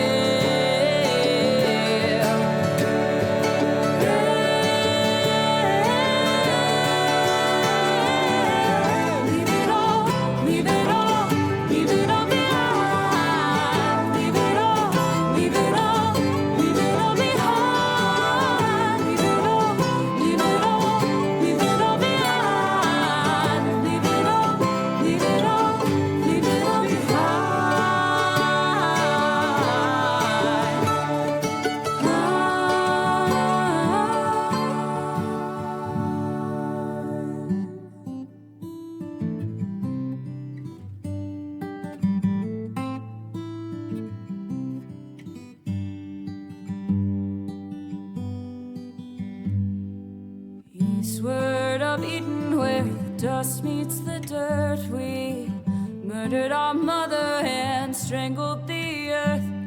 Forgive us, oh mama, whose face we forgot. Oh, eastward of Eden, where men become gods. Eastward of Eden, where men